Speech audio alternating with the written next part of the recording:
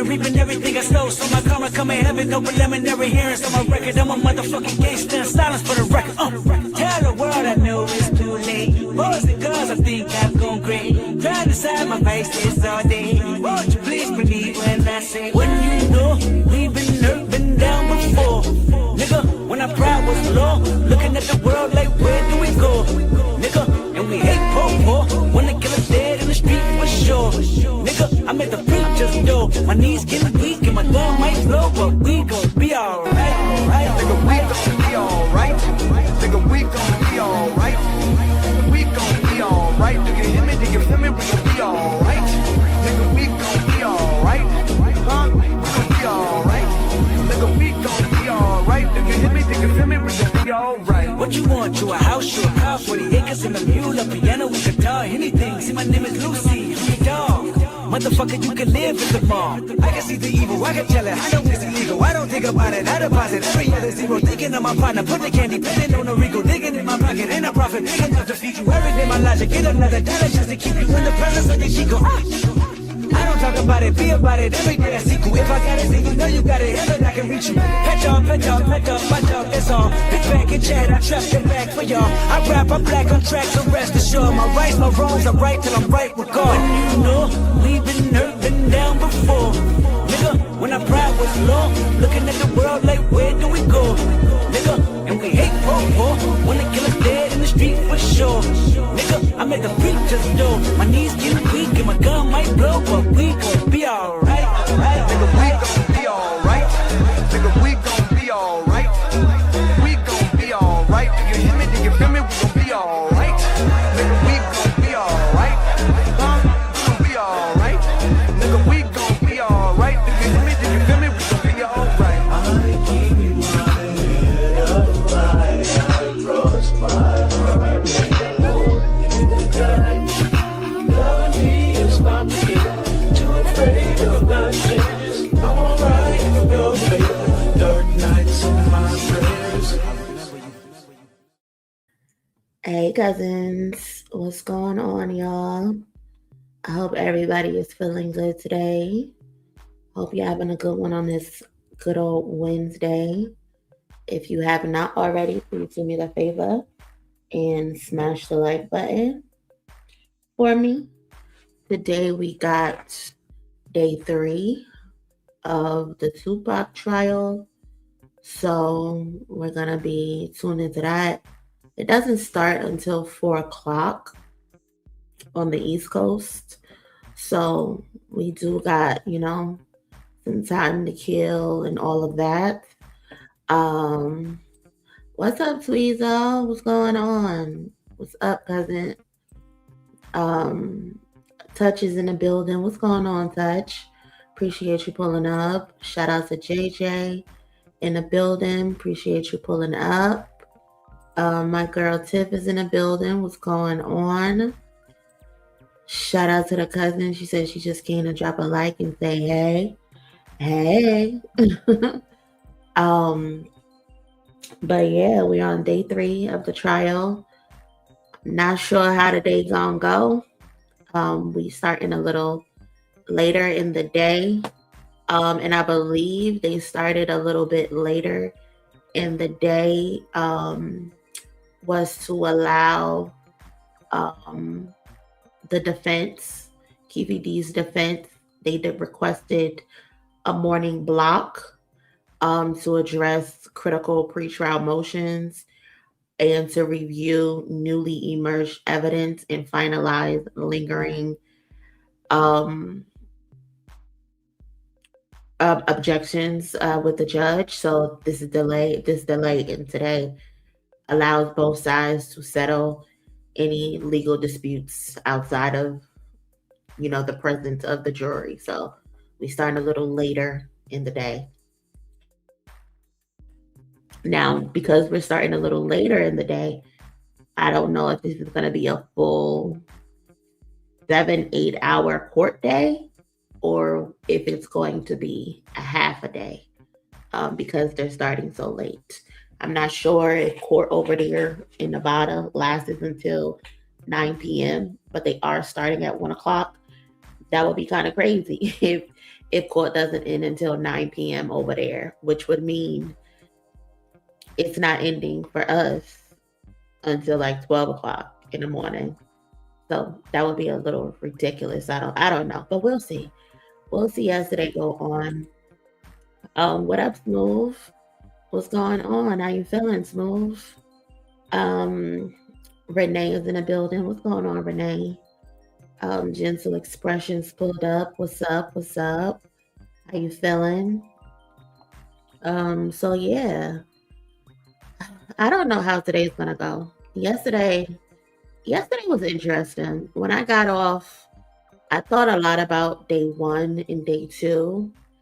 And I feel like what's sticking out to me is that from day 1 and day 2, day 1 especially, I can't get over the bike cop's testimony and I can't get over the woman's testimony.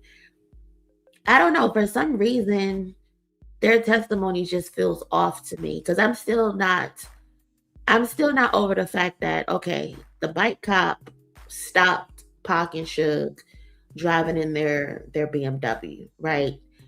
They got stopped because they didn't have a license plate on the BMW. So me thinking, if you're stopping someone from not having a license plate, I would think the thing to do is to impound the car or to tow the vehicle. Especially knowing because Suge is on probation, right? Am I not? If correct me if I'm wrong. Suge is on probation.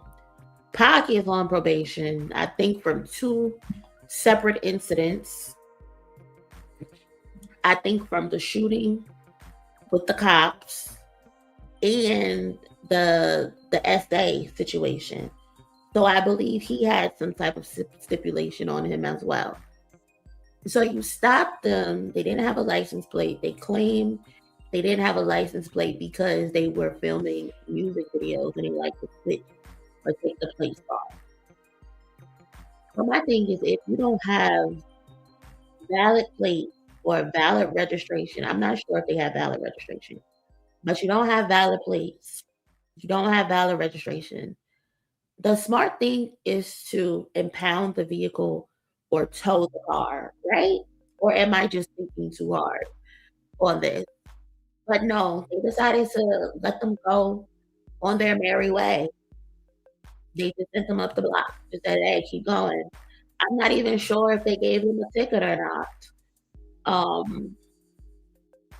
So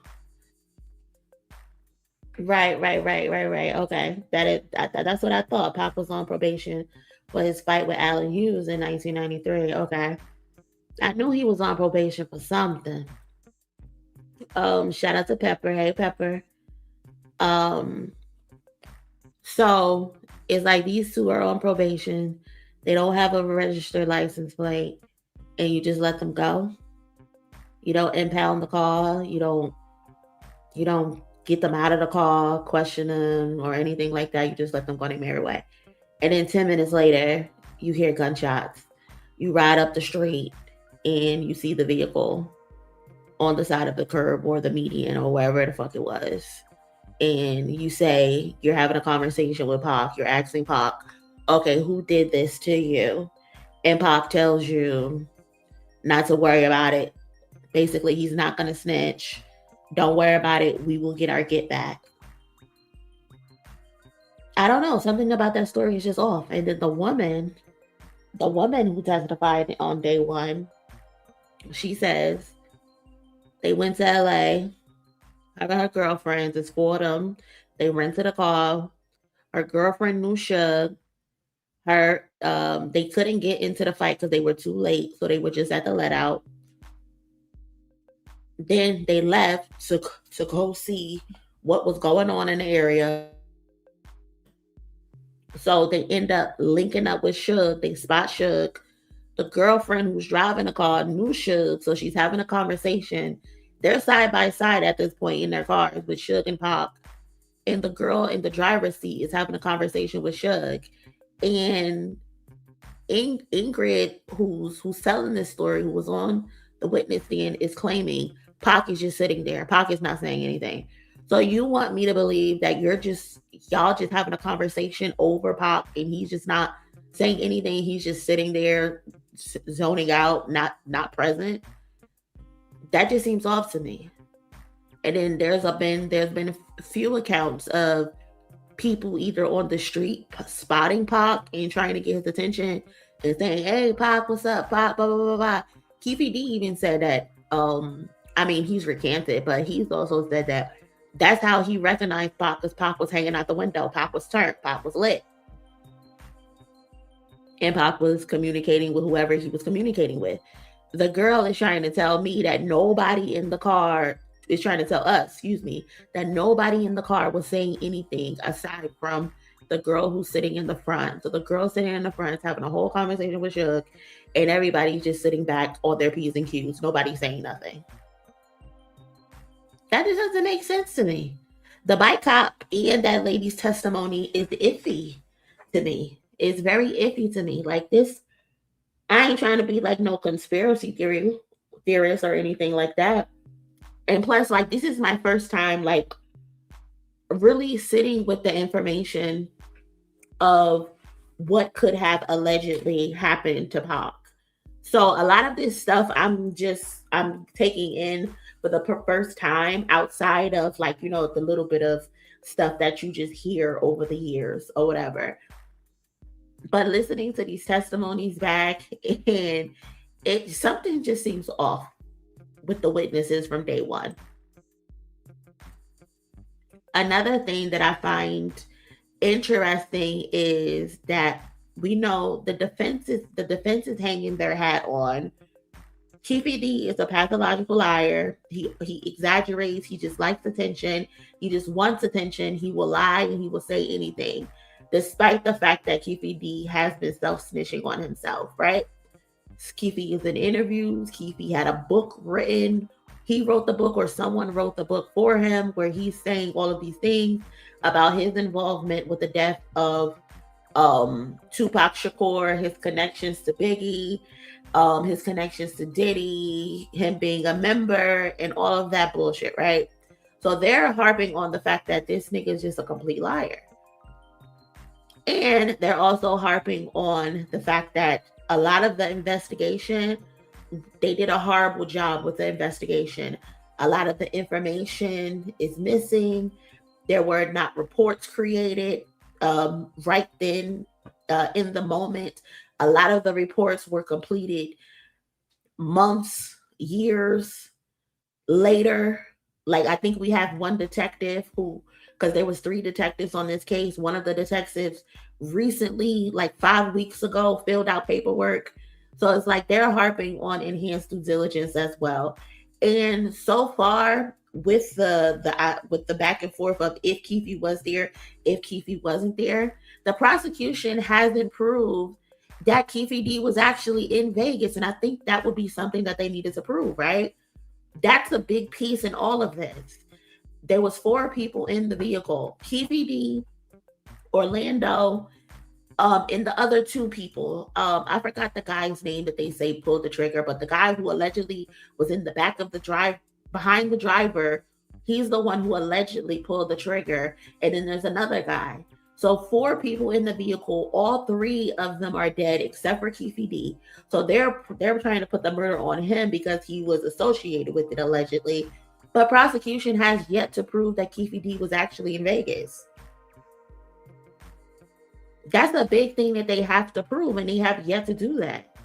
They didn't ask, I don't think they asked the woman, did she see Keefe D in Vegas? Yesterday when Mob James got on the stand, Unc was up there wilding. Unc was up there showing his ass. He was doing so good at first, but then he just started tripping. Reggie Wright Jr., he got on the stand. I don't think either of them confirmed or denied if they actually saw Keefe D in Vegas. And I don't get why the prosecution is not harping on that or trying to pinpoint Keefe D to being in Vegas. If Keefe D was in Vegas, if he said, we were at a gas station, we were looking for Pac, we were looking for whoever was a part of the jumping of his nephew Orlando. If Keefe say we stopped at a gas station, did the detectives, the homicide, the investigators, did y'all go to that gas station and try to get, footage from that night? Likely not, because they weren't doing the reports as they went. Motherfuckers was doing the reports weeks, months, and years later.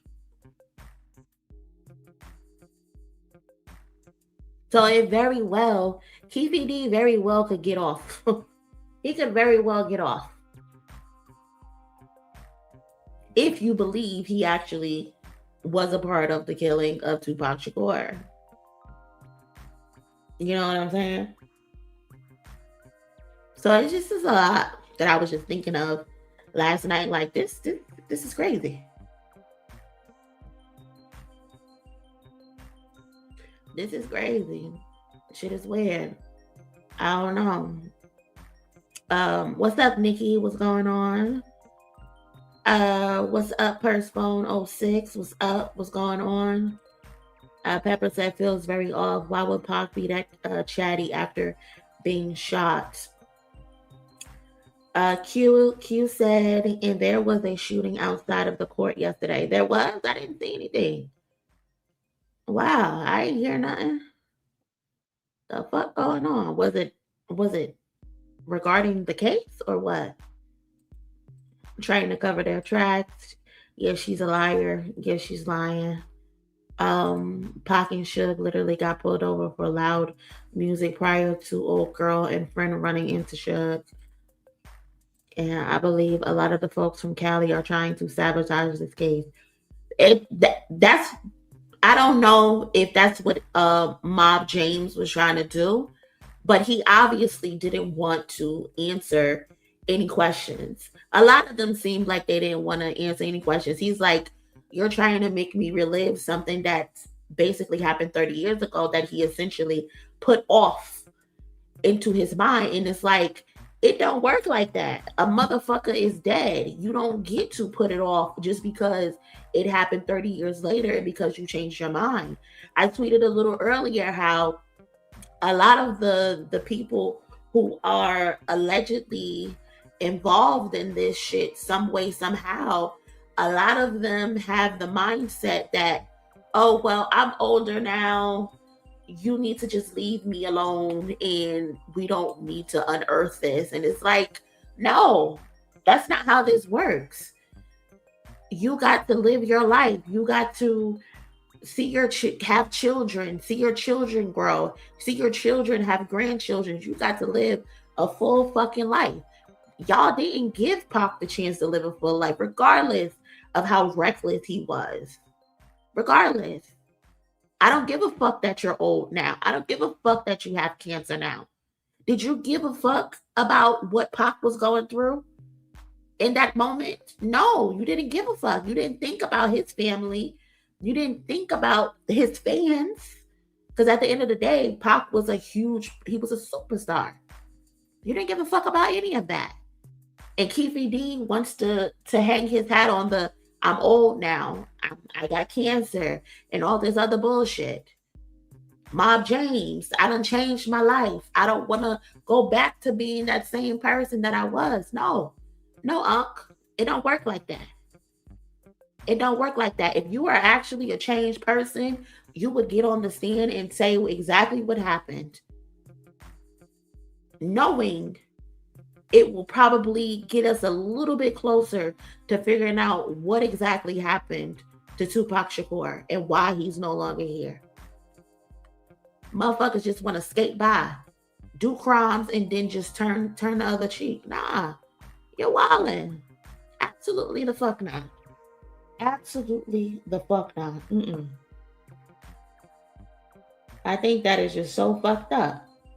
At the end of the day, hold on, what is this? I just got a text message.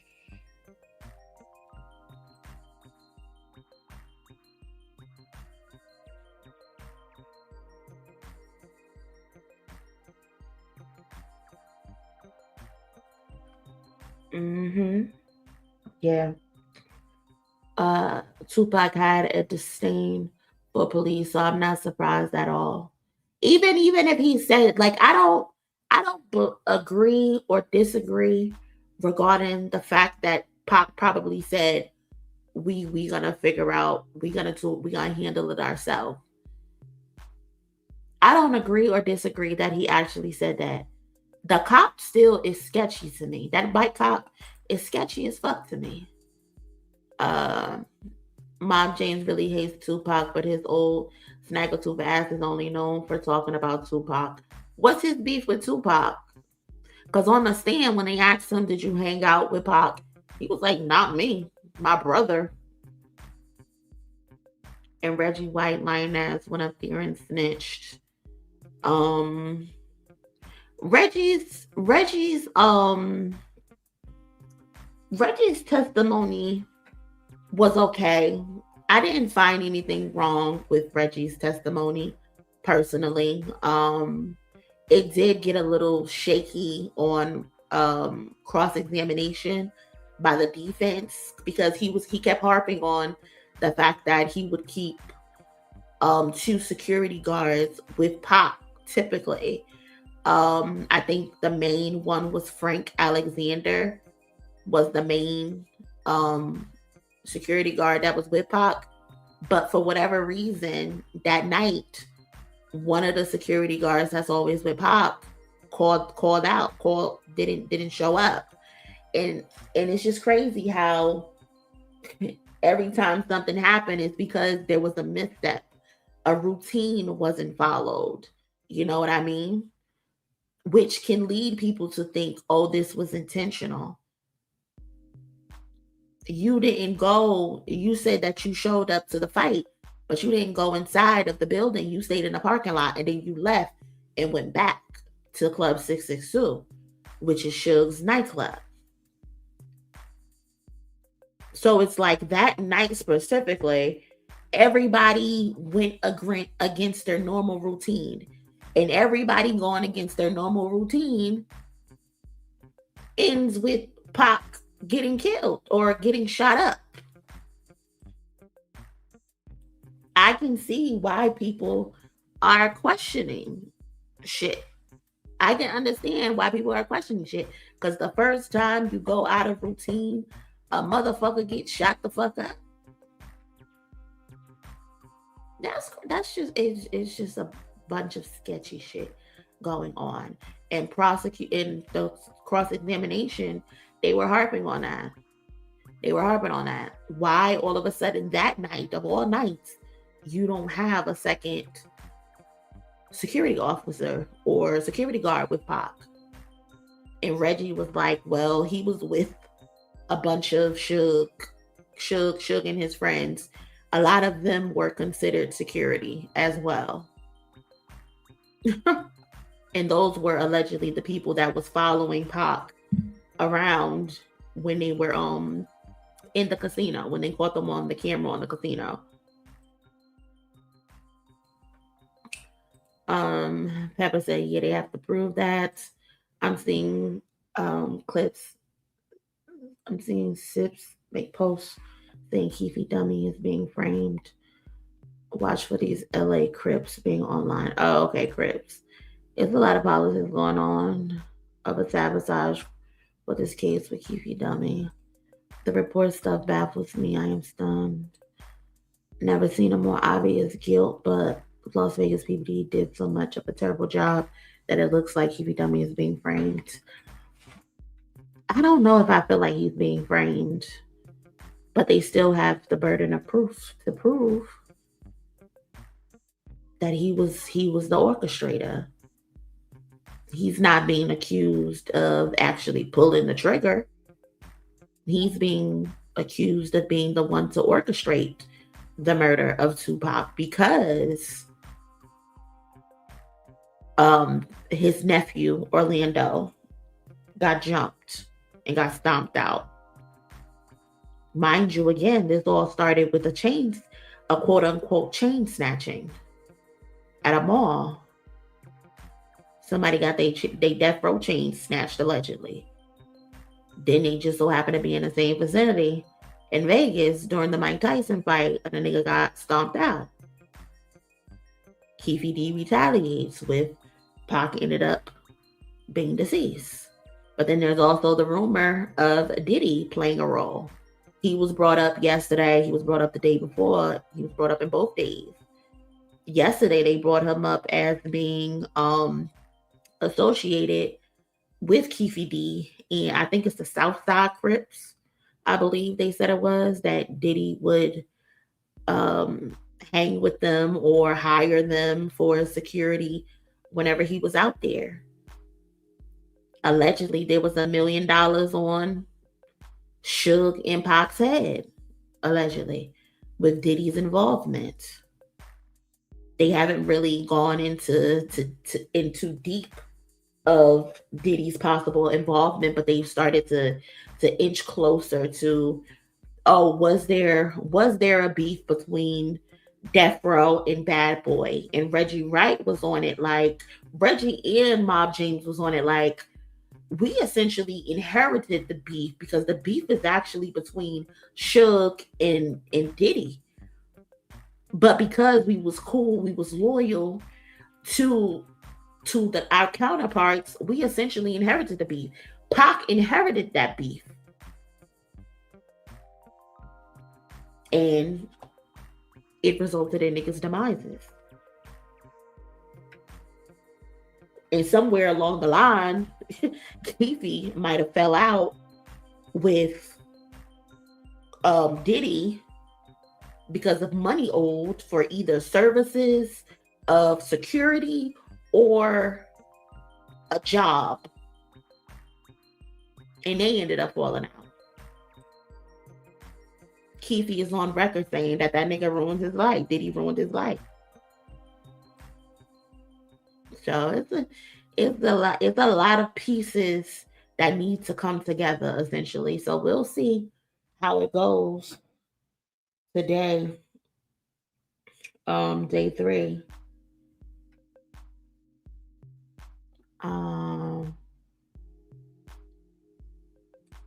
It's Persephone. Okay. Y'all in these names. Y'all need to get some normal names. Or something. What's up, Southern Belle? Y'all, we wouldn't know what actually happened if Keefe Dummy didn't tell us what happened with his book. Yeah, Keefe been singing like a whistle. But it's up to the state, it's up to prosecution to prove that nigga was actually there. And so far, they ain't proved shit. They haven't proved shit so far. And I think that's going to end up biting them in the ass. Honestly. You know? So we'll see. Shout out to LaQuasha with the 5 jewels for the treat. Shout out to LaQuasha again with the 10 jewels with the hiding. I appreciate that very, very much. Thank you so much, cousin. We still are like about 25 minutes away before court starts. Shout out to Bree. What's going on, Bree? Renee, did the bike cop just stop them to stall them? Listen, you're asking the questions. You're asking the questions that I need the answers to. You're asking the questions that I need the answers to. That's what I want to know because it looks iffy. Shout out to the cousin Keish. Appreciate you pulling up. She said to make matters worse, them niggas were supposed to be the OGs to Pac, to guide and protect him. But then again, being older deaf doesn't make you wiser. We see it with a lot of our elders. Yeah. And especially too, if a lot of them have the mindset of, I'm just trying to get some money out here. I don't really got no loyalty to anybody. I got loyalty to this money. And Mob James, he kind of hinted at that. He said a lot of them was having blind loyalty because all they was worried about is getting the money. He was saying a lot of them had came home from doing bids. A lot of them didn't have jobs and they were just under the wing because they needed to make money. You know what I mean? And when it's just about money and you trying to survive out there, you really don't give a fuck about a motherfucker at the end of the day. You really don't give a fuck. And plus, Pac wasn't around. And that's another thing that blows me. Pac was only on death row for less than a year, right? All of this happened within less than a year. I think somebody said 11 months he was on death row. All of this shit transpired that fast. So them people didn't really know him. They knew him as Tupac the superstar. They knew him as Tupac as the musician, as the artist, when he eventually came around and became a part of Death Row. But they didn't really have a connection with him. They didn't grow up with him. They didn't have the connection that they probably had with Suge. You know what I mean? So it's like, at the end of the day, do I really give a fuck about this nigga? Or am I just doing a job? And a lot of them were just doing a fucking job. You know? Which is crazy. I wanted to finish that Keefe D video that we were playing yesterday. Where he eventually was going to talk about how he seen Pac in the whip. So hold on, let me see if I can find it. I think this is it.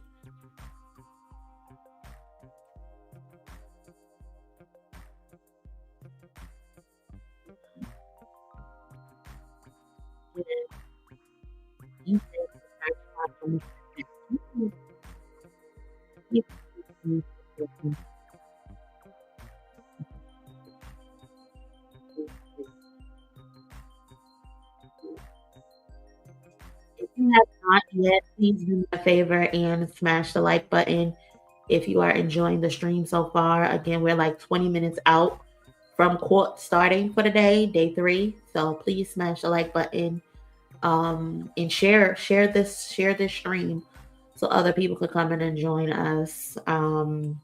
It doesn't really seem like a lot of people are really interested in the Pac trial, which is weird to me because this is a huge case in hip hop. Biggie and Tupac's death is huge. Maybe it's because people are at work. I'll chalk it up to that. But share the video if you can, and like the video. So let me play this real quick. And I'm gonna let me play this real quick. That's when dude was hanging out. He was like he was in a parade or something. Stupid ass hanging out the window. Hey, he was like Tupac. And we like, oh, there go that motherfucker. And we popped a Yui.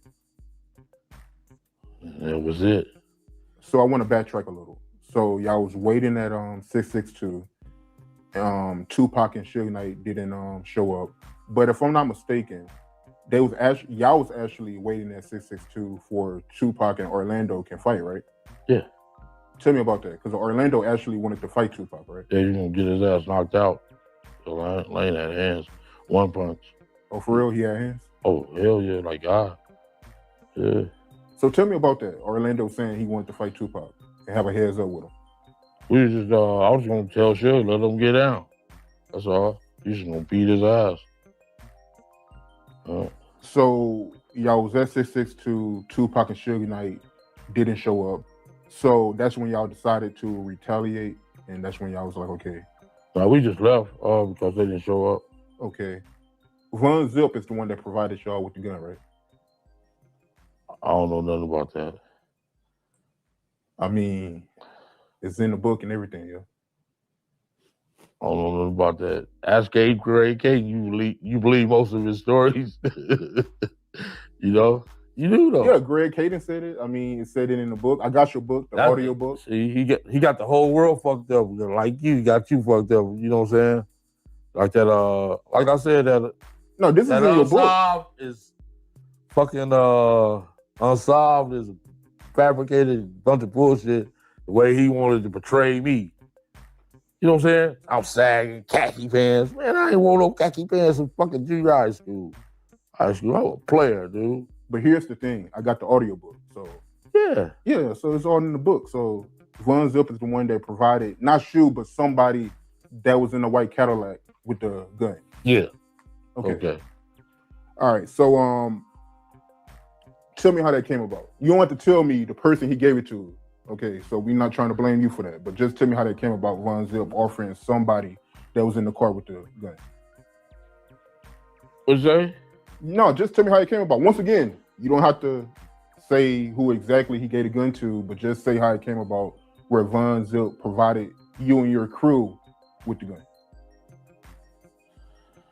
No, he just asked him, do we need some help? And shit. He came up with the thing. That's all. Shit, he had a thing on him. We already had things too, though. You know what I'm saying? Right. We had already had things too. And he had a thing. That's all. So how did you know Tupac and Suge was in the black BMW? He was hanging out the window. Tupac? Yeah. What was he doing? Shit, he had half his body out the window. Yeah. Just, you know, that Bay Area shit. You know how they do. That weird shit. Like Ghost Rider whip. You know, they just want to be flamboyant. You know what I'm saying? Want to be seen and shit. But you said the females was yelling Tupac's name, right? Yeah, once that's he how was hanging y'all out the found window. out they was in the car, right? Tupac, and he was, you know, that's bullshit. You know, a real motherfucker, he gonna be sitting down and set his ass down somewhere. You know what I'm saying? I'll be hanging out no fucking window. Just want to be seen and shit. Right. Yeah. So, What's up?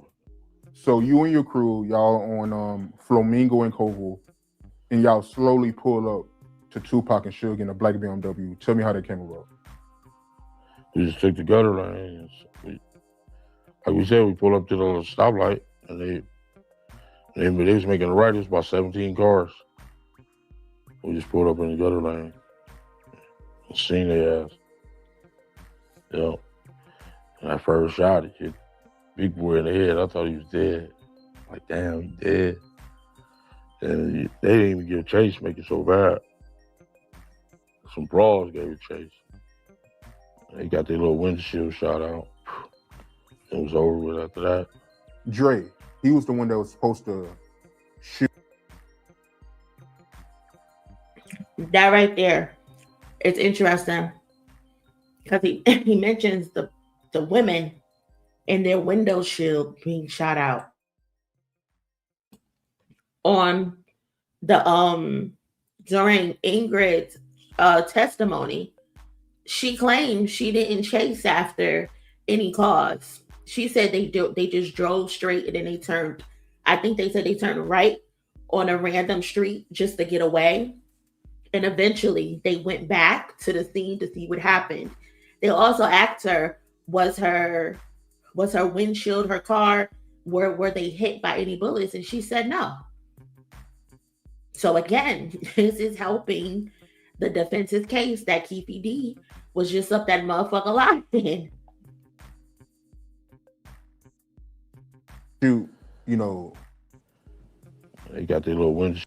Like, damn, he dead. And they didn't even get chase, make it so bad. Some brawls gave it chase. They got their little windshield shot out. It was over with after that. Dre, he was the one that was supposed to shoot, Tupac and Suge, but he got scared, right? And another thing, this could have easily been confirmed if their vehicle was shot up, if the investigators went to find the fucking rented vehicle and documented what they found, or went back to the dealership where the car came from. You know what I'm saying? Right. Shoot, Tupac and Suge, but he got scared, right? No, he didn't really get scared. He wasn't ready for that. They was youngsters, man. Kids. But once again, I mean, y'all Crips, right? So he should be used to that, right, Dre? So why was he wasn't ready for that? Everybody got a role, man. Everybody ain't killers. Everybody, you know what I'm saying? Everybody ain't gonna kill. So everybody Dre, ain't he with wasn't that. a shooter? No. Okay, so but he was the one that was supposed to shoot up Tupac and Suge, but for some reason he wasn't ready for it, so he gave the gun to Orlando, right? Something like that, yeah. And Orlando is the shooter. He's the known shooter. I mean, everybody know Orlando Anderson was a shooter. So Dre got cold feet. He didn't want to do it. He gave the gun to Orlando, and Orlando shot Tupac and Suge. Yeah, he did his thing, yeah. Okay, so what was Tupac and Suge reaction when Orlando started shooting up the BMW? Oh, shit. Suge just ducked his head, and the first bullet went in his head, so the next one's hit him. It was like he was doing a breakdance trying to jump in the back seat or something. Yeah. Like, damn. Yeah, what the fuck? It looked like he was trying to jump in the, but it was, the bullets was in his ass. Then we made the right, and them brawls tried to get a little chase. You know what I'm saying? But I wonder why Reddy didn't get a chase, because I seen him do some shooting before, for sure. Right. So you want to talk about that too? No, we're gonna get into all that. So Tupac, you said he was trying to reach for a gun, or it looked like he was trying to. So he is trying to place Reggie at the scene of the crime. If I heard correctly. You say he was wondering why Reggie didn't chase after them, but some broads chased after them. Reggie testified yesterday that he was at Club 662, that he wasn't even there when this shit popped off. It's interesting. Right. So you want to talk about that too? No, we're gonna get into all that. So Tupac, you said he was trying to reach for a gun, or it looked like he was trying to reach for a gun. Yeah. It looked like he was trying to get his thing. That's what it looked like. And you said Tupac tried to jump in the back seat. It looked like he was when y'all start shooting. He was reaching, and it looked like he was trying to jump in the back seat or something. He was like breakdancing or some shit. Yeah. All right. So, how you feel about people that say Suge use Tupac as a shield? Oh, he didn't use it as no shield. This man shot in the fucking head. That's what we thought was dead. Okay. First bullet went straight in his head. So Suge Knight reaction wasn't him trying to grab Tupac? Nah, they lying. That's why I say Greg Kane, Reggie, Knockout, was they there? They wasn't there. Yeah. So after the incident, what did y'all do after that? Y'all went to the hotel, right? Yeah. Tell me about that. Just started drinking and shit. Popping bottles, shit. That's all. And shit. Didn't nobody know but us four that was in the car. Right. Yeah. So what happened with the gun? Where y'all stashed the gun at? I left it on the tire in one of them cars in the parking lot. What did y'all do with the white Cadillac? Took it back to the rental car place.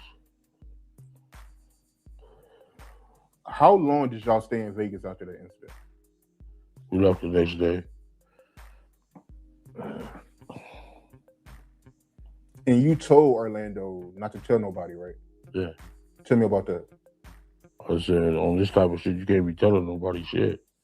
'Cause that's the only way you're gonna stay free. Yeah, you told Orlando and everybody else that was in the car that. Yeah. Shut the fuck up. Okay. Don't tell nobody shit.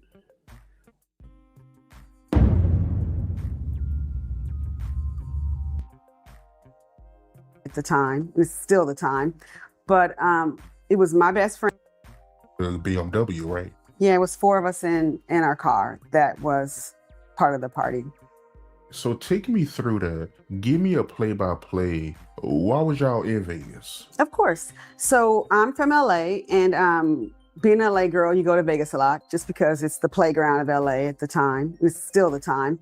But it was my best friend and another friend, Shalane, and then Tanisha, and then another friend of ours who was a friend, but not like best friends like the rest of us were, Lauren. I don't know how we decided to go to Vegas, because there was always a fight going back in the day, because that was Mike Tyson's era. So one of the managers, the coaches for Mike Tyson, is a friend with one of our friends. And so we were going to go to the fight. So I was like, okay, we rented a car. I was off for the weekend. We decided to drive up to Vegas. And that's literally how it all started, like probably that Friday or Saturday. I'm not sure. We might have got there Saturday morning, maybe. Yeah. Did y'all actually go to the fight? We were going to go to the fight, but being girls who are girls, 4 of us in one bathroom, we didn't finish in time to get ready. So by the time we decided we weren't going to make it and get there in time, we decided to, you know what, let's just go, as we would call in LA, the let out. So we knew by the time we got there, everyone was coming out and we could find out what's happening tonight. So we could see what our plans would be for the night, because we were still planning to go out and hang out somewhere with whoever. So take me through that night prior to the interaction y'all had with Tupac and Suge. So earlier that day, I think we hung out at Caesars. They have a little shopping mall, I forget what it's called, where you have restaurants eat. So we were hanging out, meeting people. That's what you do when you're 24. We were hanging out there. We met some guys. I think about 20 of us went to lunch at Planet Hollywood. We all hung out and had fun. And then which is one of the reasons we got back late to figure out what we're going to wear. And we got ourselves together, got all cute. And then we went to MGM, because that's where all the fights were happening back in the day. And then from there, we got out, we saw our friends. One of our closest friends, he's like one of my best friends at the time, was a Laker. And so we ran into them and found out what they're doing that night, hanging out. And then we saw a few more other people. And pretty much when you go to the MGM after a fight, when it's the let out, it's like a club. It literally is a fashion show club. Everybody's hanging out, talking. It's a great vibe. It's like going to the Citrus Club Sunday night after they let out, talking, hanging out. Yeah, I heard a lot of stories about how insane the environment was at the MGM Grand back then. It was fun. It was a fashion show. It was literally a club with money and slots and roulette and everything else. You don't know who you were standing next to. You could be standing next to anybody.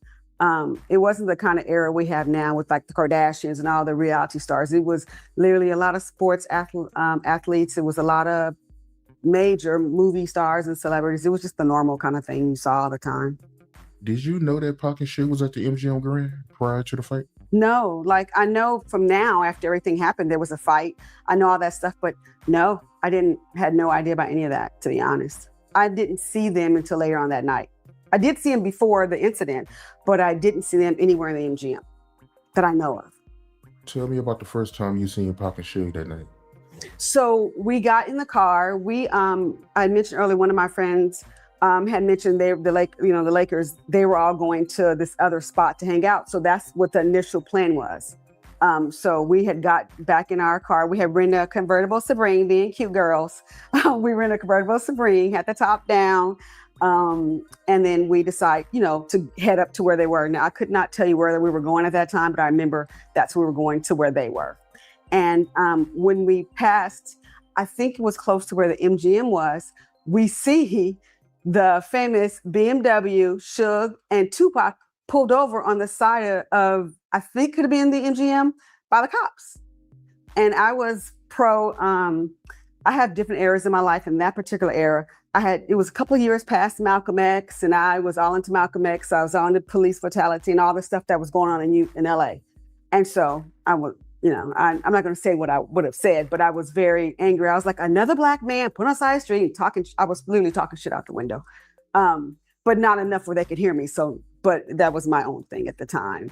I was very upset about that image. So that was something I definitely remember 30 years later that I had saw that. And that was just so odd to me. Yeah, that was a little odd. But I think in hindsight, it just was crazy that I saw them twice that night again, a little crazy. So prior to y'all having that interaction with them, y'all seen them getting stopped by the cops? Mm-hmm. They got stopped by the cops, and it was I didn't notice anybody else. My vision was more tunneled back then, which we'll get up when I tell you more about the story. I didn't necessarily notice anything else around, but I noticed them pulled over, and I noticed the cop was, I believe, talking to them, but it looked like everything was just talking. It wasn't like they had them out inside. They were just talking to them in the car, but they pulled them over was my biggest problem. Because I'm sure, it was a good vibe. We were all hanging out. I didn't know what was going on, but I knew that another black man on the side of the road was getting pulled over. And one of your friends already knew Suge, right? Yeah, that's the second part. So we drove around and did stuff. I don't remember exactly what. Like I said, it was 30 years ago. And so at one point, we were on the strip, not the side of the MGM or anywhere that way. We actually were on the strip. And my girlfriend said, oh, here they go Suge again. Pull up to him, Lauren knew Suge. Of course, being in LA, you see celebrities all the time. So I have seen Suge before, and I had seen Tupac before. Around about, I think when my girlfriend was on In Living Color doing something, we went to the episode of Living Color, and he was there, that kind of thing, but no interaction, like much less maybe a picture or something like that, silly. But she said, pull up. I want to talk to Suge and see what they're doing. I didn't hear her testimony yesterday, so I guess this interview will do. Her testimony was on day one, and so far she said the same. She's saying the same stuff that she said during day one. I haven't heard anything different. So doing. And so Shalane was driving at the time. I was in the passenger seat. Tanisha was behind me, and then Lauren was on the driver backside. And so Shalane pulled up past their car, and she said, hey, Suge. And then Suge, I don't know, I guess we were driving slow. We weren't stopped, I don't think, but we were driving slow. And she said, hey, what y'all doing? And she started talking, interacting with Suge. I paid a little attention to it, but not very much. Not gonna lie. I looked over like Tupac was leaning, and he wasn't leaning out the car. He was on the passenger side, like I was, and then Suge was driving. And so she spoke to Suge, and while we were just, looking around doing whatever kind of thing. She really want us to believe that they asses ain't say nothing to Pop. You really want me to believe that, girl? I'm really supposed to believe you just sat there with your hands in your lap, twiddling your thumbs, you and the 3 other women? All right, tell me anything. We never spoke to Tupac, never said anything. We just all kind of smiled, like, what's up, kind of thing. And that was it. Why she said, what are you doing? He said, we're going to the club, follow us. And the club, in hindsight, I remember now, but I know it was area code. And I had been there before for another event. And so I was like, oh yeah. So he said, get behind us, follow us. And so he went up, Shalane slowed down, and we got behind. Shalane slowed up, to get behind him. And so we start following them. And that's when it got crazy a little bit, because when we were following them, I didn't realize there was a whole entourage behind us. I had no idea, because she just talked to Suge. He said, get behind us. We got behind him. That's it. I didn't know. And Shalane didn't either. And so people kept trying to get around us. So we're behind their car. And then another car kept trying to get in front of us. And we're like, what the hell? What is going on? So this happened for a good 2-3 blocks before we got to the street we were going to turn, before we got to Flamingo. And so at one point, we got Flamingo, I was getting sick of it. I was like, I'm obviously a little bossy, but I was like, I'm getting sick of this. So when we turn, let's not get behind them anymore, because I know where I'm going. I've been to that club. And so, like I said, I had no idea there was a whole entourage behind us. And so once we turned Flamingo and start going down Flamingo, Once we got past that first light, I think at the time Bally's was right there on your right, and that was a light. And once you got past that light, which the next light would have been where everything happened, we were still behind them. We were moving over, so we moved over and got on the next lane. So there were 4 lanes. One was the turning lane, I believe. There was that lane. Then it was the second lane. Then there was the inside lane that turns, right?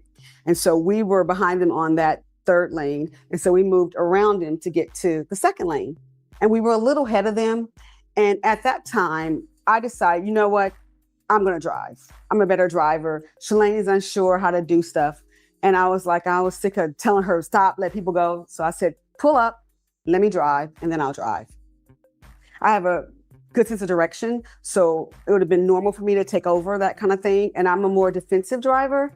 So we pulled on the other side, and me and Shalane's right here in the driver's. Her saying she got a good sense of direction is interesting because during the trial, if I'm correct in my notes, when they asked her to draw how the cars were set up, she mentioned something about how her direction wasn't good. So that was interesting. See, I'm right here, and me and Shalane were turned down. I was unbuckling my seat just like that. And Shalane was doing the same. And then we hear all hell break loose. That's when we heard the gunshots. Don't know how many, but it was enough. And, you know, I know what a gunshot sounds like. Can't tell you what kind of gun, but I know there was a gunshot, a bunch of them. So when we heard that noise and we're bent down, we're like, what the hell? And so Shalane was freaking out. I'm freaking out. I grabbed her and I was like, Father. So I'm pushing her head down, right? And then I think they were still shooting. And then since my head was down, I was like, Shalane, drive, get the hell out of here. And so I put the car in drive and it was like, go, while she is down, right? And so she puts the foot on the gas and then we almost bump a white car. Turns out that's the car. We almost bumped it. We almost literally ran into the other car. I never looked up. All I saw was this much of the white car because I'm too busy trying to stay down and focus. And literally, I'm putting the car in drive. I literally almost took my foot and put it on the gas pedal. That's how far I was trying to get away. And so that car we almost hit it and they go on and they turn. So I'm like, go, go, go. Sorry, my language. And so I turn, right? And we're turning on the street. And I'm like, at the same time, I feel like the car in front of us we almost hit was like, trying to hit, like do something with us. I couldn't feel what was going on because I didn't know what was happening or what I just missed, but I knew it wasn't a good thing. So I was like, turn. There was a street coming up to the left. I was like, turn down that street because I still feel like they're shooting. So we turned down the street and we're freaking, which my energy is going like this because of course I remember we're all freaking out and we're in shock and coming from LA, unfortunately going to clubs or restaurants or anywhere else, a freaking picnic. There's always something happening. There's always something much in my mouth. So I'm used to a little violence a little bit, not necessarily that close to me, but around me. So we kind of pull off and we kind of breathe and we just looking around, make sure no one is following us or no one is coming after us. So I'm not exactly sure how long we sit there, but after we sit there for a moment of time, we just start driving anywhere, everywhere. We could have went to the airport. We could have went to UNLV. We just start driving till we calmed down and was trying to, what the hell just happened? So after quite a while, couldn't tell you how much that while was, but after quite a while, being a good citizen that we were at the time, I didn't know what happened. So I wanted to go back to the scene and see what happened. She ain't say on trial, on the stand, she ain't say they was driving around and none of that. She just said they turned down a street and they were waiting and then they went right back. She ain't said they was just looking around and shit. To make sure everything was okay. In hindsight, why'd I do that? So we went back and when we got back to the scene, there were police everywhere, right? And there were tapes. I don't remember where the car was. I don't remember a lot, bits and pieces, but we pulled over and we said, what happened? We were just here and we heard something. And so the police said, pull over. We want to ask you questions. So we pulled over. They made us get all out the car. They made us sit on the ground and I was really pissed because I was cute. I had on my black new Versace's. I was a girl in retail fashion. You know, I had my cute jeans and my girlfriend had her Gucci on. I remember us too. I remember the rest, what they were wearing, but I remember we were wearing, because I was mad we had these clothes on, and they have us sitting on the ground like we're common criminals. And then we start Auntie thinking, said I was if a there was bad a shooting, bitch back they could come then. back and we don't know what they look like, but they can see us talking to the police. So then we start getting more nervous. And then we were like asking questions. I'm like, well, there's a building garage across the street. Where's the camera? Why can't they see what just happened? I watch TV. There's cameras everywhere. There's a gas station. Where's the cameras? Why are you like not doing that kind of stuff? And I was probably the most vocal one, I think, that I remember. And then from there, they were like, we're going to take you downtown and ask further questions. And we're waiting for the police van to come. Now, at the time, I don't remember who else was with us. I just remember that. And so me, Shalane, Tanisha, and Lauren got in the paddy wagon is what I'm going to call it. And I think there might have been another person or two in there with us, maybe another witness. So we got in the van and we're all freaking out like we're in a police van. What the hell is happening with my life right now? And then the next thing that I remember that was distinct in my mind that kind of threw everything off for me, we asked what happened, who got shot? Did someone get shot? Like what happened, right? Because we weren't getting any information, just they wanted us to be a witness statement. And one of the cops, of the two Caucasian cops, said, yeah, Tupac, I think that nigga's dead. And I was livid. And I was like, back then I had not a lot of patience, and I'm not like this hard girl, whatever. But, I have my moments where I don't like injustice, or I don't like, I'm a proud Black woman. So it kind of threw me off, and I was just shocked. I mean, I was pissed and shocked all at once. And I was like, oh, F them. And to be a nice word, I'm not saying to y'all. I was trying to be good and help. And then this is what you're saying. So no, how are you treating them? How are you treating everybody else? If you're treating us like this and you're saying words like this, what else are you doing? So we just kind of quieted down, sat in the van, and didn't say nothing else. And when we got to the police station, I don't remember much, but I remember I wasn't cooperative after that point. I know when I went to the grand jury and talked, they asked me, why did you come back if you weren't going to talk? And I was like, because when I was trying to be cooperative to figure out what happened and how I could help, I got treated like that. So I shut down. And then I was like, no, I want to figure out what's more going on before I say anything else. Not knowing that I'd be talking about it 30 years later, not knowing what had happened, not knowing that Tupac, was in the hospital. And I didn't even know at the time that Suge got shot. I knew nothing. So. All right, y'all, I'm going to pause it here because Keefe just got into the courtroom. So I'm going to play this. I don't hear any sound yet.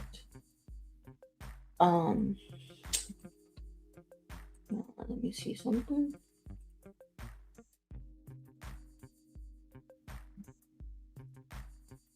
Still not there yet. But Keefe is here. Trying to see if I can see anybody related to Pac. In the background, I know yesterday his sister and some other members of the family were there, and when they showed pictures of Pac's body, unfortunately, they had to leave. And for those who are curious, today's trial started a little later than normal. It's starting at 1 p.m. in Vegas, which is 4 p.m. Eastern Standard Time on the East Coast. They're starting later to accommodate the defense's team's preparation, which is Keefe D's team preparation. The defense attorney, what is his last name? Sanford, I think, or I'm just saying Michael. His first name is Michael. Attorney Michael requested the morning block to address critical pretrial motions and to review any newly emerged evidence and finalize lingering evidentiary objections with the judge. So this delay basically allows both sides to, settle any legal disputes outside of the presence of the jury. So looks like we're about to get started today. Keefe not wearing a suit today. He just going with the shirt and tie combo. and it looks like the lawyer took his ponytail out. I think the ponytail was a lot of people were paying attention to the ponytail yesterday. So, and this guy is a public defender, so he's not even getting paid for this shit at this point. So yeah, hopefully it's about to start soon. And we can get on the way. The most vocal, no one else can get anything in. She don't remember much. I can't tell. As a Vegas resident, cameras weren't everywhere at the time. Yeah, a lot of things has changed over. We have to keep in mind this was 30 years ago, so a lot of things have changed. Technology has been upgraded for the better. So yeah, it's been 30 years. That's 3 decades. I believe they kept showing a map yesterday of the area. And back then there was like a lot of, like foot traffic where people could just walk anywhere. But now today they have these bridges where pedestrians can walk over the bridges. So a lot of things have changed, especially in that area for Vegas, including the technology. So you didn't miss anything. We're just about to get started. So we're just waiting for them to turn the cameras on or turn the volume up or whatever. Again, if you have not yet, please do me a favor and smash the like button for me. Share this video if you can. I would appreciate that. And if you would like to send in any type of donation, I would appreciate that as well. So thank you in advance.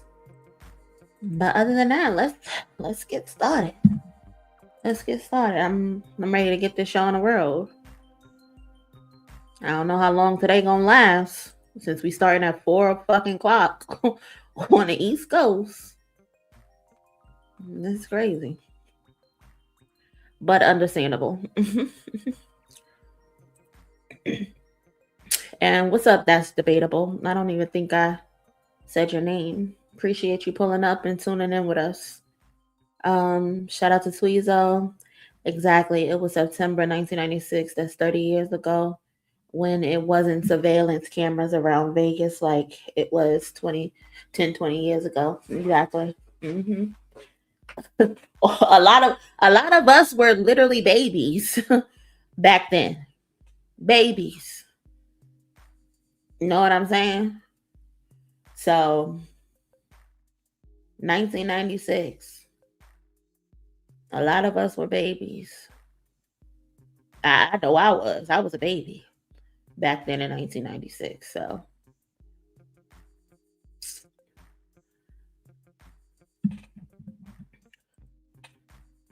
Q said, I'm disappointed in the lack of coverage that this case is getting. Me too, I'm low-key disappointed in it as well. Like, this is a huge thing. This is a huge moment in hip-hop, and it's like people are covering it, but not the way that it should be covered, I think. Like, I don't know, but hey, as long as we're here, we're covering it. We're covering our bases in the name of hip hop, in the name of Pac, who is a legend. Then that's all that matters at the end of the day, I guess.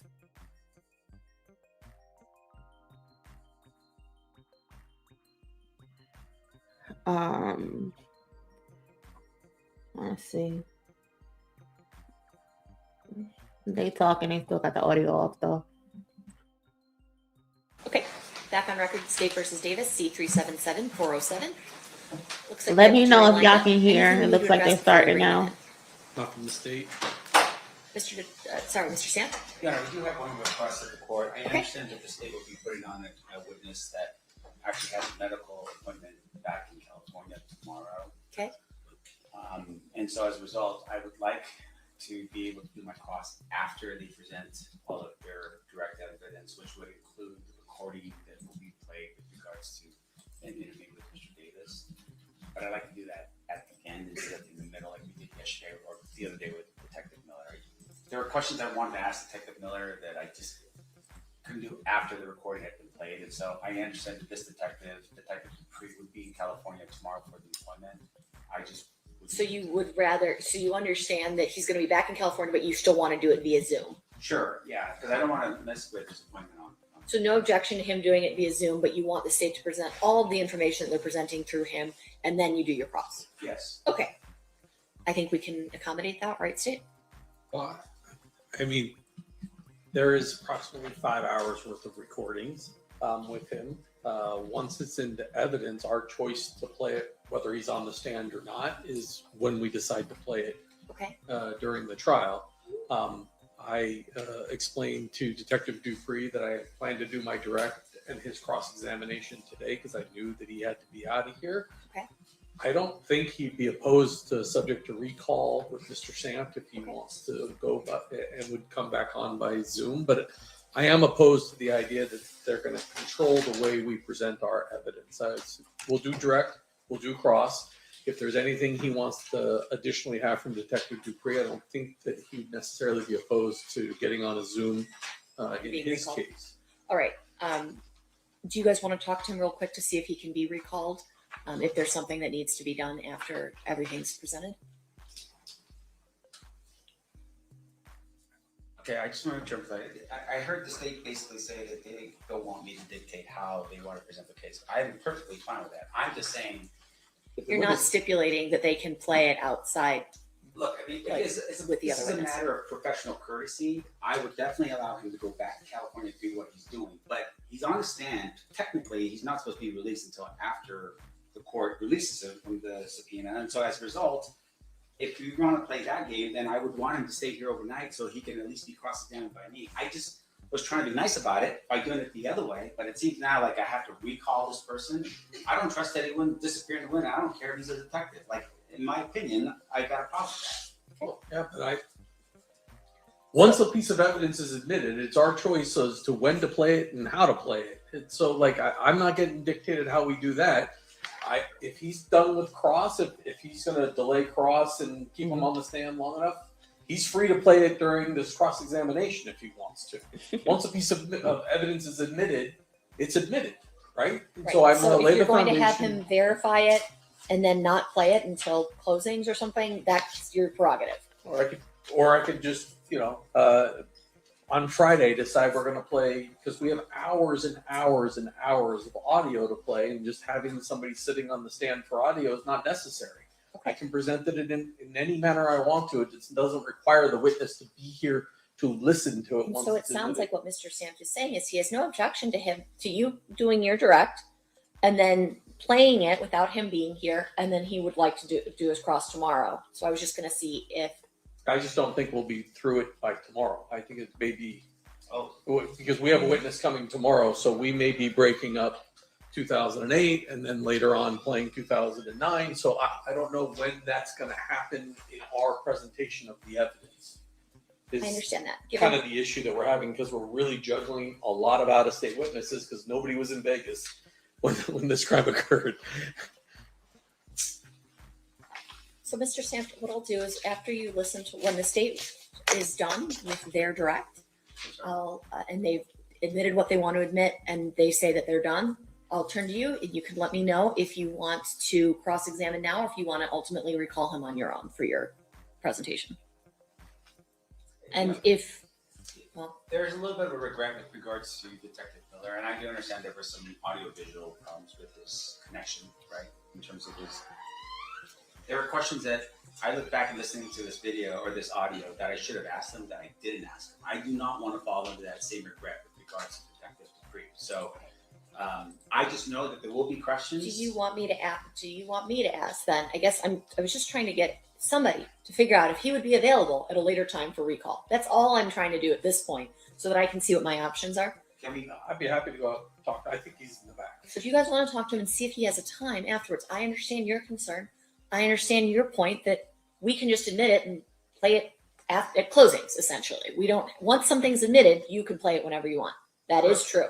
You also may have questions that get formulated after the item is presented. So let's see if there's a possibility for him to be recalled at all at any point. I have no problem with doing that, but I don't know if he's available. Yes. So go check with him, and then we can come up with a plan.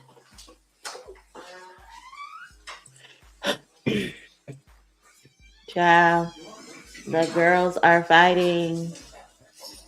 They are fighting. They're trying to get the upper hand on each other, but it's on silly shit. So I can't. Shout out to my girl, Miss Bynum, for upgrading her membership. Appreciate you as always. Hope you feeling good today. Shout out to Miss Bynum.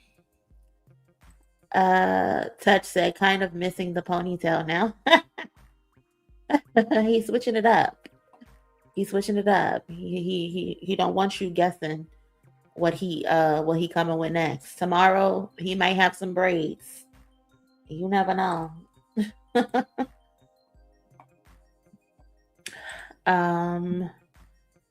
Aziza said it was justice for Nipsey and Dolph only because there were cameras. Rest in peace, Pop Smoke, Mo 3, who cases were unsolved. That Mo 3 shit is still mind blowing to me. Is that the case where they were on the highway, the freeway, and the car stopped and he got out and then they like chased him down the highway? That was crazy seeing that. Insane.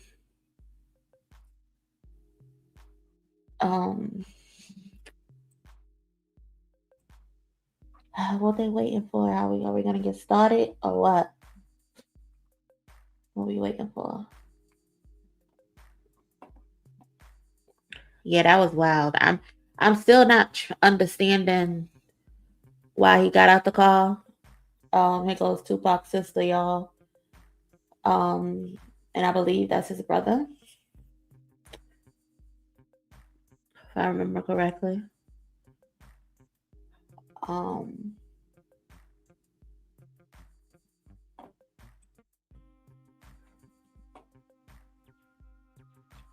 Ain't that what's his name?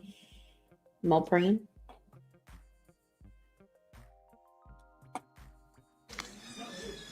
Detective Dupree has agreed to be available Friday morning. If Mr. Sant has any additional questions by way of Zoom, we figure by then we'll be through the two statements. I appreciate it. Thank you, guys. All right, perfect. So looks like that's been resolved. Anything else we need to address outside the presence? Not from the state. All right, let's bring the jury in. All right, here we go.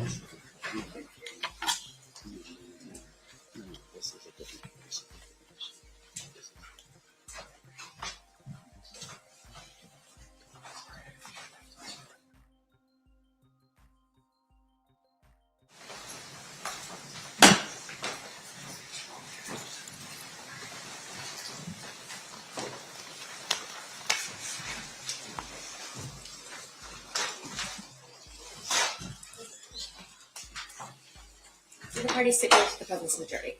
Yes, Your Honor. Yes, sir. Okay, you may be seated.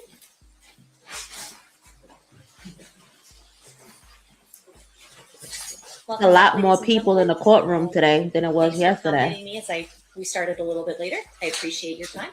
At this time, we are still in the state's case in chief. Who's your next witness, Mr. Wade Lee. Okay. All right, y'all. Keep this thing rolling. Smash that like button, share this video. And yeah. Witness number 1 for the day.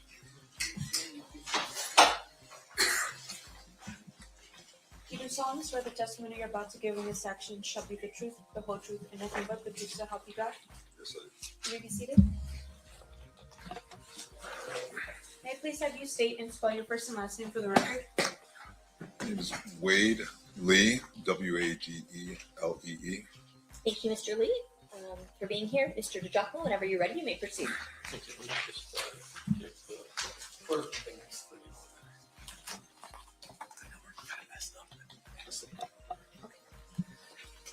Sir, back in the 90s, how were you employed? I was a special agent with the FBI. How long were you with the FBI? 25 years. And when did you start? May of 1996. May of 1996? Yes. Yeah, I've been retired that long, actually. 5 years. I want to direct your attention to the 1997, 1998 time period. What was your assignment? What were you doing for the FBI at that time? I was assigned to a squad that was working the State Streets Task Force. I was on basically the Violent Crimes Major Offenders program, working gangs in South Central LA. You said Project Safe Street, and that's a federal task force that has multi-agency people on it? Yes, that's correct. The way it was generally organized, there were several squads in LA, the LA division of the FBI, that were assigned to different regions of the area, the territories. My squad was assigned to the Watts area of Los Angeles, South Central. And as part of your duties, did you have a partner by the name of Agent Holiday? Yeah, Todd Holiday, yes. Did there come a point in time when the two of you, along with other members of your squad, begin an investigation into a criminal street gang by the name of Grape Street?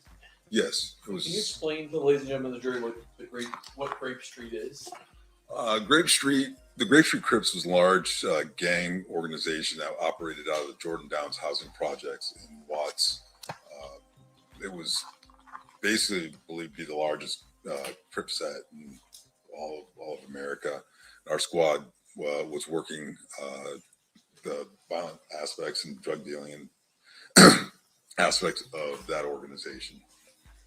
As part of your investigation into Grape Street, did you come across a person that you identified as Duane Davis?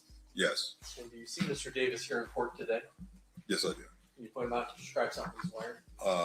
It's the gentleman sitting in at the defendant's table with the blue shirt and tie. And how is it that you came across Mr. Davis? During the course of our investigation with Grape Street, when you're looking at the organization, there was numerous techniques that we used for investigating, whether it was informants, wiretaps, surveillance, active interviews, and things of that nature. During the course of that interview, Mr. Davis kind of came under the umbrella under the course of our investigation of one of his associate family members by the individual the name Rodney Blackman. And did Rodney have a nickname? Speedy. During the time period that you're doing this investigation, well, let me ask you this. As part of Project Safe Streets, as well as being assigned to the Watts area, were you aware of various gang sets and their Yeah, I mean, while our squad was working that investigation on Grape Street, you always would have crossover in other areas. For example, in Watts, there were 3 main housing project areas. Each of them you had fairly prominent gang organizations, as well as gangs that came up from the Compton area and other parts of South Central Los Angeles. So there was usually crossover, whether it's from drug activity or other sort of gang violence, things like that. And you mentioned one of them, the Jordan Downs. Yes. What type of housing, what type of gang activity was going on in the Jordan Downs? So Grape Street Crips operated out of Jordan Downs housing projects, and they basically controlled that whole housing project as far as the drug trafficking, violent activity, and things of that nature. If somebody were hiding out from blood gang members hunting him, and he was Crip, obviously, would it be safe for him to be inside the Jordan Downs? Yeah, from other rival gangs and things of that nature, yes, generally speaking. You mentioned that Mr. Davis had a cousin, I'm going to call Speedy. At some point, do you wind up learning information that allows you to arrest Mr. Davis for some criminal offenses? Yes, we were part of our investigation while we were up on Mr. Blackman. There was a period of time when Mr. Davis actually was staying with David with Blackman. It was actually after the Tupac Shakur murder. During the course of our investigation of the Grape Street Crips and of Blackman and things like that, we were able to obtain information and evidence to develop a case against Mr. Davis. And can you just describe the general allegations of the case? It was drug trafficking, 2 kilos. He was indicted and arrested for selling 2 kilos of cocaine. And the type of evidence you had against Mr. Davis, what was it? Most of it was telephone conversation intercepts from wiretaps, court authorized wiretaps. And based upon the charges, ultimately, do you indict Mr. Davis for some crimes related to drug trafficking? Yes, he was indicted, arrested, and then eventually pled guilty. The type of sentence Mr. Davis was facing when he was indicted, what kind of ranges are we talking for those kind of charges? I believe it was around somewhere in the nature of 10 years initially, but it varies depending on, individuals' prior criminal history, whether they were felony convictions, drug trafficking offenses, and things of that nature. It also varies depending on the type of drug that the individual might have been accused of trafficking. Back then, and at that time period, the federal sentencing guidelines, there was a difference in sentencing for rock cocaine, crack cocaine versus regular powder cocaine and things of that nature.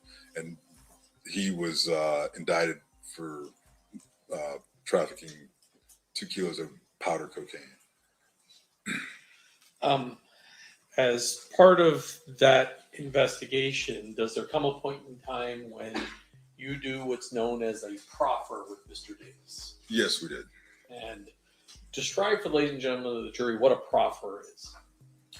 So a proffer interview session it's usually considered, it's a fairly common practice, particularly in the federal criminal justice system, where we have an individual who's been indicted and arrested, and it sort of is the beginning of a negotiation for a plea agreement, if you will. What we do is the U.S. Attorney's Office, the defendant's attorney, they all agree that to conducting an interview with the FBI.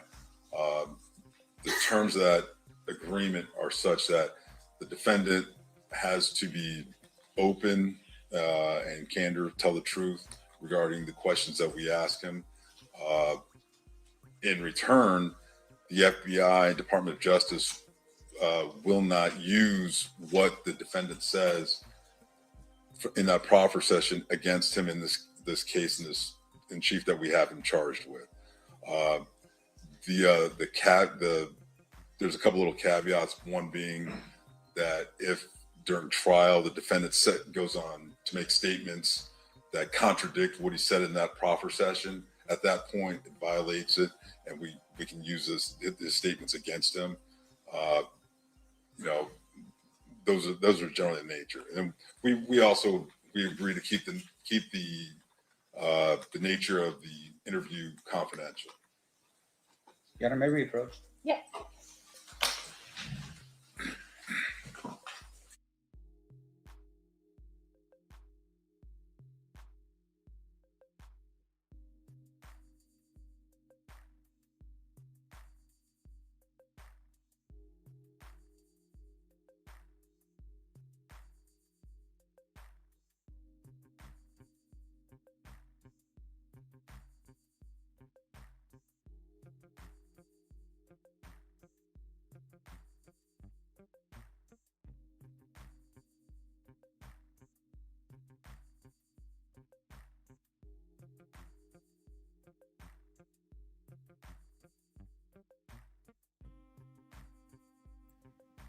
Hey, Alika. What's going on, girl?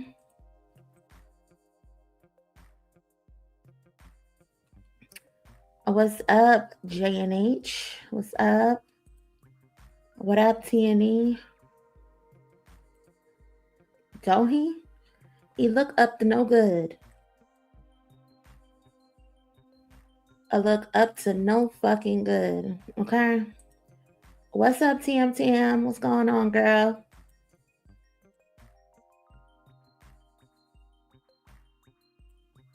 I stepped away for a second. What are they having, a sidebar or something? He's shaking his head. He's shaking his head. Don't shake your head now, Keefe. This what you wanted. You wanted to be known. In connection of pop, here we are. When you had your 1998 proffer with Mr. Davis, well, first of all, were you by yourself, or were there? Did you have your partner Todd Holliday with you? Todd Holliday attended, as well as the Assistant United States Attorney, along with the attorney for Mr. Davis, who were also there. And what was his name? If I refer to by. Well, I have what's marked as State Proposed Exhibit 46. I know you got a copy Okay. there. That's fine. How about we use the one that I have marked, and I'll take these back from you. Reviewing those notes, refresh your recollection as to the name of his attorney. Yes, Edie Fall. Okay, after reviewing that, has your recollection been refreshed? Oh, yes. I'm Okay. sorry. And it's Edie Fall? Yes. Understood. You may proceed. First of all, let me ask this. Up until you were contacted sometime this year, have you maintained the confidentiality of this conversation that you have with Mr. Davis? Yes.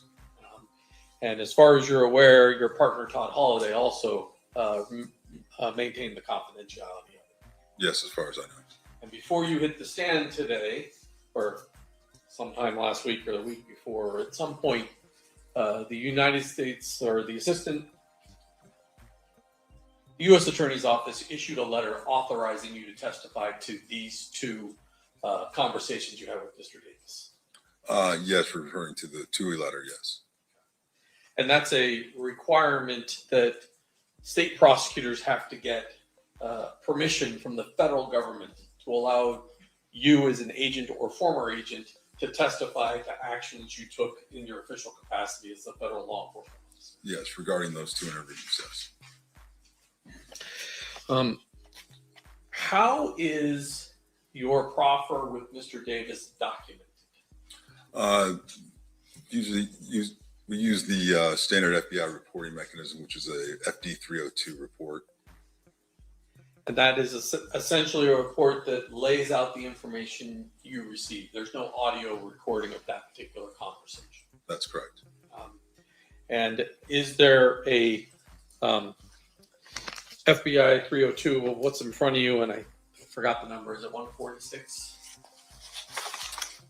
146. 146, is that a fair and accurate copy of the description of the conversation that you were part of with Mr. Davis on July 16th of 1998? Yes, it is. Move to admit 146. None. No objection. So admitted. Now, I'm not going to have you go through everything that was in there, but what is your purpose in talking to Mr. Davis in the proffer session?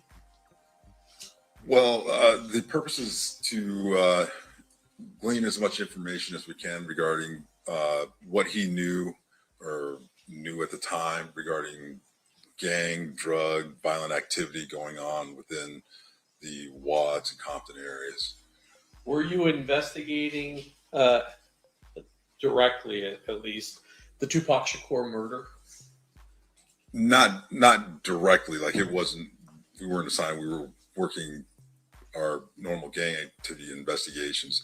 However, it was known to us that he was a person of interest. Mr. Davis was a person of interest regarding that homicide. And so during this proper session, you asked him questions about that as well. Yes, we did. I'm going to go through 146 in front of you. And actually, I can roll it up here on the screen for you.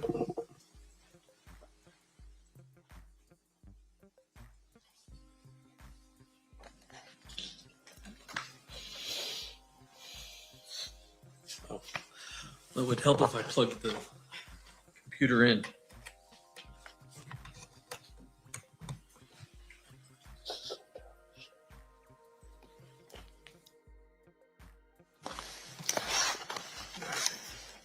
So that's what the front page of this 302 says.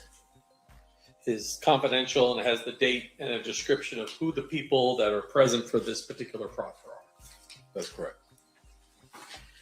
The very first part of the interview, and let's close that. There, you have a discussion with Mr. Davis about an individual called Zip. Tell us what he tells you about this individual Zip initially. Initially, that Zip was an individual from New York who was a pimp who controlled girls, numerous girls, sold marijuana. He did just mention that Zip was involved in PCP trafficking, and that Davis at one point arranged for an individual by the name of Patrick Bernard to give Zip some PCP. So Zip came from New York to LA to conduct the transaction. Did he also mention how he met Zip? Yes, he said he met Zip at a baseball game somewhere in approximately 1993 or 94. There was an individual named Fats who's also at the game that introduced Davis to Zip. And then he talks to you a little bit about who Fats is. Yeah, Fats was a large cocaine supplier who operated in the west side of LA. He's also known as Flint. Davis associated with Fats prior to 1994, up until basically the time, I guess, where Fats was arrested and taken into federal custody. Let's skip past some Fats. There's a part of this conversation, a person by the name of Wayne Day comes up. Do you know who Wayne Day is? Yes, Wayne Day was actually arrested by the squad that I worked on, the Safe Street Task Force. He was a large-scale drug dealer, drug trafficker in the Watts area, Compton, with Grape Street Crips. And does Davis describe his relationship as it relates to Mr. Day?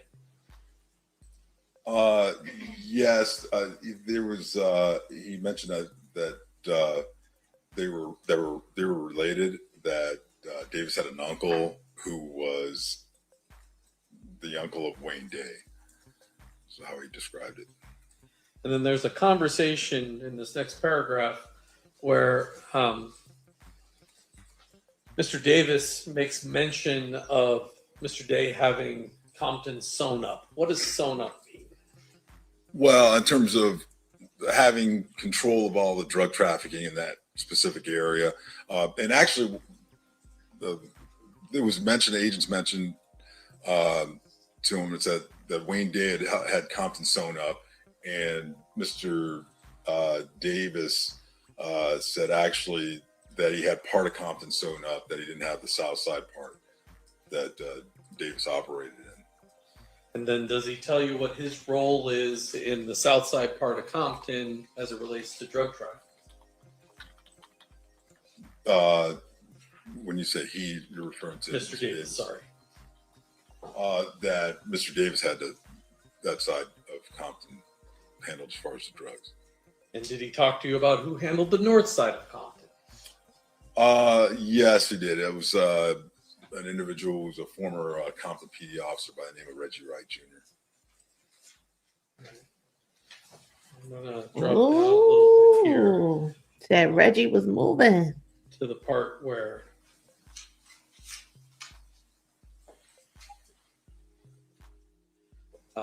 He talks to you about both him and Mr. Blackman being major suppliers in the Jordan Downs housing project in Watts. That's correct. And then he begins to talk to you about the start of Death Row Records. Yeah. Again, that was all part of the, overall investigations that we're looking at as far as the gang activity and things of that nature. And he mentioned there was an individual by the name of Harry O that provided money to start the Death Row Records.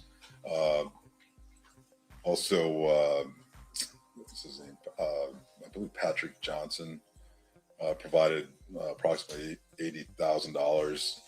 Actually told Davis to give $80,000 that money that Davis owed to Johnson from previous gang transactions to Johnson's girlfriend, so that money could be used to start Death Row Records. And he also explains Marion Suge Knight's role and his connection to the Blood gang members. Yes, he did. He said that Marion Knight had gained control of the North Compton drug trade and that he was associated with a bunch of the Blood Street gang members, like the Mob Pyrus and such. And they were, the Knight was getting them in and out getting them out of jail, bailing them out, and they would cooperate with Knight. And basically, when Knight goes to prison, he tells you Reggie Wright kind of takes over. Yeah, Reggie Wright Jr. took over the organization after Suge Knight was arrested.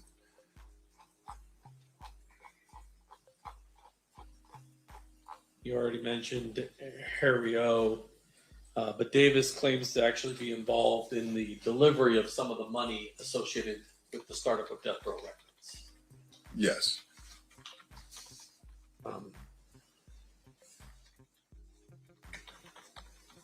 Down. I'm going to start. You see at the top there. You ask him about his prior relationship with Mr. Knight prior to the murder of Tupac Shakur. You see that paragraph there?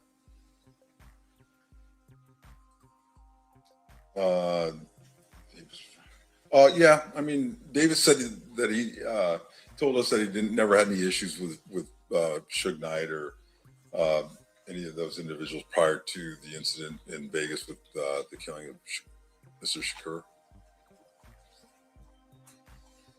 And Mr. Davis goes on, and I'm going to skip down just a little bit, but he basically accuses two Compton Police Department officers, Sergeant Reynolds and Lieutenant Reggie Wright Sr., the father of Reggie Wright Jr., as basically being corrupt officers. Yes. Yeah. That Reggie Wright Sr. was a lieutenant with Compton Police Department, and then Reggie Wright Jr. was a former officer with the police department. He had then started a company called Right Way Security, and then he was working with Suge Knight, doing security, although some claimed it wasn't on an official capacity, for Death Row Records, looking at their parties and such and things like that. And they would, Right Way Security, they would employ Compton PD officers and things of that nature to conduct their business for Mr. Knight. And he also mentions Omar Bradley. Who's Omar Bradley? Omar Bradley's former mayor of Compton, the city of Compton. He mentions Mr. Bradley saying that he was associated with Knight and the other Blood Pirate gang members. Skip through the part.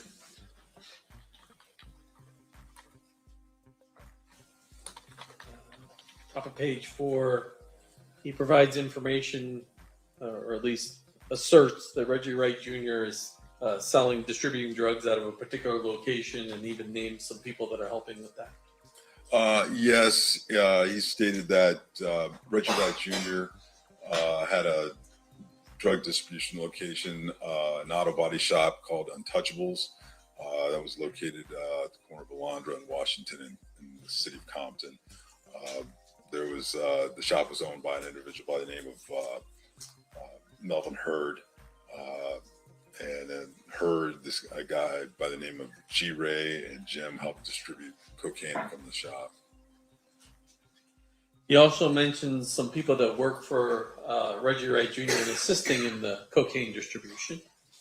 Yes, he stated that Reggie Wright Jr. had an individual by the name of Mob James, who was a member of the Mob Piru street gang, individual named Flip, who distributed out of a shop location on Compton Boulevard, and Harris.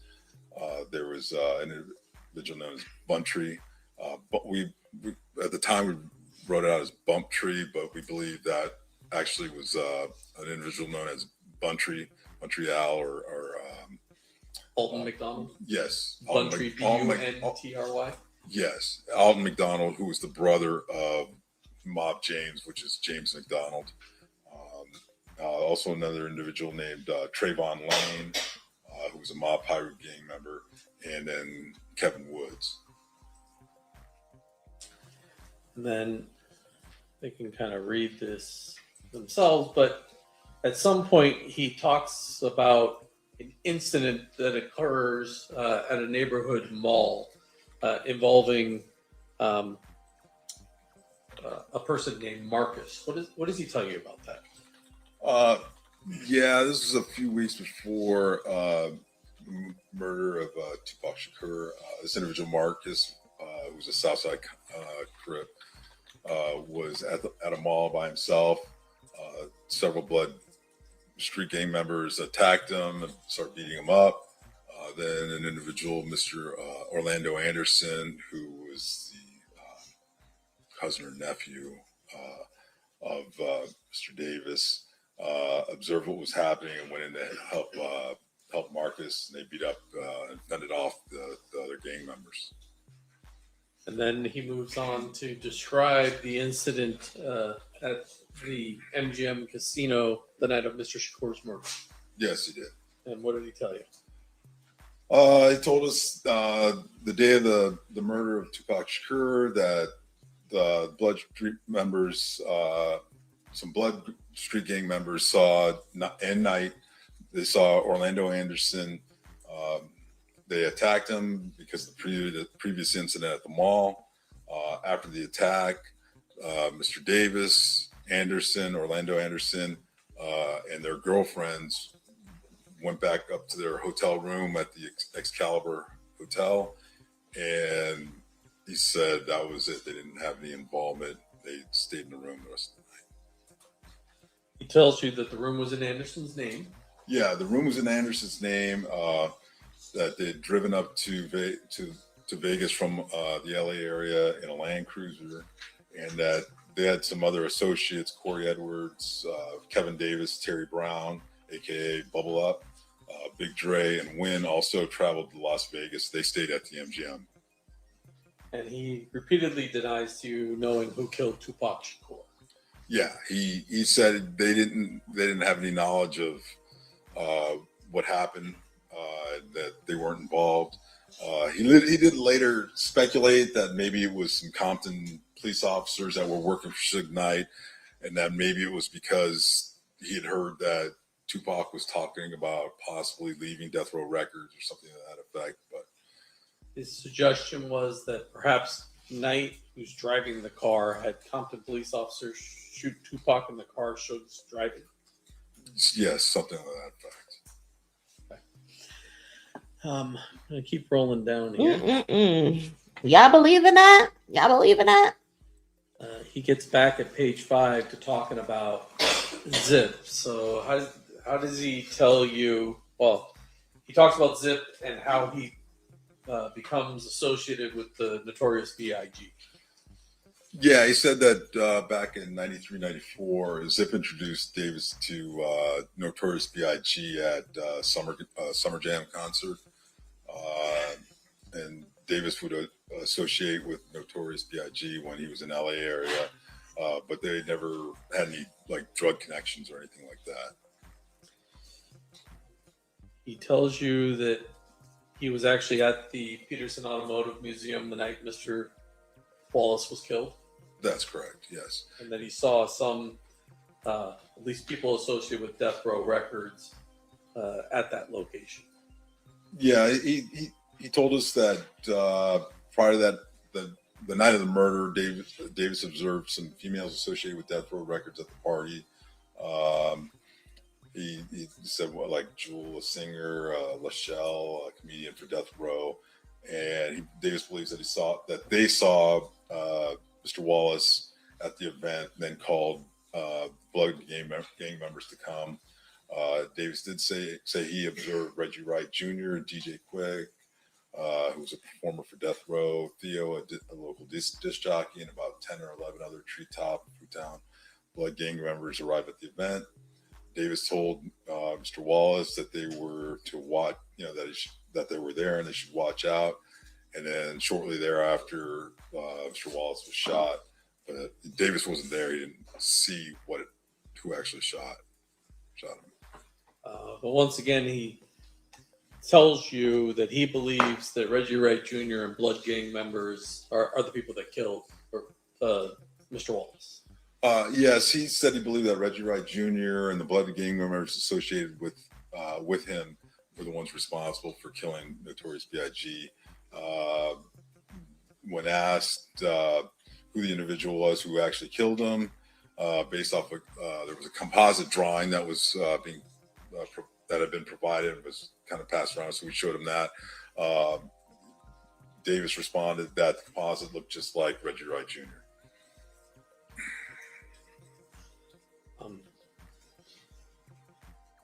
You remember the day that you arrested Mr. Davis on the indictment? Yes. What day was that? I believe it was May 28th, 1998.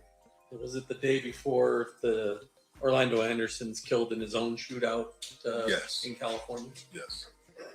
And Mr. Davis talks to you a little bit about that without going into the specifics, but he talks to you a little bit about how Mr. Anderson wound up dying. Yes, he did.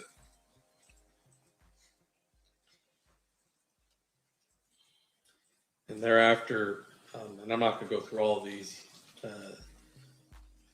he initially denies distribution out of state, but eventually talks to you about a lot of different locations engaged in distributing cocaine. Yeah, I mean, we asked him to discuss all the individuals out of state who he supplied cocaine to, and all the local individuals he supplied and distributed to. He initially said that he hadn't distributed out of state to anyone or knew of anyone who did it within the last 3 years, but then he went through and we started asking about specific individuals, and he would provide more details and information about who he had supplied and what he had supplied and sort of the details. One of the people he talks about is Primo.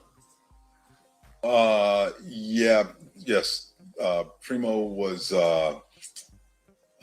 an individual that he bought cocaine from, like his supplier of kilos of cocaine, anywhere from 11,500 to 12,500 a kilogram. Primo fronted Davis one point up like 200 kilos of cocaine at a time, and then Davis would go out and sell it and then pay Primo back. He also mentions Corey Edwards getting drugs from Mr. Davis and being out in Ohio and distributing cocaine in Ohio. Yes, Davis said that at that time, back when we were interviewing him in '98, up until about 3 years prior, that he was supplying Corey Edwards, who was selling cocaine all over Ohio. But I guess Edwards got into, he said at one point Edwards got into some trouble with his Cleveland drug contact, and that individual started coming out to acquire cocaine directly from Davis. That was an individual named Bubs who resided in Cleveland. Eventually, he describes how Primo goes back to Colombia and he gets a new supplier by the name of Samuel Lopez. So Primo, I guess, departed the U.S. So we had to start selling cocaine in smaller quantities. And he came across a supplier by the name of Samuel Lopez, whose brother was actually in federal custody. Then Davis had heard that Samuel Lopez went back to Mexico after the FBI attempted to arrest him. And I guess there was a younger brother or another Lopez, George Lopez, used to answer the phone for Samuel Lopez. And I'm not going to go into this, but there was a discussion of someone named Dupree, but that guy's full name was Azel Dupree Hall III, correct? Yes, that's correct.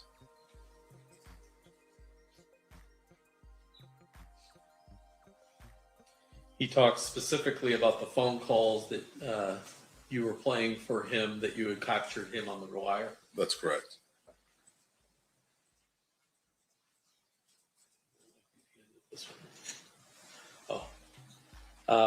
At the very end, he denies that he's the leader of the Southside Crips and claims Darnell Brim is actually the leader of the gang. Yes, he's even though he had said that he was large scale, basically a drug trafficker on that south side of Compton, that Darnell Brim was actually the head of the gang, if you will. Okay. Now I want to move on. Shortly after that conversation that you had with Mr. Davis, did he enter a guilty plea to some charges and get sentenced to 70 months in federal prison? Yes, he did. That's a little less than 6 years. So he got some benefit from talking to you from what the... Yeah, I don't know if it was 70 months. It might have been 77 months, 70 or 77 months. I don't recall specifically. Judge, I have in my hand, it says it's admitted, but I don't remember offering it, a certified copy of the indictment, the plea, and the judgments of conviction in United States District Court for the Central District of California, case CR-98537, evincing his... Parties judge.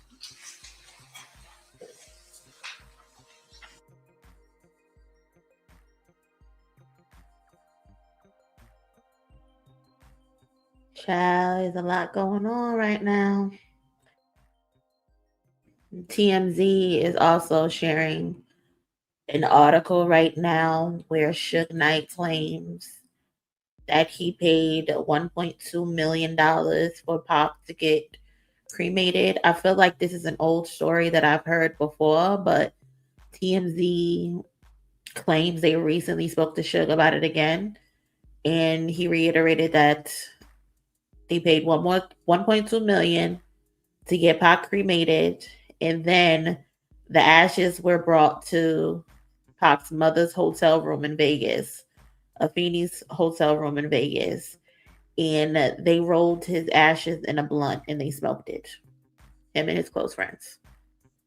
So that's the story that's going on right now on social media.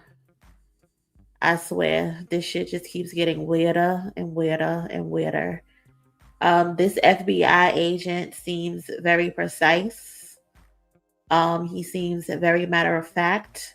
And I love the fact that he actually did his enhanced due diligence and wrote out the things that were occurring when they were occurring. But it's interesting. It's interesting the things that he's saying.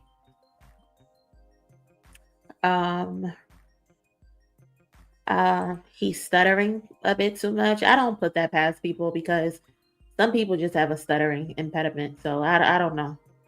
Unless you think that's him being guilty of something. Nikki said it was a lot of corruption going on with the music business, police, and gangs all tied together and cover for each other for a price. Yeah, for sure. Mm-hmm. Isn't that essentially why the Compton Police Department back then was blown up? Because of the corruption and the ties to gangs and all types of shit. People, turning the other cheek in exchange for money and stuff like that. Should have known something was up back then. Whole force gets disbanded for corruption, and Reg wasn't involved or didn't know any details. Right? Yeah. Reggie Wright tries to come off like he was just the good cop, but it's like when you're involved in certain shit, you can't be a good cop. You're playing both sides, obviously. All right, that will be apparently was admitted as 75, but it will be admitted formally as 75. Additionally, ladies and gentlemen, you have heard and will continue to hear testimony regarding drug trafficking, conspiracy, gang affiliation, as well as a federal conviction of Mr. Davis's. These are not offered to show that Mr. Davis has a propensity to commit crimes. Instead, they are offered to establish credibility of the statements made by defendant in relation to this case, as well as motive and identity. Mr. DiGiacomo, you may proceed. Thank you, Judge. Now, after Mr. Davis goes to federal prison, hang on 1 second. They're not offered to show propensity to commit crime, and you are not to consider them for any propensity that Mr. Davis has any propensity to commit crime. You may proceed, Mr. DiGiacomo. Sorry, I phrased that wrong. Subsequent to Mr. Davis going to prison, do you and your partner, Todd Holiday, go to federal prison and have just a voluntary conversation with Mr. Davis? Yes, we did. We went to Is that situation different than the proffer situation? It is in that it's a strictly voluntary interview. His attorney, the U.S. Attorney's Office, were notified of us contacting him because he's in custody. But the terms of the proffer, it's not the same as the proffer agreement. It's just a normal, regular interview. But once again, you do promise him confidentiality during that conversation. Yes, we did. And up until the U.S. Attorney authorized you, you maintain that confidentiality. That's correct. I'm showing you what's been marked as State's Proposed Exhibit number 149. Is that the 302 that describes that particular conversation? Yes, it is. Move to admit 149. Any objection? No objection, Your Honor. So admit it. And I'm going to put that one up on the screen. Can you tell me the date that occurred? The interview. Let's see here. April 15th, 1999. Okay. And the report's generated on April 20th of 1999. That's correct. Okay. You begin the conversation with him talking about Mr. Anderson and his death. Is that fair? Yes, that's correct. And then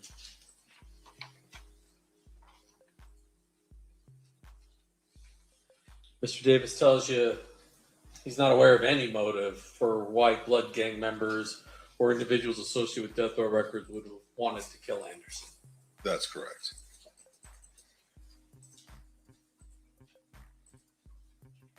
And then he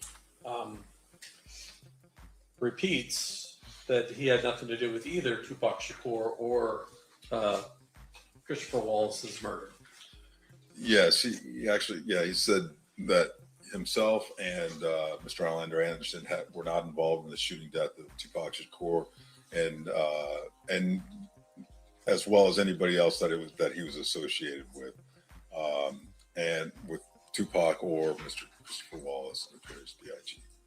Does he speculate again as to who would have been involved in these two murders?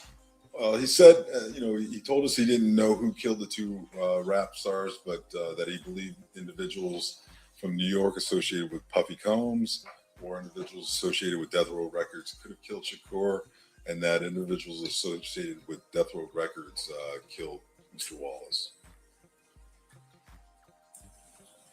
And then he talks a little bit of the gang war that occurs shortly after the murder of Tupac Shakur.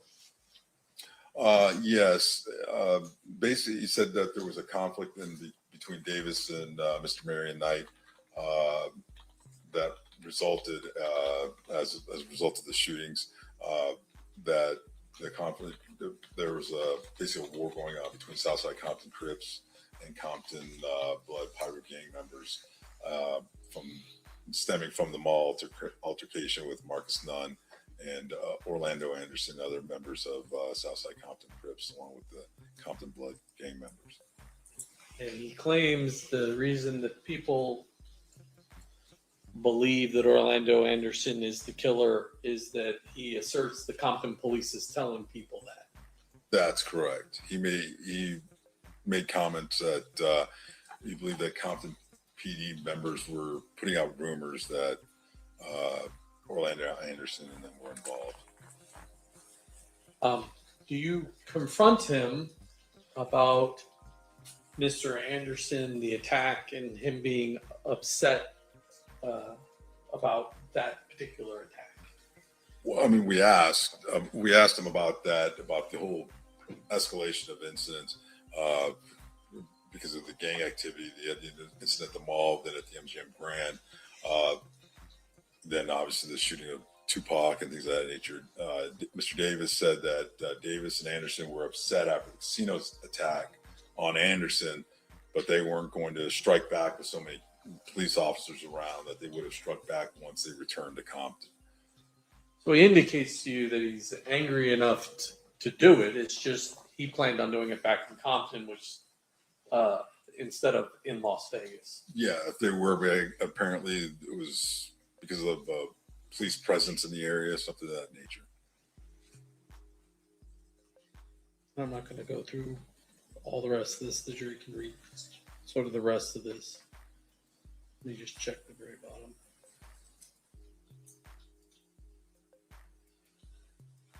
Well, thank you, Agent. That completes my questions. Okay. Mr. Sant, cross-examination. Thank you, Honor.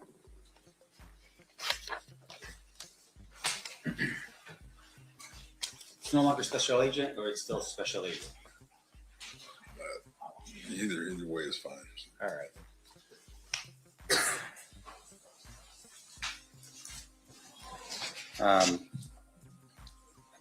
We'll stick with Special Agent Lee. Okay. All right. Now, sir, fair to say, working for the FBI would have been something of an honor, I would imagine, working for an organization like that. Yes. Fair to say, of course, that working for the FBI, I would imagine that other people would consider that to be the creme de la creme of investigation throughout our entire country. Yeah, some people would consider that, yes. You put on seminars for law enforcement agencies throughout the country to help them with their investigative efforts, to help them become better police officers and detectives, fair? You're talking about me specifically? No. Well, you as the FBI. Oh, okay. Yes. And with regard to that, have you ever gone to Compton Police Department to learn how they do their investigative techniques, make yourself or your agency a better agency, or yourself as a better special agent?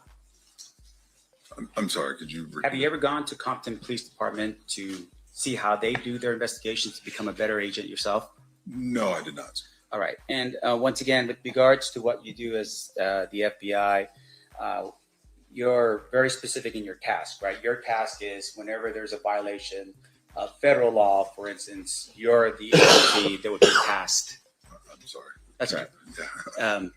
With regards to federal law, if there's a violation of federal law, you're the agency that typically would be tasked with the investigation, right? Right. Now, we talk a little bit about the 302s in this case. And the 302, just for the jury's edification, when you say it's a sort of a means, it's really just a piece of paper and a pen, right? It's a report. Right.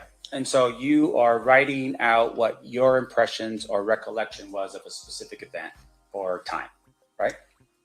Correct. So if you're sitting in a room and we're having a conversation, you would note in your report who's in the room and what your impressions were of what was said and who said what, right? Correct. Now, of course, juries here would be curious. You know, we have recorders now back in 1996. 1998 in this case. Recorders were available to the FBI, but of course, that's not how you do your job. The use of recordings for the FBI they were not standard policy and procedure for the FBI at that period of time. Yeah, and you've retired since what, 5 years ago? Yes. During that time period, has it changed in terms of that policy with the FBI? During the time period that I've been retired? Right. No, up until the time that you retired, has the policy changed? The standard procedure is no, not to record. Right. And so as a result of that, any recording that's done is typically not what the FBI does, right? You still focus on pen to paper recollection onto a 302. Yes. Okay. And so in terms of how you do it, the 302s that we read or at least saw put into the record is the work that you recall, your partner recalls during the course of an investigation. Of that event, yes. Okay. Now, in terms of the task force here, we talked a little about the task force project, Safe Street. Is that what it was? Yes? Yes. Can you tell the jury a little bit of what that project was about? The Safe Streets Task Force? Yes. So it's a compilation of multi-agencies directed to address gang activity within specific areas. So the Safe Streets Task Force initiative is a national initiative, but then there are fundings and directives that are sent to specific areas to address areas of high crime committed by gang activity. Okay. And I would imagine gang activity would include violent crimes. Right. As well as, say, in this case, drug dealing. Drug trafficking, yes. As long as it's associated with gangs. Yes, primarily so, yeah. Because, of course, you do have the DEA that also runs their own investigations as well. DEA, ATF, yeah, we work with. Now, in terms of your about this task force, can you tell us at the time when you were operating on it, who was on the task force? Oh, I mean, there were several agencies in terms of specific agencies. Well, just in terms of your working with other people, do you recall at all who it was that was working on the task force with you at that time? Well, there were members of Los Angeles PD. We've had, I believe there was ATF.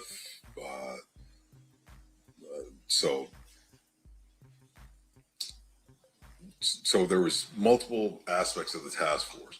So different squads had different elements working depending on what cities they were in. So we would have Inglewood PD, Compton PD, LA County Sheriffs, LAPD, DEA, ATF. I believe we even had postal inspectors that might be involved. There was just a myriad of different agencies. Sure. Can you tell us who from the Compton Police Department was part of your task force? Our specific task force, the squad that I was on with Mr. Holiday, we did not have an element from Compton PD. Why was that? Because we were working in an area that was in Watts, in South Central Los Angeles. So we had LAPD elements, LA County Sheriffs. So one of the things that we saw today was that one of the individuals that potentially was somebody of interest, I would imagine to you, was a police officer from Compton by the name of Reggie Wright Jr. Well, he was a former police officer. There was Reggie Wright Sr., who was his father. Okay, so your work in Inglewood and this other area, I would assume that information with regards to Reggie Wright Jr. would have been sent to whoever it is that was working that particular area of LA? Or of Compton. There was a different squad that was working Compton, yes. Can you tell us who that squad was? What do you... who was in that squad? Yeah, the agents or... Yeah. To be honest, I don't... Well, I mean, some of the agents I recall. Do you know who that you can recall that was there?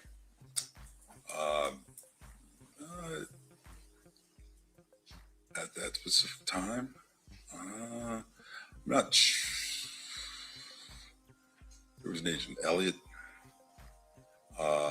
Michael Elliott? Yeah, he worked down there, yes.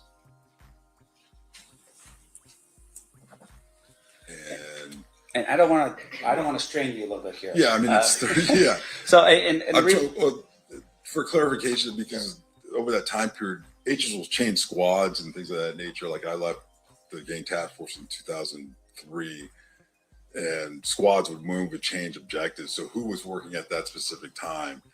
There may have been somebody at one period and then it changed or whatever over the course of time. and would it be fair to say, of course, it's something like this, if you really need this information, you would refer to a 302, to refresh your recollection if you have. Yes. Okay. Now, in addition to that, though, in terms of your role here, there was a proffer session that was conducted with my client, with Mr. Davis. Yes. And that proffer was set for July 16, 1998. That's the exhibit, I don't know, I think it's that one right there. That's correct. Up in the top right-hand corner, do you see the date? That was the date of the report. Right, so it'd be dated It was July actually 16th. July 14th. Oh, July. Okay, so even though the date says 16th on this, it would be the 14th? Yes. Well, so there's a little bit like, the date of the 16th is the date of the report. Down at the bottom where it says 7/14/98, that's the date of the actual activity. Okay. And you're meeting with Mr. Davis, and specifically you're meeting with him in terms of under the task force, which was gangs and whatever they're doing that's crime related to gangs. Is that what we're doing at this point under the Safe Street task force? Okay. And so when you meet with Mr. Davis, there was an understanding at that particular point that, hey, whatever you're going to tell us, we're not going to prosecute you for. Is that what was happening on that day? Under the proffer agreement, yes. Okay. And that proffer agreement, of course, does require the approval of the United States Attorney's Office that would be responsible for that area, right? Yes. And in this case, that person would have been Assistant United States Attorney Michael Terrell. Correct. Was he present for that meeting? Yes, he was. Okay, so it's you, your partner, another FBI agent, as well as Special Agent Michael Terrell. Assistant United States Attorney Mike. I'm sorry, Assistant United States Attorney Michael Terrell. And in that meeting, there's an understanding between Mr. Davis and his attorney that whatever was going to be said was not going to be used against them. Unless he came out and testified and said something that was contradictory to what he said in the proffer agreement, yes. Sure. Now, once again, we're talking about the federal government here, right? So was there an actual proffer that was signed by the parties indicating the understanding that you're telling us right now in terms of what was the terms of the agreement?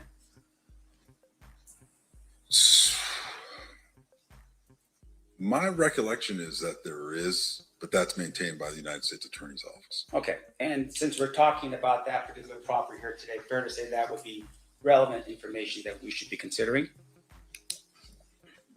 Would you repeat Objection that? to the form of the question calls for a legal conclusion. Okay, sustained if you would rephrase. So I want to make sure I'm clear here. We are talking about a proffer. You're telling us that there is an actual writing, a contract of some sort between yourself and Mr. Davis with regards to that proffer. Do you have a copy of it here today? That's not between myself and Mr. Davis. It was between Mr. Davis and the United States Attorney's Office. Okay. And once again, do you have a copy of that here today? No, I do not. Now, in terms of your understanding of this agreement, Mr. Davis gives an agreement, and in the agreement, I'm assuming the idea behind it is that he has to give you truthful information, right? Correct. And if there's no truthful information, then he's exposing himself to a potential crime in which he's now freely admitted to it, right? I'm not sure I understand the question So- you're asking. Here, I don't want to break it down for myself because maybe I don't understand. So a proffer agreement promises the person that you're interviewing that we're not going to prosecute you for what you're telling us. Right. If the person's lying and you catch them lying, then technically the proffer doesn't count anymore because they violated their terms of the agreement. Is that how that goes? If they lie during the agreement During the or proffer. during the proffer session. Right. So that doesn't necessarily the benefit is for consideration for plea bargaining and sentencing consideration. So if the individual who is being interviewed during the proffer session shows a lack of candor, lies, and things of that nature, then the consideration for a plea bargain, plea agreement, will be considered by the United States Attorney's Office and what they will offer to that defendant. As far as using it against them, it's still the proffer agreement terms as far as using that information against them in that case in chief on that charge, we would still not use it. Does that make sense? Sure. I just want to make sure it makes sense. Right. Okay. So one of the things about the proffer agreement is it's, as I said earlier, was to set up it's at the beginning of a sort of plea negotiation period. So we go to Mr. Davis, we say, you come in, you tell us the truth. We won't use it against you in this case or whatever, regardless of what you say. And the United States Attorney's Office will take that information, determine how useful, how valuable it is. For example, not necessarily in this case, we've had individuals who provide information and then they actually go on to become cooperating witnesses for us. They're willing to testify in case against other co-defendants and things of that nature. All of that gets utilized in determining the sentencing for that person and for reducing their sentence on that federal charge. As you're suggesting, if an individual comes in and they're not truthful, they're providing us information that we know is factually inaccurate based on our other investigations, surveillance, wiretaps, and things of that nature, and statements from other witnesses, we would report that to the United States Attorney's Office, and they would take that as far as the sentencing that they would offer for the plea agreement. They would say, well, your client hasn't been forthright and candor. We're not going to reduce it at all. Did you do that in this case? Was there any recommendation from you or your partner back to the United States Attorney Office, and specifically to AUSA Michael Terrell, that said, hey, Mr. Davis is not being forthright and truthful with regards to his July 14th, 1998 statement? I did not specifically do that. Whether or not Mr. Holliday did, I'm not aware. Now, let me ask you this then. So he gives a statement, and I want to make sure we're clear. You listen to what Mr. Davis says. Did you ever verify the information in here specifically about allegations of Tupac Shakur's murder? Verify in terms of what? Well, for instance, in the document that would have been the year 302 that's dated as of July 14, 1998, there's an indication here, for instance, that at the Las Vegas casino, Davis's girlfriend, and Anderson's girlfriend went up to their hotel room at the Excalibur Casino. Now, once again, this is 1998.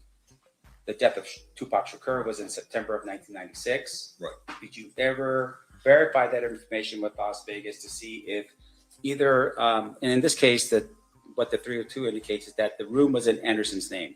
Did you verify that to be true? I did not specifically, no. Okay. And then with regards to the way in which he describes, meaning Mr. Davis, how they got to Las Vegas, he says in here that they drove to Las Vegas in a Land Cruiser. Any particular reason? Did he have a Land Cruiser? Was there any verification of that information? I did not verify that.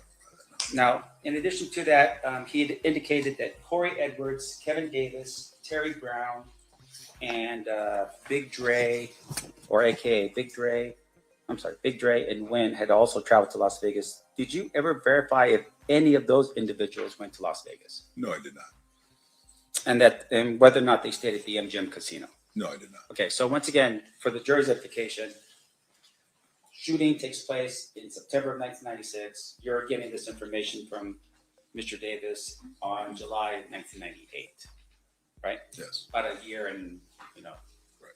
8 months, 9 months, something like that.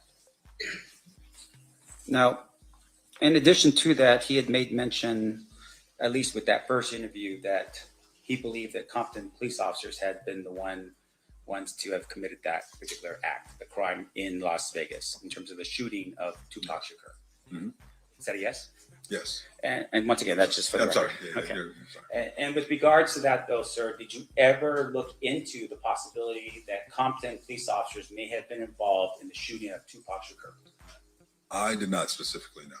Okay, and when you say I did not specifically, do you have any personal knowledge as to who in the FBI was responsible for following up with that information? I'm aware that there were numerous investigations going on. There was Las Vegas PD had an investigation. There were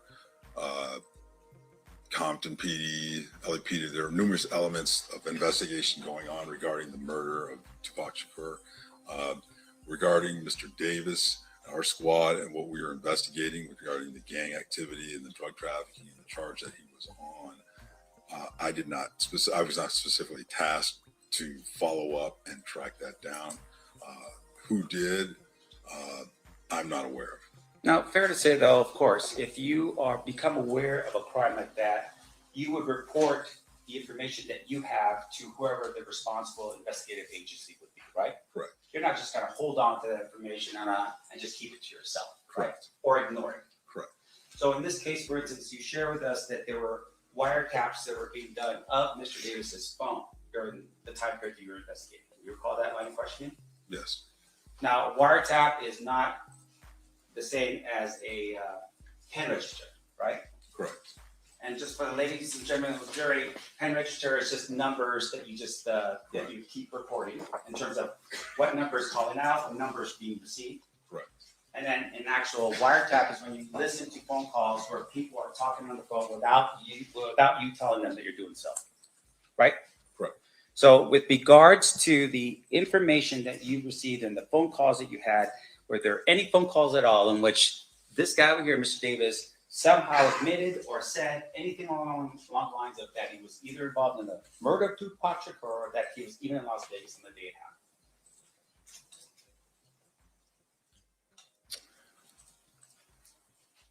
So the first part of the question, no, that would be no, there was nothing.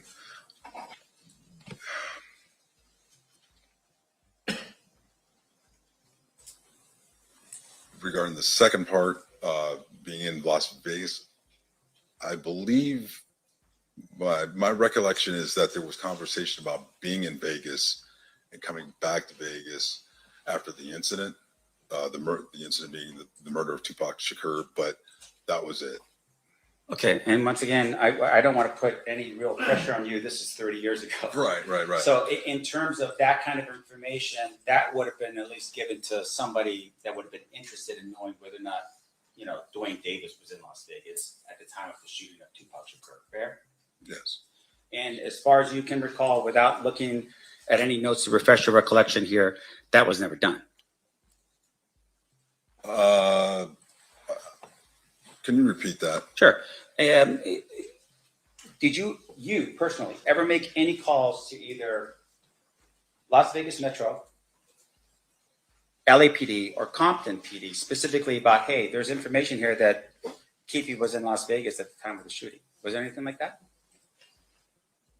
So you asked the question and then you said something, then you asked a different. Could you please? Is that the FBI answer to the question? Let me break it up. Let me break it up. Did you ever make any calls to Las Vegas Metropolitan Police to say, hey, we've got some information here that Duane Davis? No.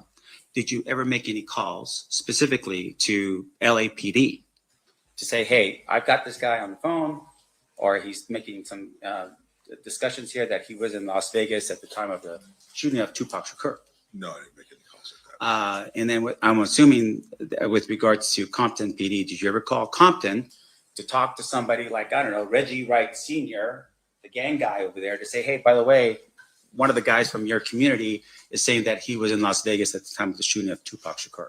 No, I did not.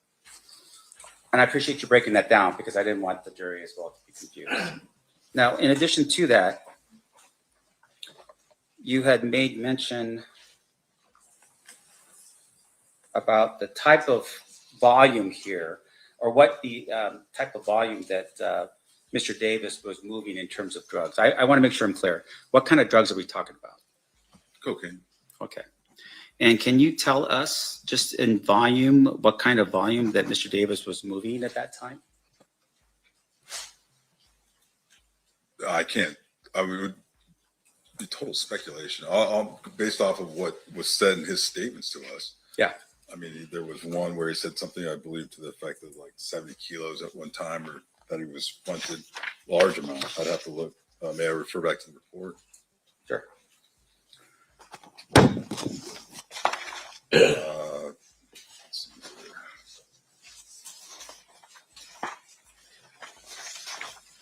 I know there's one for 60 kilos. I'm just want to make sure the jury understands. Oh, I'm sorry. Primo Fine Davis, 200 kilos at one time. Okay. So fairly large scale. Did you ever prove, was that ever proven to be true? That he received that quantity of cocaine at that time? Yeah, sure. I mean, confidential informants show up on scene, undercover police officers are there. No, sir. Anything like that? No. So it's literally what he's just telling you, right? In your 302 for this Yes. period of time. But no verification whether or not that was true or not. Regarding that specific transaction, no. Sure. Or let me make sure I'm clear here. That specific transaction of 200 kilos is what we're talking about. Yes. Okay. Did you ever see or have any understanding of whether he was moving 300 kilos of cocaine every month as a drug dealer?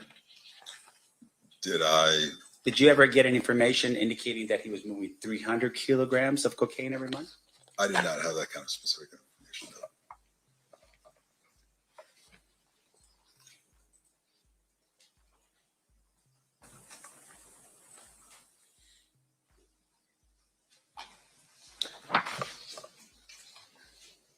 Now, in terms of Reggie Wright Jr., was there, I would assume that because it's not part of your area, did you refer that information to whoever it is that was part of the task force that would have covered the Compton area?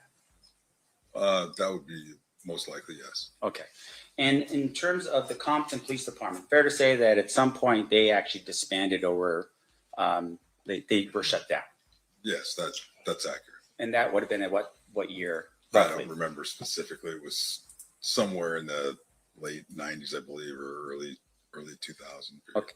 And why did they get disbanded?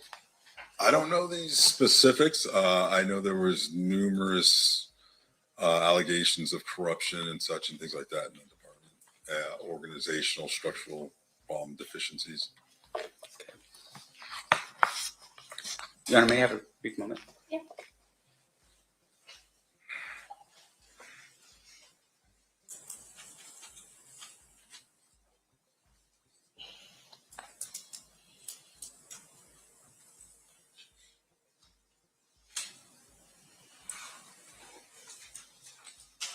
So you shared a little bit about the next time that you meet Mr. Davis, and that was at the prison. Correct. And it's you and your partner still, Special Agent Holiday? Yes. And you go to that meeting, and he's sitting down having a conversation with you, right? Mr. Davis, yes. Yeah. And I want to make sure I'm clear. How much did you actually arrest him with in terms of the cocaine that he had? I mean, I'm assuming at some point he gets caught with cocaine, right? That's incorrect. No. Okay, so what happens? So are you specific the specific case that we had him charged with? Yes. And arrested? Actually, no, he was not caught with any actual cocaine. We intercepted conversations between him and another individual where they discussed a transaction before, the price, quantity, and then there were discussions after the delivery. And then there was even discussion, what kind of prompted more of the discussion. The two individuals had, Mr. Davis and the other individual had a discrepancy over the quantity, the actual volume of the amount of cocaine. Okay. And outside of that, nothing to your recollection that was more specific about anything to do with the cocaine. Like he never actually got caught with it. He was just having conversations about it. Yes, that's correct. Now, in addition to that, when you're part of the task force, you are looking for potential issues with regards to violence. Is that correct? Yes. And in this particular case, had you ever come across any information in your in your wiretaps or anything like that of Mr. Davis putting out a hit on someone or green lighting some type of violent act to be caused against somebody? No. No. And that would have been part of your, it would have been maybe an enhancement under the sentencing guidelines in terms of if you're looking at increasing his amount of time, is that, hey, he's also doing something in furtherance of, his self. Violent activity and things of that nature, we would definitely be looking for, yes. Right. And in this particular case, you don't have any proof of that at all. No facts to that. Of him being violent? Yeah. That's correct. Now, there's a discussion here that Darnell Brim was identified as potentially the leader of the Southside Crips. You recall that? It should be at the end of the second 302 that you had. Yes. Now, in terms of that, did you ever verify that information as to whether or not Mr. Davis was lying or not about that? No, I did not personally verify that. And so as of this particular moment, as you're sitting here right now, do you have any facts at all that establishes that Mr. Davis was a shot caller or the leader of the Southside Crips?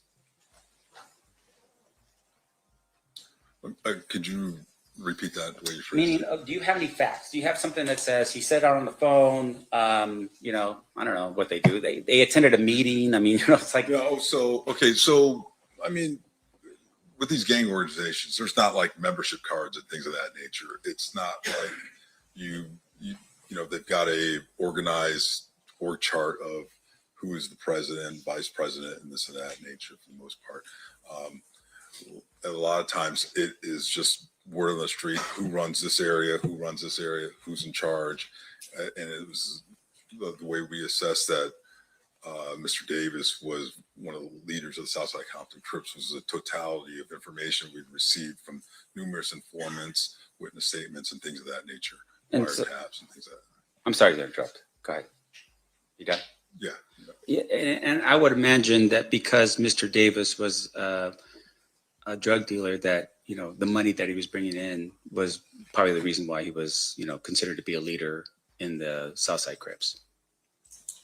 Because of the money that he was bringing in. Well, I mean the drugs, right? I mean that's the really volume the of drugs. Yeah, I mean, the leader, the guys who are moving the most weight, the high volume drug sales are going to be generally speaking, the leaders. Right. They're the ones that the other guys are going to go to get their quantities and things like that for sales.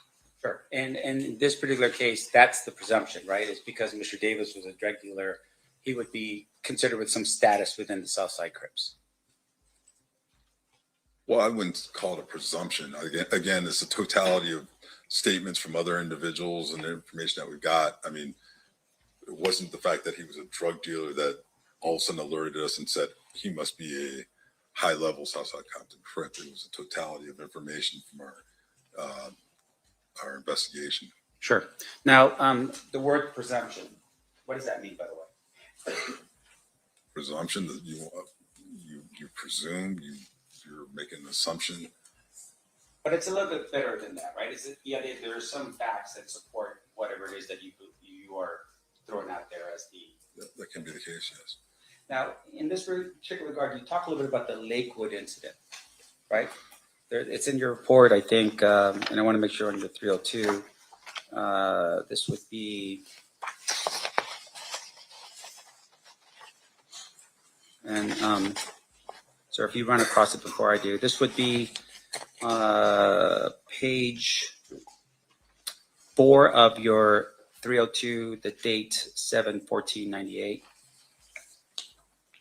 Do you see where I'm at? It would be maybe the third, the 1, 2, 3, 4th paragraph down.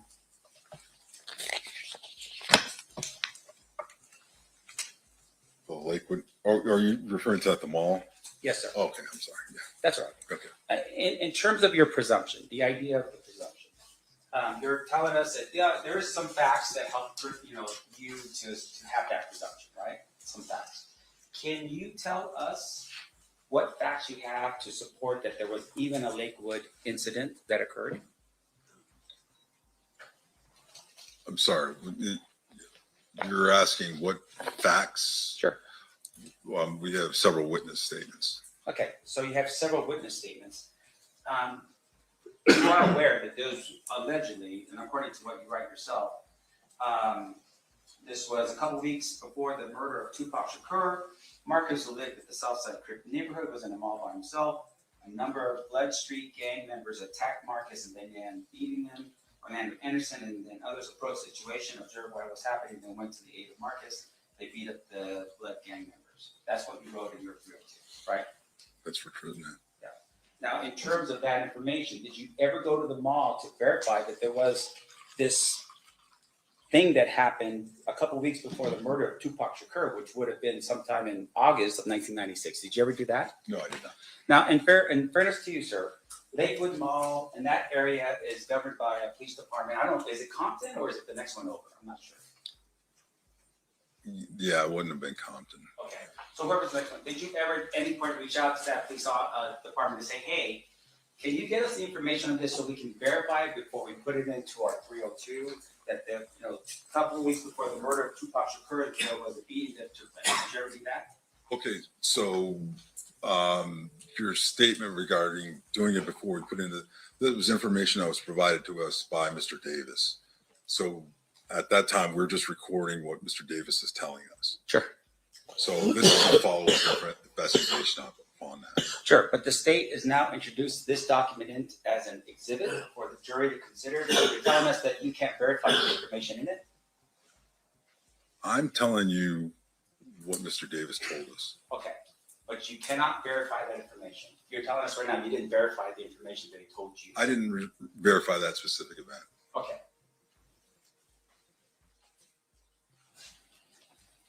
Do you know if your partner did?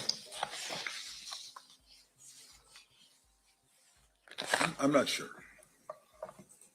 If you're referring to Mr. Holliday? Yes, sir. Yeah, I'm not sure. I don't want to speculate yes or no. No, and I appreciate you doing that. I don't want you to do that either. Okay. Now, Mr. Davis is in prison during this time. At some point in the future, you had mentioned that he was in there April 20th, 1999, something like that? During the second interview, yes. Right. Now, did you at any point ever look at his, while he was in there, how he was doing, anything like that? Any write-ups he might have had while he was in there, anything like that? From the penitentiary? Yeah. No, I did not.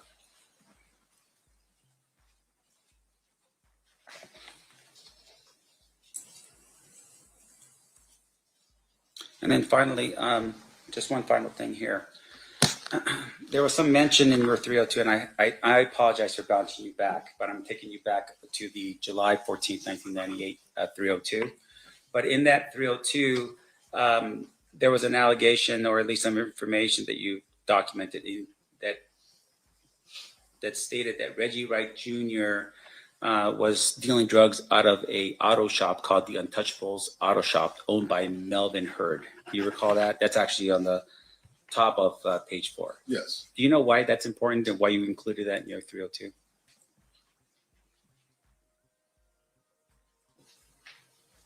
Well, activity regarding Reggie Wright Jr., Reggie Wright Sr., these individuals in Compton and things like that would have been important. They would have been documented. Mr. Davis provided us that information. So again, this is also information that would be utilized for for consideration by the U.S. Attorney's Office and things like that. So all of the information was important. I have no further questions, Your Honor. Thank you, sir. I Okay. appreciate it. Any redirect, Mr. Dupka? Just briefly, you have both of those. Yes. 302s in front of you, Yes, I right? So let's start with the July 14th, 98 one. It specifically says in the first paragraph, also, it was understood that the information provided by Davis during the interview would not be used by the FBI in a way which would disclose to individuals outside the FBI that the information came from Davis. Correct. So other FBI personnel may have learned about this, but certainly you wouldn't be calling Las Vegas Metropolitan Police Department and telling them, hey, guess what Duane Davis just told me? That's correct. Yeah, there's a confidentiality portion of the proffer agreement that this is it's offered in a way to elicit information, and saying, hey, what you tell us here is not going to be told to anybody, and we won't divulge that you're the one providing this information and things of that nature. And you're there talking to him. In your case is about a drug case. It's not about Tupac Shakur. That just happens to be a subject that comes up in the conversation. That's correct. It's not your responsibility. Well, let me ask you this. Tupac Shakur is killed in the state of Nevada, the county of Clark.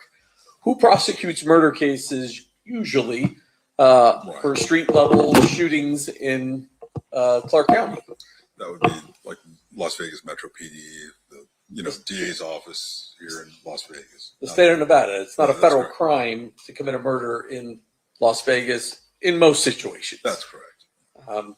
And so you're just gathering this information, and you did what you promised, which was keep it confidential until such time as you were authorized by the U.S. attorney to talk about it. The only other thing I want to ask you about is Mr. Sampt there is a difference between proffer and immunity. Is that correct? That is correct. What Mr. Davis was telling you, you wouldn't use against him, correct? Correct. There wasn't any sort of immunity for any crimes that he disclosed. You just couldn't use the statements that he made to you to prosecute him for those particular crimes. That's correct. And that it was an agreement between the United States Attorney's Office and Mr. Davis. That's correct. At no point in here did the state of Nevada, the Clark County District Attorney's Office, or any agency other than the U.S. Attorney's Office make an agreement with Mr. Davis about these 302s. That's correct. Nothing further. Any recross based on that, Mr. Sampt? I'm sorry, what was that last question again? I'm trying to figure that out. Hey, so you're telling us, you're giving us information right now about your knowledge of what the other law enforcement agencies had agreements on or not? How do you know that? I didn't give that information. I didn't say that. So can we repeat that last question? We don't have All right, that, well, that capability. We can pause and show you. No, that's all right. I just want to get to the point. What Mr. Zajakman just asked you was that there were no other agreements with regard to your agreement. Your agreement was the sole agreement between yourself and Mr. Davis, or FBI and Mr. Davis, and no other. United States Attorney's Office and Mr. Davis. I apologize. The United States Attorney's Office and Mr. Davis, and no other entity. Right? I think that's how it was put. Yes. Right? Yes. You don't know that though. Did you when you? What?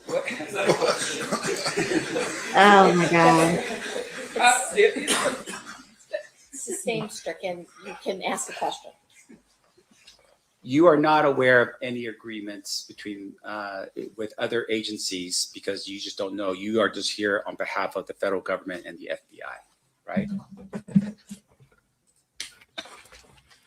With regard to the interview that myself and Todd Holiday conducted with Mr. Davis on July 14th, 1998, the agreement was between the United States Attorney's Office with the FBI there and Mr. Davis. Nobody else was party to that. Even though this was a joint task force, this was part of No, it was a joint task force. It was the United States Attorney's Office, the FBI, and Mr. Davis. Okay. And with regards to that task force, even though other government agencies were potentially involved in the task force, they weren't involved with regards to this agreement. The proffer. I mean, they weren't part of the proffer, is what you're saying, even though it's part of a task force. Correct.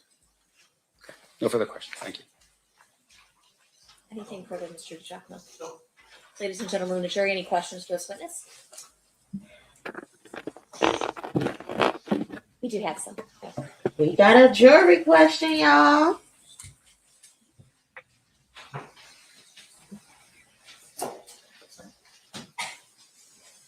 Look at this motherfucker. Just confused and existent. This was a lot. I don't know if we're gonna get a break. If we get a break, we can break down what happened with witness number 1. But child. That the defense just a couple minutes ago, confusing everybody, confusing himself, confusing us, confusing the whole courtroom.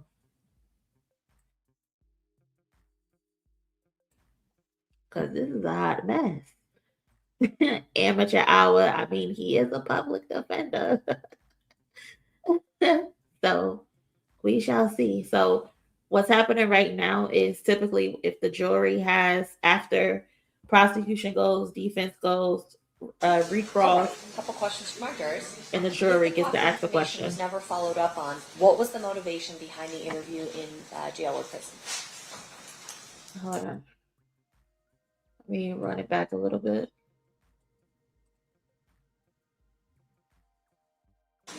All right, a couple questions from our jurors. If the proper information was never followed up on, what was the motivation behind the interview in jail or prison? You want to go ahead? Answer. Yeah, Oh, so answer. Okay. they have these questions. I'm Right. asking you to answer them. Okay, so the motivation behind the interview in the subsequent interview in '99, we were following up on other investigation. Because when you go through the 302, you see we asked about several individuals, and we actually showed them pictures of other individuals. A lot of times what we'll do is we were going back because he was cooperative and open before. We were attempting to see he would verify other individuals, perhaps identities and things of that nature of other investigative activity regarding gang activity in the area. Okay. And then did anyone with the FBI verify information given by Davis in the proffer? I mean, the totality regarding the totality of there was quite a bit of information when we asked about certain individuals and things that he said that we already knew. So because he provided information during the proffer session, there wasn't a need to necessarily go back and verify because we had an idea about the answer to the question. Sort of like you ask a question that you know the answer to, that's how you know if somebody's lying. You start off with that, things like that, simple things, and then you kind of work your way in to other information. So there was a lot of information that we already had other corroborated information on. So when he's providing that information, we have a general idea whether or not he's being open and candor and truthful based off of other investigation, whether it's surveillance, wiretaps, witness statements, and things of that nature. And you might have already answered this, but it's the second part of the question, so I'm going to ask it. What information was followed up on by the FBI that was given in Davis's proffer, if you're able to disclose it? What other? What information was followed up on by the FBI that was given in Davis's proffer that you're able to disclose? So, I mean, it's been 30 years. It'd be very difficult for me to follow up on every single aspect. Again, a lot of the information, because it's historical, some of these things that he's talking about went back several years prior to into the early 90s period. So he's talking about, prior drug transactions and things of that nature. It's very difficult or almost impossible to truly verify those types of things. Other things that he talked about, for example, like recordings that were played or photos that he was shown of individuals where he identified and said, this is so-and-so, that corroborates what, individuals that we know and things of that nature. So there were things that were done. Was there a specific checklist, a tasking list that was put out after that interview, the proper interview, to go out and say, go verify? That's really not the way we operate. Usually these files have hundreds of documents in them over the course of an investigation. There's hours and hours and countless hours of wiretaps and things of that nature. So we've got a very voluminous amount of information to go back and check and things that along the way. So at this point, he was already indicted, arrested, and basically going towards either trial or sentencing. The proffer agreement really was an opportunity for him to help himself on sentencing. And then for us to maybe, if he wanted to cooperate and things like that, to possibly open up further avenues of investigation for other individuals who weren't in custody or that were still under investigation. All right, Mr. DiGiacomo, any follow-up based on those answers and those questions? Mr. Sam? No, Your Honor. Okay. All right. You are free to go. Thank you so much. Sorry. There's two exhibits. Just leave them right there. Mr. Giacomo will pick them up. Yeah. Or those are. All right.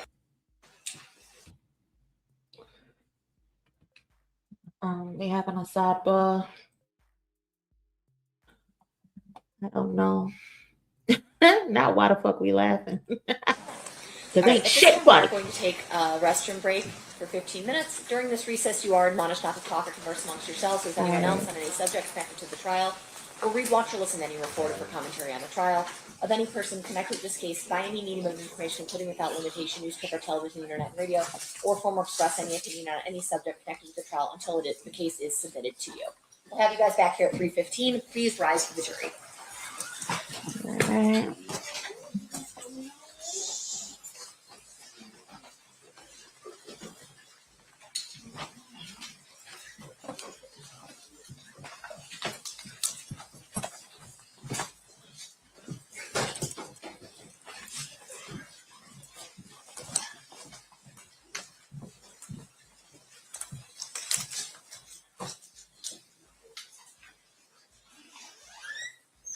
For the record, the jury has exited will be in recess.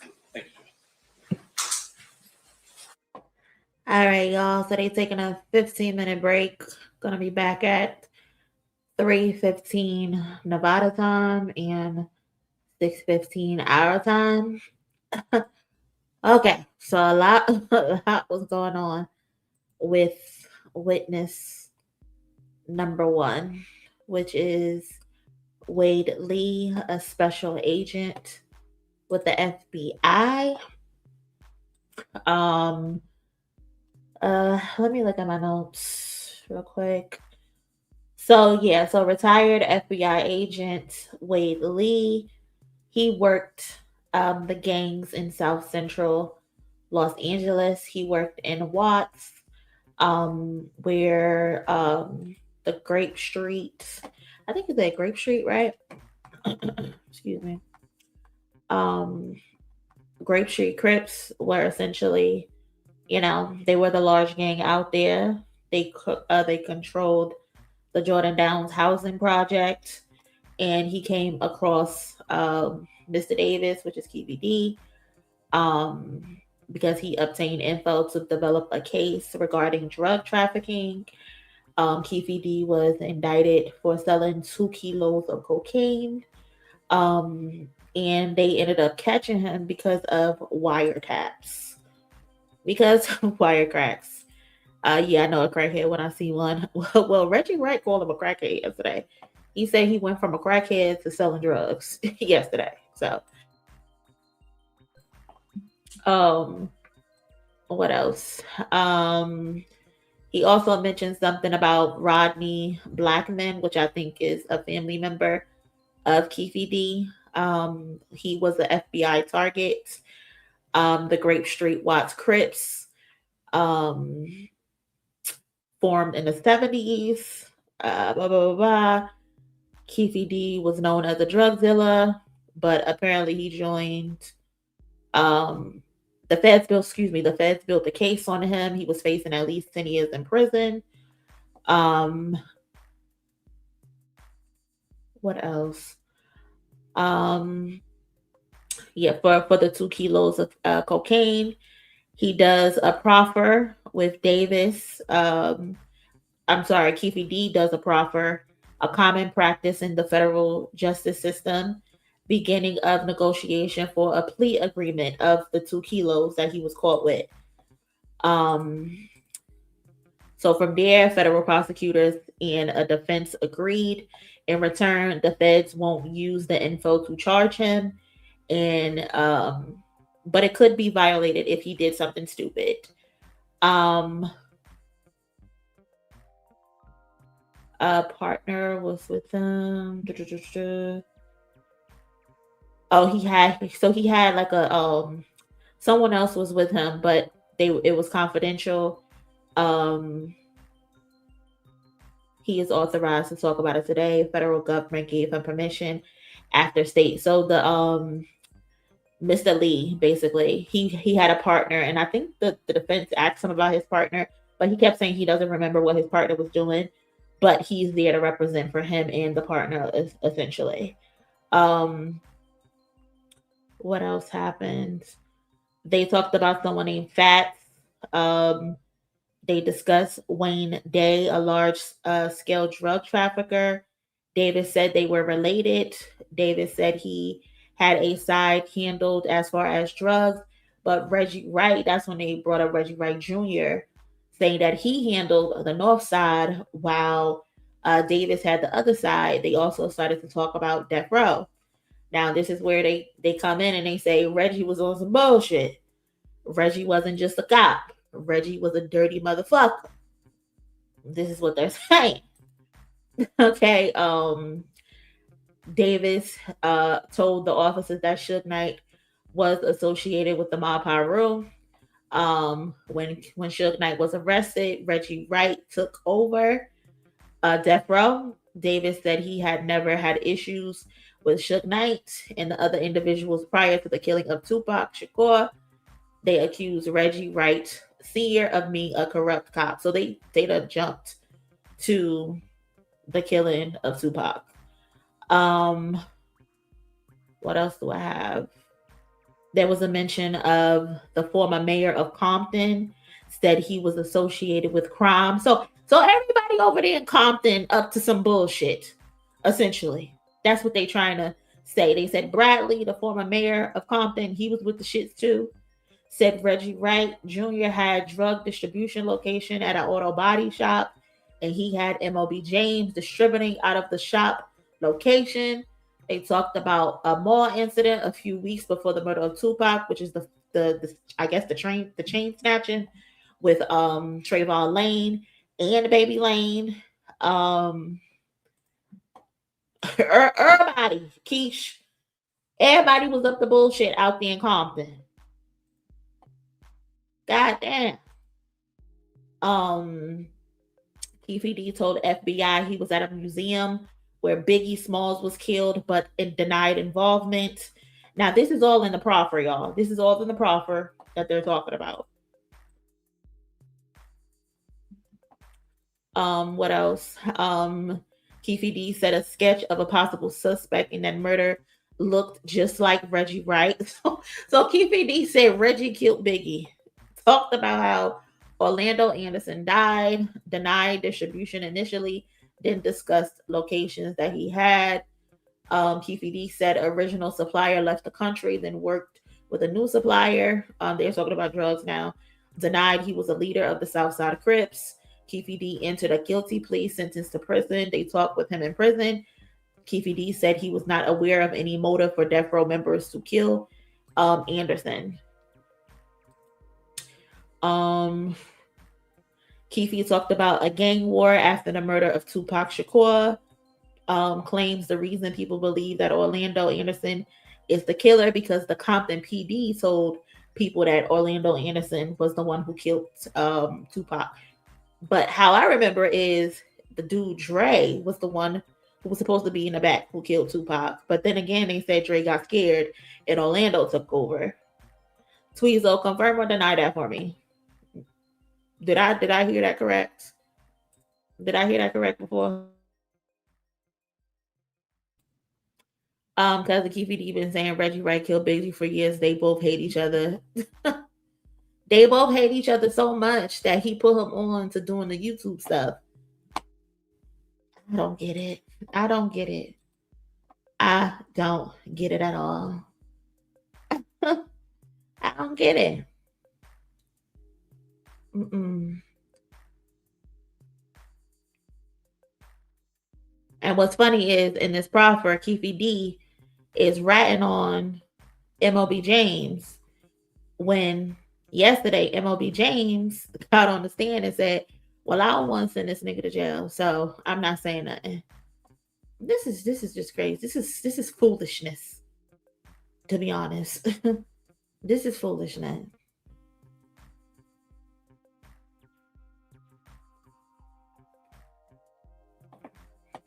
This is crazy. Yep, you heard it right, Monie. Indeed, shit's just wild. What else I have here in my notes?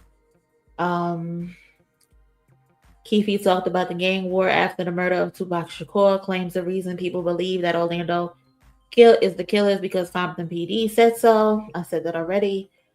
Keefe said they would have waited to strike back in Compton.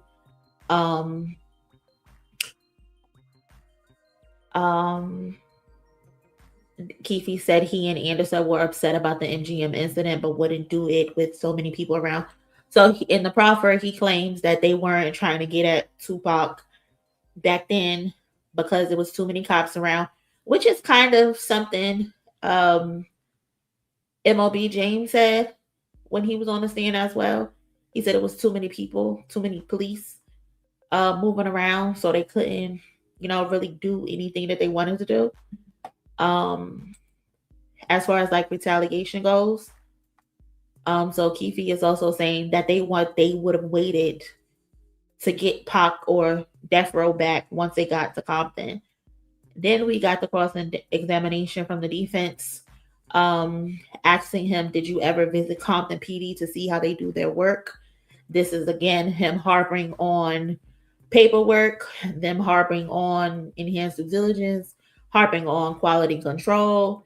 He also was trying to point to Compton PD being corrupt, Compton PD not following rules.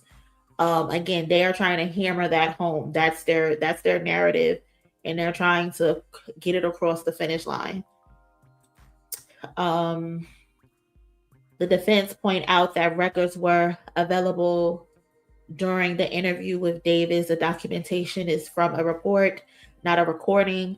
The proffer was done on July 14th, 1998. The proper agreement basically said, whatever you tell us, we won't prosecute you for. The report, July 16th, 1988. The defense also says, was there an actual proffer signed? Do you have a copy? The witness says the agreement is between Davis and the federal prosecutor, it's not him. The witness said if an individual comes in and they are not truthful, we would report that to the U.S. Attorney's Office. Federal prosecutors could use it for sentencing. The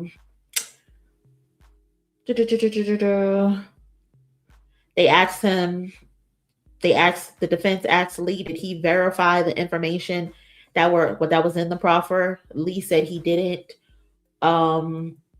They asked who in the FBI was responsible for following up on the info about the murder of Tupac Shakur. Lee said, I was not specifically tasked to follow up and track that down. So again, more examples of them just being slack and not giving a fuck basically about this investigation.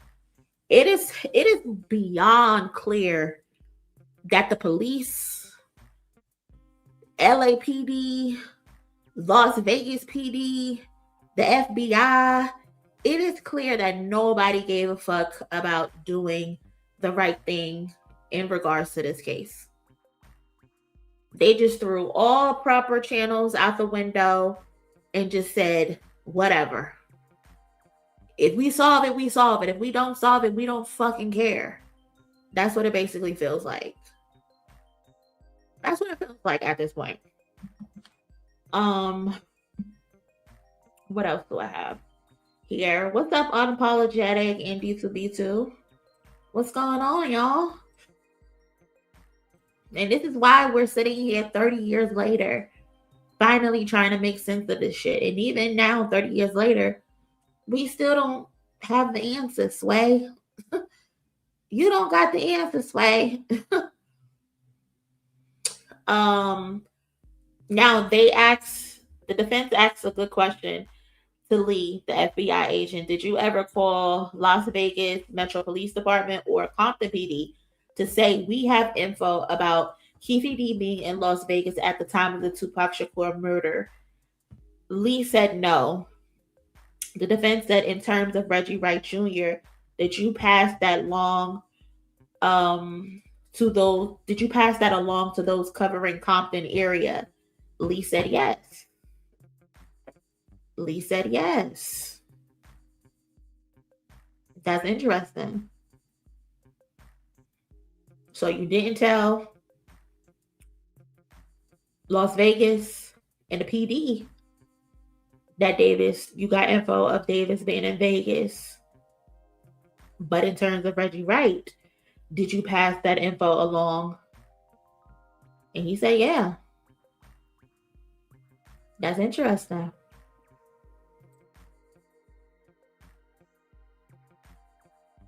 That seems sketchy. Very, very sketchy.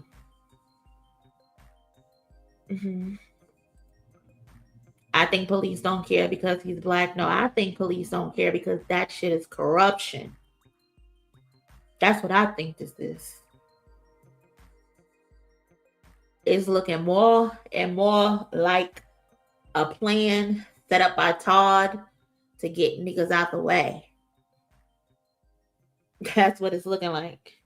And everybody involved just so happens to not follow their normal routine on the night that Pac is killed and therefore on. Pull a car over, no license plate. You don't impound the car. You don't tow the car. Like, you don't give them a ticket. You just let them go on their merry way. 10 minutes later, the shit gets shot up.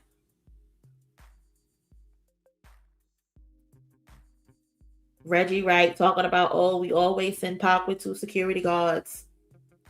The night this happens, you only send him with 1 security guard.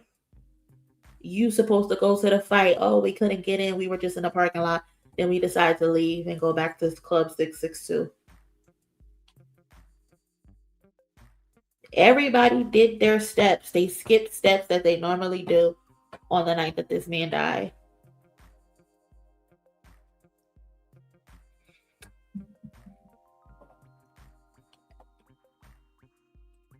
Shit is that. 2 rap legend lives didn't matter to law enforcement to solve. Yep.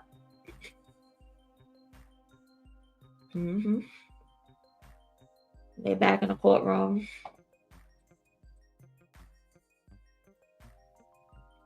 What else can I sneak in?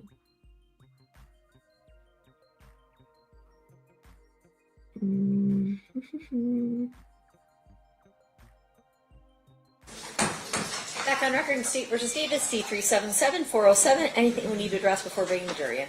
No, Your Honor. Okay, bring them in. Stand for the jury.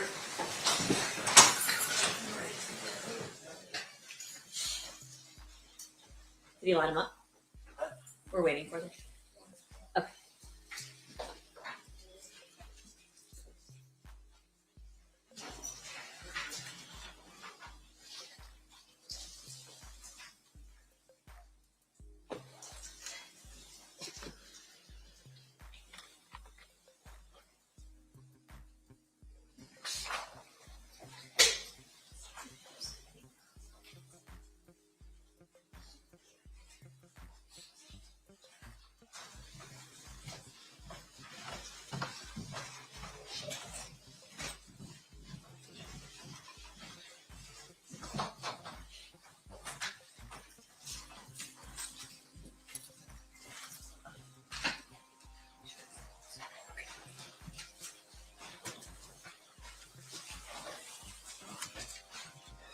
The party stipulates to the presence of the jury. Yes, Your Honor. Yes, Your Honor. You may be seated. All right, now the state can call their next witness. Darren Dupree.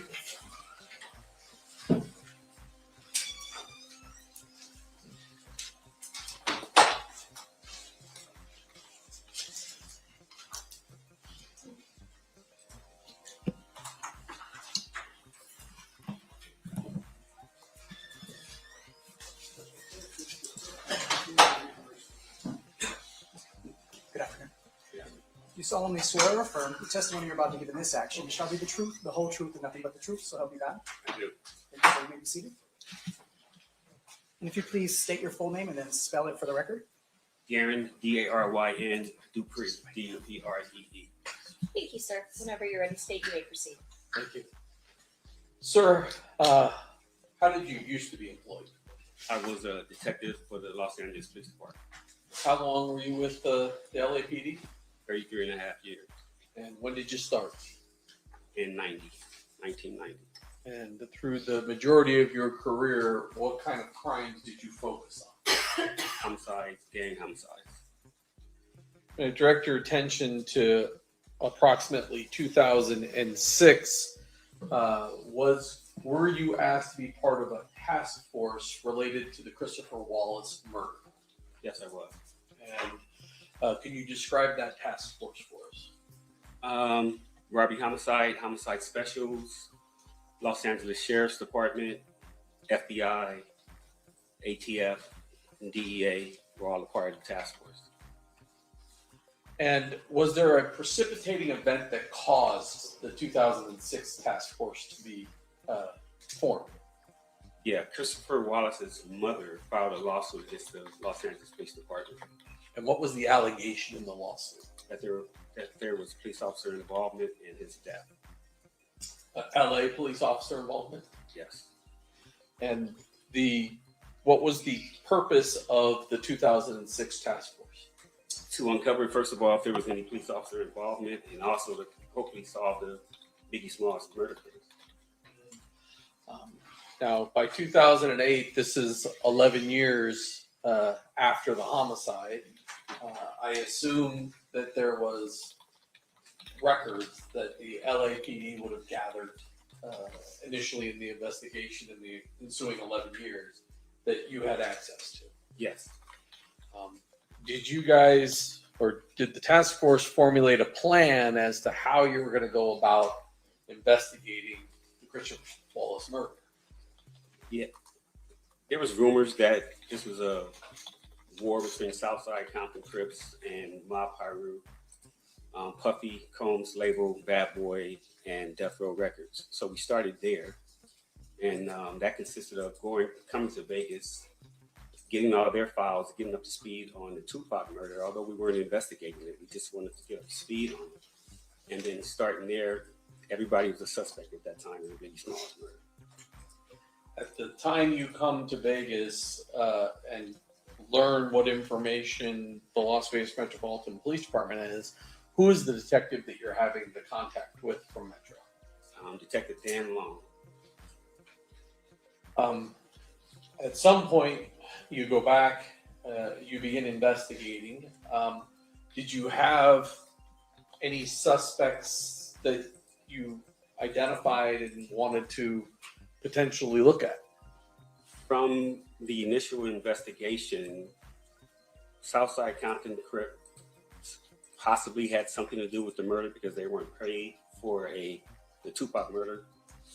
And then also Death Row Records, that they were involved because of the retaliation for the Tupac murder. So, like I said, everybody was a suspect at that time. During the course of the investigation, like they were involved because of the retaliation for the Tupac murder. So, like I said, everybody was a suspect at that time. During the course of the investigation, did you at some point focus on a person identified as Duane Davis? Yes. Do you see Mr. Davis here in court today? Yes. You point him out, describe something he's doing. He's at the defense table with a blue shirt and a multicolored tie. May the record reflect the identification of the defendant. How is it that, how is it that you target Mr. Davis? The vehicle used in the Christopher Wallace murder was a Impala. Mr. Davis had an Impala, and they had impounded it early on in the investigation. So we started with him. And did you have information related to what his position was in the Southside Crips? I mean, we knew that Mr. Davis was the man with all the money in their hood, in their neighborhood. Now, you said that you, what was your role in the task force? I was the lowest level, bottom of the food chain detective. I was a gang expert, and I knew a little bit about the rap industry. So that was that's how you got brought in? Yes. The Southside Crips, did they have kind of two crews associated with them? As far as I know, yes. And one of those crews, the Burr Street crew, who was that sort of generally headed by? It was Keefe D, amongst others. The Glencoe crew, who was sort of the leader of that group?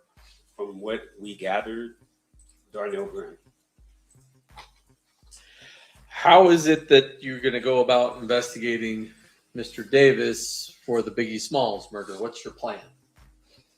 I had never worked with the DEA, FBI. I was a homicide investigator coming in. So above my pay grade, they tried to figure out a way to get leverage on Mr. Davis through narcotic sales. We would bring him in after we caught him with narcotics and see if he would work with us and give us information on the Biggie Smalls case. And were you able to gather enough information to potentially arrest and charge him with narcotics? Yes. And how much narcotics are we talking about here? From what I remember, it was PCP, a gallon, and a kilo of cocaine, if I'm not mistaken. And with Mr. Davis's past criminal history, as well as that amount or weight of drugs, what kind of sentence was he looking at for that type of drugs? As I said, I wasn't familiar with the Fed system. From what I was told, though, that was a life sentence with the amount of drugs that were confiscated. So once you've gathered all this evidence, do you do anything to indicate to Mr. Davis that you've got your leverage? We met with him. And who's we? Me and Detective Greg Cady. And where did that meeting take place? If I recall, it was at Mr. Davis's residence, maybe in Rancho Cucamonga or Corona. I forget the location. And we sat in his garage and we advised him on what we had. And we get an attorney and we'll meet with you a couple days later in LA at the Fed building and we'll discuss it more. Now, was there a suggestion to Mr. Davis that he shouldn't use the lawyer by the name of Edie Fall? I don't know anything about that. Does there come a point in time when you wind up at a meeting with Mr. Davis and his lawyer? Yes. And that first meeting, what are you there to talk to Mr. Davis about? To show him the evidence that we had against him, the video surveillance that we had. We did a lot of surveillance on him to show him everything we had and what he was looking, to receive in as a case against him. So do you eventually wind up in a meeting with his lawyer in either the lawyer's office or a police station to talk to him about that? I think that first meeting was at the AUSA's office in downtown Los Angeles with him and his attorney and about 4 or 5 people from the task force. And was there your understanding as to what the circumstances of what you could and couldn't use against Mr. Davis about what he's talking to you about? Yes. And again, I'm just in the room. I never even been in the AUSA's office at that time. So I'm just observing what's going on. Did anyone use the term, this is a proffer? Yes. And was that agreement between the AUSA? Do you remember that AUSA's name? Timothy Seawright. And do you remember the attorney for Mr. Davis? His name? Wayne Higgins. And so there was an agreement in that first meeting that this would be a proffer. Yes. And during the course of that, do you ask Mr. Davis about his involvement in the Biggie Smalls murder? Yes. And what is his response? At that time, he said, no, we didn't have anything to do with that. When he said, we didn't have anything to do with that one, did that trigger anything in your mind as to what he was saying? What I recall, yes. We were like, that one. What do you mean? And then he said, we did the other one. He said, we did the other one. And so at that point, what did you think he was talking about? Me personally, the only other one was Tupac. But we had nothing, we didn't think he was, we were talking about Christopher Wallace.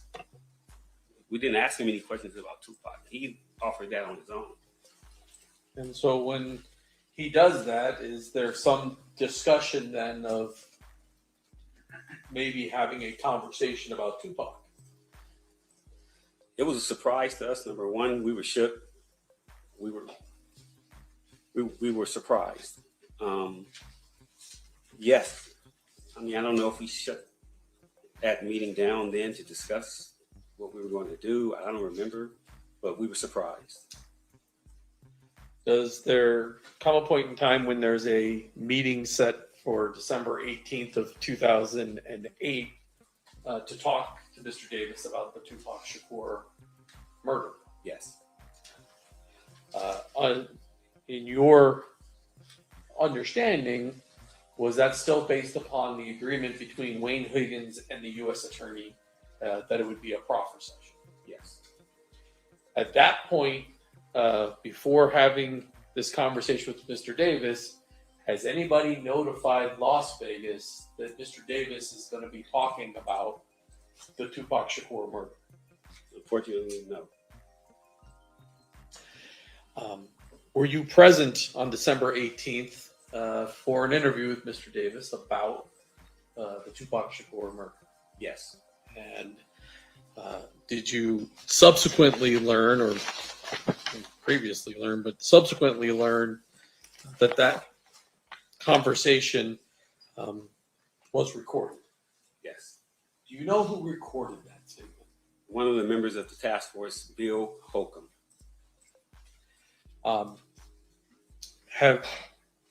Did there come a point in time where you heard that recording? Yes. And Judge, I have marked as State's Proposed Exhibit 117, which is the actual recording, and 110, which is the transcript of that recording. I'm out from it this time. Any objection? The district currently still lacking foundation with regards to that. The answer, the question that was asked was like, do you recognize the recording? Okay. Do you want to play? I can play part of maybe that the recording first for Detective. Couple seconds and see if he recognizes it. Yeah, there's Not gonna some take- walking in time, so we'll just Well, have to pull it when forward. people a little actually bit. talk. Yeah.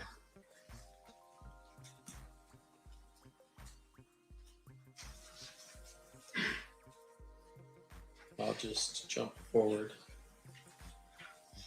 Hopefully.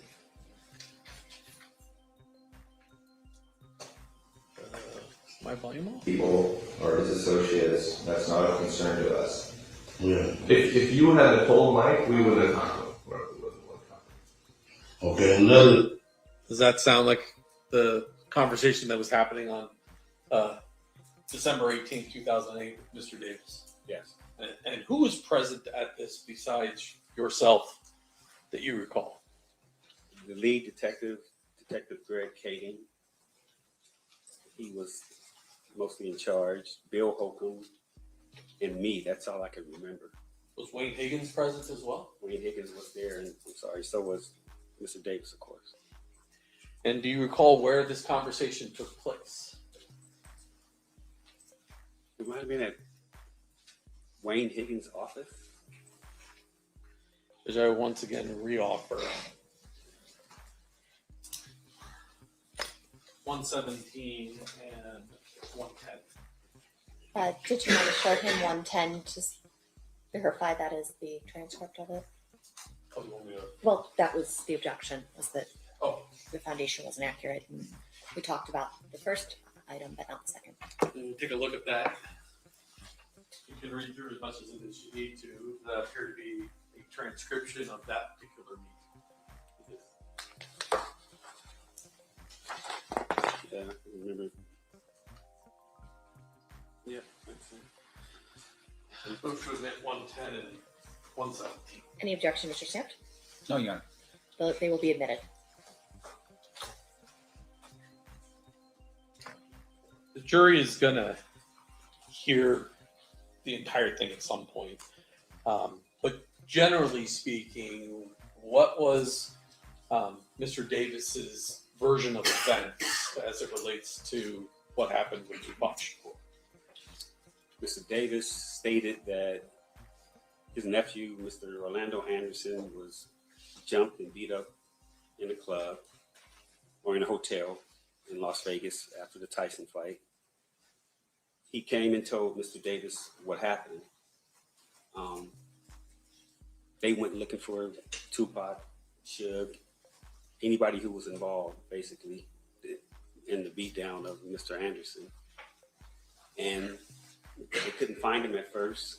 And then they saw him, and basically, Mr. Davis had the gun at first, but they came up on the passenger side of Suge Knight and Mr. Shakur's vehicle, so he couldn't shoot across the driver.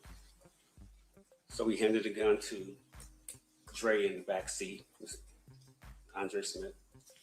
He was afraid to shoot. Mr. Anderson grabbed the gun and shot across Mr. Smith into Mr. Knight's car that Mr. Tupac Shakur was in with Mr. Knight. And did he tell you what kind of vehicle he was in? In a white Cadillac. Did he tell you what kind of gun was used? A 40 cal car. And did he tell you after the shooting where the car went?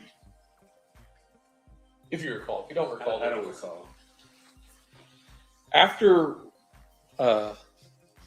receiving this information in March of 2009, does the task force sign Mr. Davis up as a confidential informant? Yes.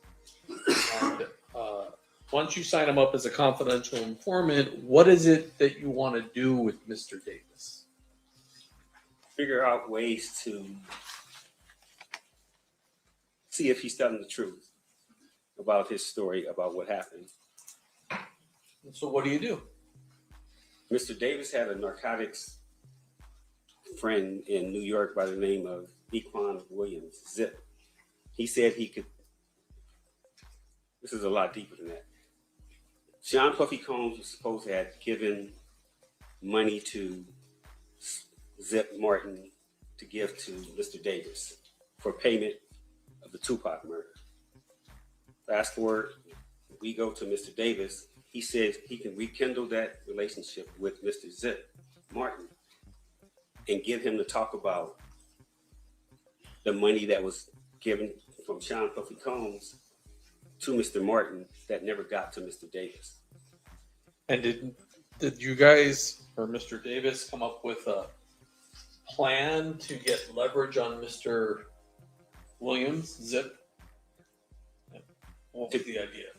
Me, Detective Kading, ATF Jim Black, and Keefe D, Mr. Davis, flew to New York so Mr. Davis can work undercover to try to rekindle that friendship and business relationship with Zip.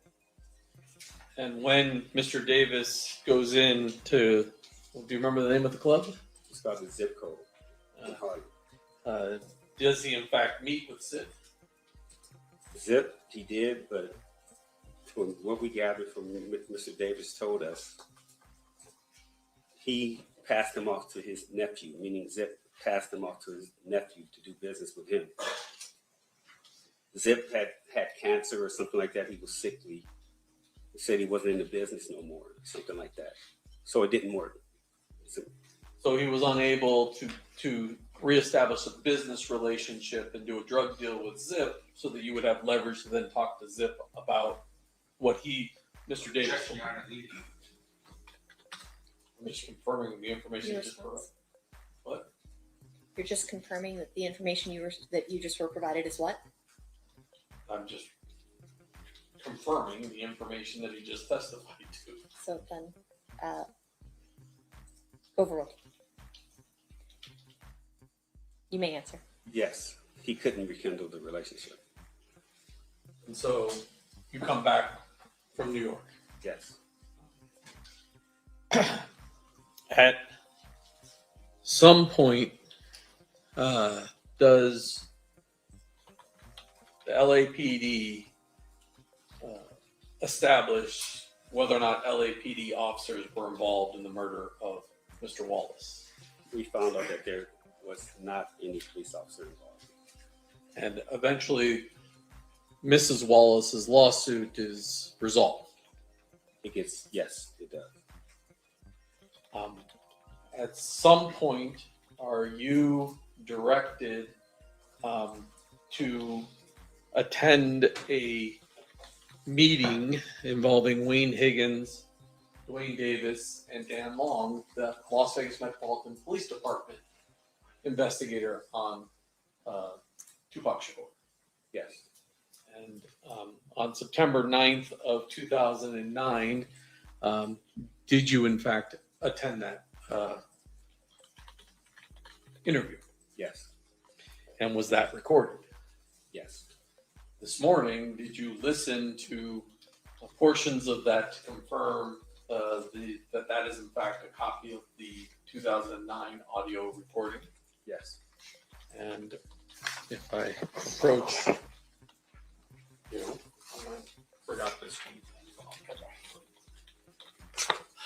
Showing you 111, if you flip that over, take a look at it. Does that appear to be a transcript of that 2009 interview?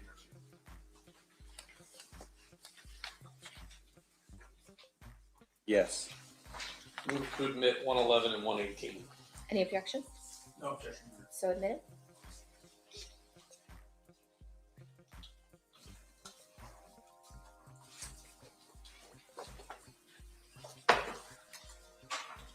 Finally, and I forgot to do this, during the conversation on December 18th of 2008,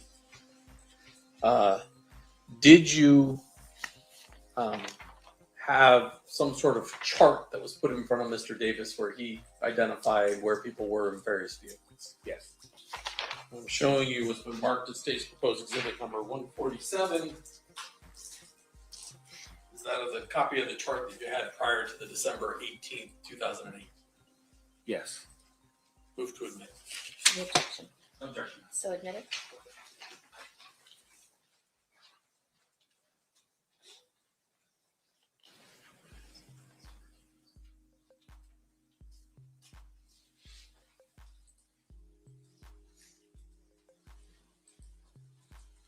Thank you, sir. I pass the witness. Cross-examination, Mr. Swift.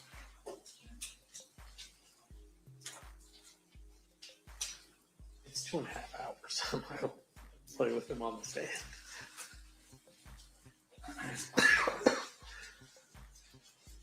Time for cross-examination. We had some conversations here about what you did on this case. Did you ever write any reports on this? Sure I did. Yeah. When you say you're sure did you review any reports in preparation for your testimony here today? I think I reviewed one report. Which report did you review? It was a DEA 6 passing the case over to Las Vegas Metro. And with regard to that report, did you draft that report yourself? Yes. When you say it's a DEA 6, is that a form? Yes.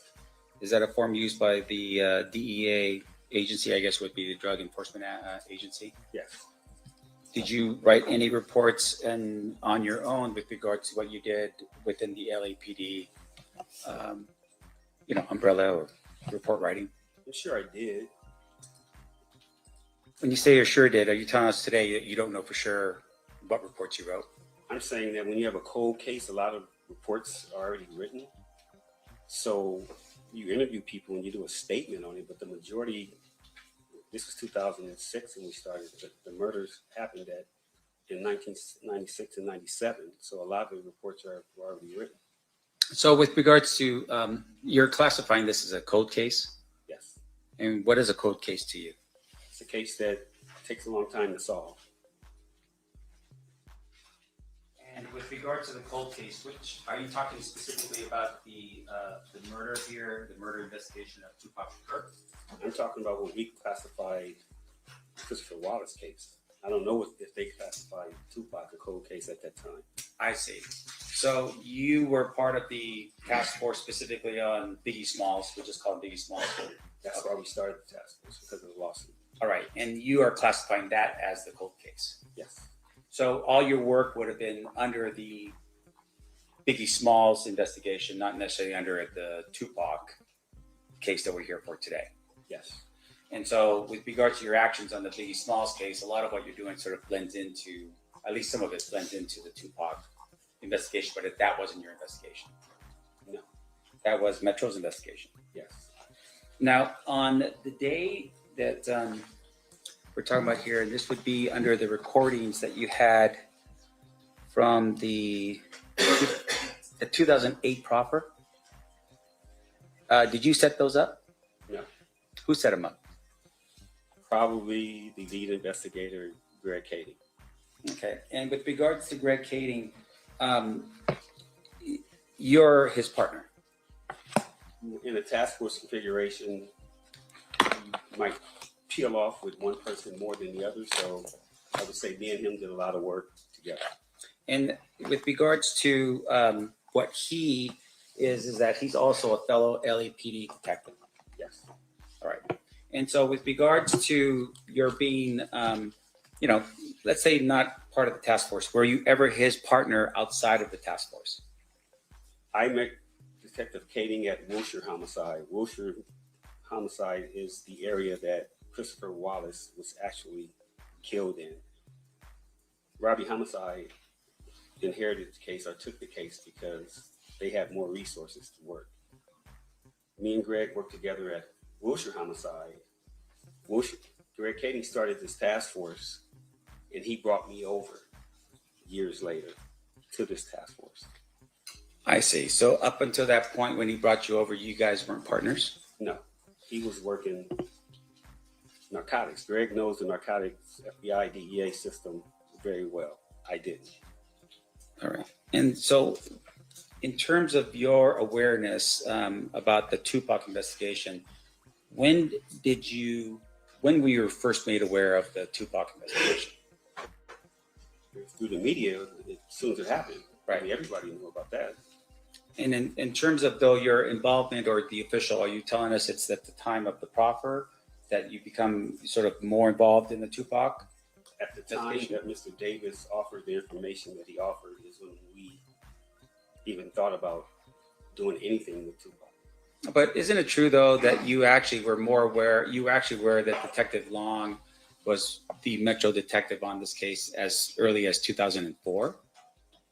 I didn't start it until 2006, so I just knew he was the investigator assigned to the case when I got there. I see. So as of 2006, you would have been aware that Detective Long was the investigator from Metro? Maybe 2006, 2007, when we decided to come out to Vegas and gather intel on the Tupac case, just for investigative reasons. Okay.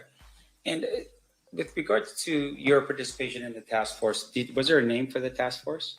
Christopher Wallace Task Force. Okay, so it's the Christopher Wallace Task Force. And you first contact Mr. Davis on, looks like November 21st, 2008. Is that about right? I don't remember the dates, but. Okay. Now, in terms of you're saying though that your review of the evidence in preparation for today's, or your reports in preparation for today's testimony just consisted of the DEA 6 form? Yes. Now, at the time of November 21st, 2008, you and Greg Kading are the ones who initially contacted Mr. Davis, right? You didn't do it by yourself. No, me and Mr. Kading. Okay, and you basically advised him at that particular point that, he was potentially looking at an indictment for narcotics. Is that right? Something to that effect, yeah. And once again, you're doing this because you are targeting Mr. Davis because you believe he may have been a suspect in the Biggie Smalls murder. Yes. Okay. Now, at some point, I would assume in the future, you're going to tell all of us that he was no longer a suspect in that murder, right? That is correct. You found information that or indicating that the car that was potentially the car used in the Biggie Smalls murder was not his vehicle, maybe somebody else was there. And there was some issues with regards to his location that he wouldn't have been the one to be the shooter in the case. Whatever the reasons, I just know he wasn't involved in the Biggie Smalls murder. Okay. And then with regards to your conversation with Mr. Davis, when you had that conversation at his home, you talked about being in the, I guess, the garage of his home at Rancho Cucamonga. Is that what it was? I forget the city, but the southeast. Okay. That's where he lived at the time. And you had at some point told him that maybe he should retain an attorney to handle the issues because he was going to be dealing with the United States Attorney Timothy Seawright. You remember having that conversation with him? I don't think we threatened him or anything like that. We just advised him that, hey man, we got some information, we got some things that you're involved in, and we need to talk to you. So we need to meet with you, with your attorney at the AUSA's office. Now, at the time that you have that conversation with Mr. Davis, you advised him that not to bring his attorney, which would have been Edie Fall, to that conversation, right? No. You advised him to actually bring this other attorney, Wayne Higgins. That would have been a brand new attorney for Mr. Davis, correct? No. Y'all seen Keefe? Now, in terms of your, the meeting, Mr. Higgins shows up with Mr. Davis, and then there's a conversation between Mr. Higgins and Seawright regarding the proffer agreement, but that wasn't with you being present in the room. Fair? No. Okay. Now, you had, though, at some point being informed that there was a proffer agreement, and then there was follow-up interviews that occur as a result, right? That's correct. So this is just not one interview. This is multiple interviews. Yes. Now, can you tell us, for instance, how many interviews there were? That I was involved in, the first meeting at his house in the garage, the first meeting with the AUSA, and then the meeting at Wayne Higgins. But mind you, like I told you, I flew to New York with Mr. Davis. So we were out there for 3 or 4 days. I'm talking more about specifically the actual meetings in which you're sitting down and asking questions of Mr. Davis. 2. So that would be the initial meeting with United States Attorney Seawright in the room. And then the second meeting was, I'm sorry, at what time? That was with Mr. Higgins at his office on Wilshire Boulevard, if I'm not mistaken. I forget the date. Okay, would that be October or December 18th? 2008. 2008. Yes. Do you recall actually being involved in a meeting or being knowledgeable of a meeting that took place on December 1st, 2008? No. How about a meeting that took place on January 7th, 2009? I don't recall. No. How about another meeting that occurred on February 11th, 2009? I don't recall any of those dates. Okay. I just remember the 3 that we dealt with. Right. And once again, you're refreshing your recollection off of a DEA 6 form, correct? No, I'm refreshing my recollection off my recollection. 30 years later? That's right. And about 20 murder trials. Right. Of my own. Which is amazing. Good job. It's not amazing, just doing my job. But let's just make sure we're clear. I want to make sure this jury understands that you're refreshing recollection off of a DEA 6 form. No, I told you the DEA 6 form that I saw this morning was transferring the case from the DEA to Las Vegas Metro. That's all that's it this morning. All right. So this is all purely off of your recollection from 30 years ago. Well, 17, 18 years ago when we got it. The case was 30 years ago. So Right. we had it in 2006. And 20 murder trials later. That's right. You're refreshing. Okay. Right. So let's keep going through it. So your testimony here is that at the time of the meeting on December 18th, 2008, you were present for that meeting. Yes. And the other people that were present for that meeting was Detective Katie, LAPD Detective William Holcomb, FBI Special Agent Bennett. Yes, I didn't mention him, but he was there. Yes. Okay. And then was anybody else there present? Mr. Davis and Mr. Higgins. And then outside of those, was anybody from the United States Attorney's Office present? At the first one in 2008, I think, not in 2009. For sure, not 2009. I can say that. Okay, but I want to make sure we're precise for this jury. On December 18, 2008, Was the United States Attorney present for that meeting? Yes. Now, in addition to that, the recording that had occurred, and the one that you've introduced into evidence in this case, was that a recording to which Mr. Davis or his attorney knew about? Which one? 2008 or 2009? 2008. 2008. I don't know. Okay. I didn't know it was being recorded either. Sure. And with regard to the FBI special agent that was there, are you aware of what's called a 302? Yes. What is a 302? It's a report, information report that they write out, kind of like the DEA 6, kind of. Yeah. And then in terms of how the 302 works is they don't actually record information with a recorder. They actually just write things down into the 302, right? That's correct. In this particular case, was Special Agent Bennett aware that there was a recording? I have no idea. Now, in addition to that, on March 9th, you had said that something that he was, I guess, activated as a confidential informant. So I think it's around that time period, right? Of 2009. Between what time periods did Mr. Davis give information to LAPD as a confidential informant? Do you remember? I don't remember how many times we met or how many times I was involved in speaking to him. But it's just those 3 times, the first time in his garage, 2008, 2009, and then when we went to New York. That's all my dealings with Mr. Davis was, that I can remember. Okay. Now, the December 2008 proffer that you were part of, did you verify any of the information? That Mr. Davis told us? Yeah. We were trying to verify as much as we could. Okay. That's Well, why we tell us the efforts. No, I'm sorry. Can you tell this jury the efforts that you made to verify the information that he gave you in 2008? flying to New York to try to get the relationship with Zip, Mr. Martin, because he was involved here in Vegas with the murder and the large sum of money that was supposed to be given to Mr. Martin to give to Mr. Davis. So that's why we flew to New York to try to get that whole thing going. Right. And based upon your efforts in New York, were you able to verify that any of that information to be true? No. Now, in addition to that, there was other information that Mr. Davis gave up in 2008 in December. Did you verify any of that other information to be true? I don't think any other information that he gave us was anything except the murder of Tupac. Sure. Did you at any point verify, for instance, the people that he identified in the vehicle? No. You are aware, of course, that some of the people that he had identified in the vehicle were still alive in 2008, right? One was. Who was that? That was Terrence Brown. Okay. Did you ever verify that Terrence Brown was in Las Vegas at the time of the murder? He never got a chance to. Why not? As I said, our first course of action was to tie in Mr. Combs, the money, and work back from there.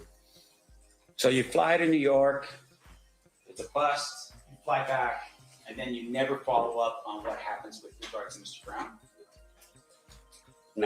I didn't. You're part of the task force.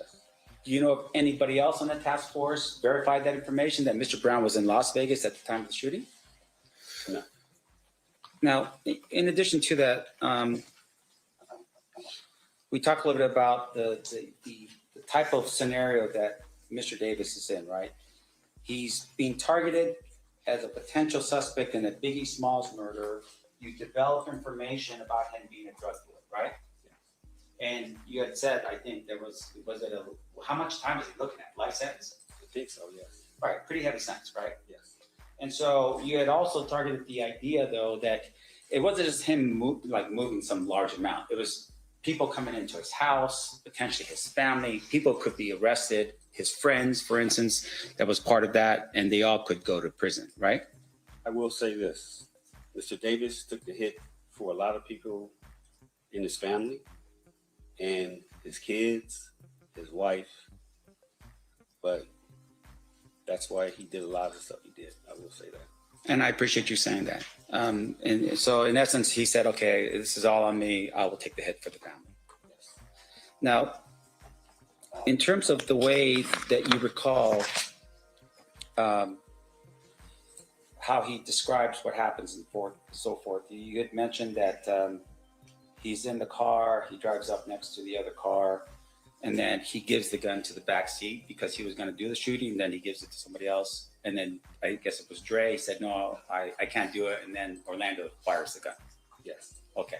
So the four individuals that in the car would have been Mr. Davis, and then Mr. Brown, driver, and then Mr. Smith, and then Mr. Orlando Anderson. That's correct. Okay.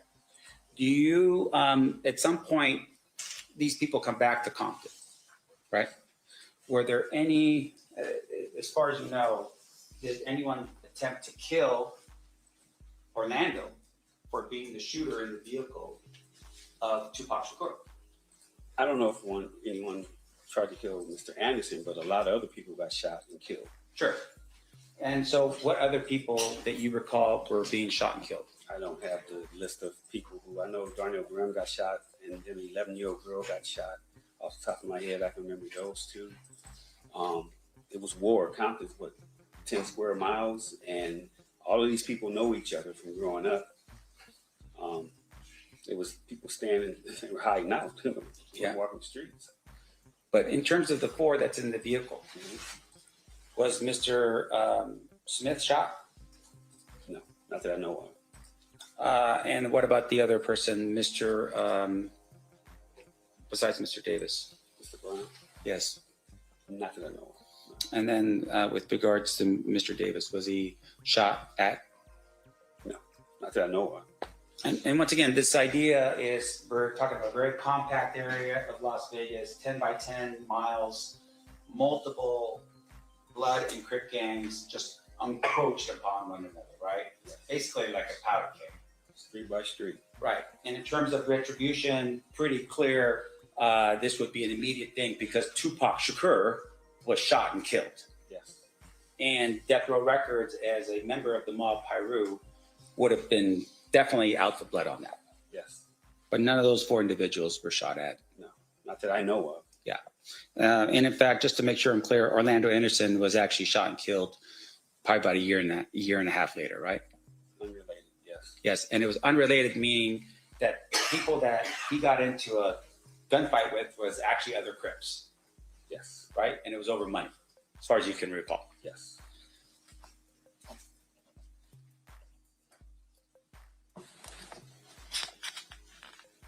Now, there was some discussion. Are you aware of a person by the name of Darnell Brim? Yes. Darnell Brim is, and I think there was some discussion about there was two different sets in the Southside Crips. Yes. One set was the Burr Street set. Correct. And that would be Burr Street where Mr. Davis lived on. Yes. As well as members of his family and so forth, right? Yes. The other set was the set that Darnell Brim was in charge of. From what I hear. I never worked Compton PD, but from what I hear, yes. Okay. And with regards to Mr. Brim, he was killed pretty much immediately after the shooting of Tupac Shakur. Mr. Brim is still alive as far as I know. Oh, you're right. He was shot though, right? He was shot. And then he went to prison for some unrelated matter, something to do with drugs. Yes. Okay. Now, in terms of Mr. Brim, was there ever a conversation with Mr. Brim to determine or have questions asked with regards to Tupac Shakur? When we started, again, I started in 2006. Those questions would have been initially asked of Mr. Brim when he was shot in 96, 97. Those types of things we could have gotten to. But like I said, our first course of action was to solidify where the money came from. If Mr. Combs was involved, and was Mr. Davis telling the truth about being paid for the murder of Tupac Shakur? And outside of that, any additional sort of boots in the ground discussions or investigation in Compton was handled by somebody else? The initial, the preliminary. Right. And if we would have gotten to that, we probably would have talked to people, but I'm sure that they were talked to already. This is on Fed level trying to get a RICO case against people. Okay, this is a whole different level of conflict. Sure. This is FBI, ATF, DEA. This is trying to solidify that death row records and was built on narcotics and bad boy records. Now, you don't understand this, but I'm from the hood. Everybody knows it was, okay? Everybody knows that those record companies were started with the sales of narcotics. So the feds were looking at a RICO. We cared about the murders. So this was chasing the money. This was chasing Sean Combs to see if he was involved with, the hit on Mr. Shakur. And so once you determine that, he's given information, not because of Biggie Smalls, but rather because of Shakur, you never once reached out to Metro at that time to say, hey, Las Vegas, you guys are the ones in charge of this murder. Come down to have an interview with Davis? The decisions were, again, way above my pay grade.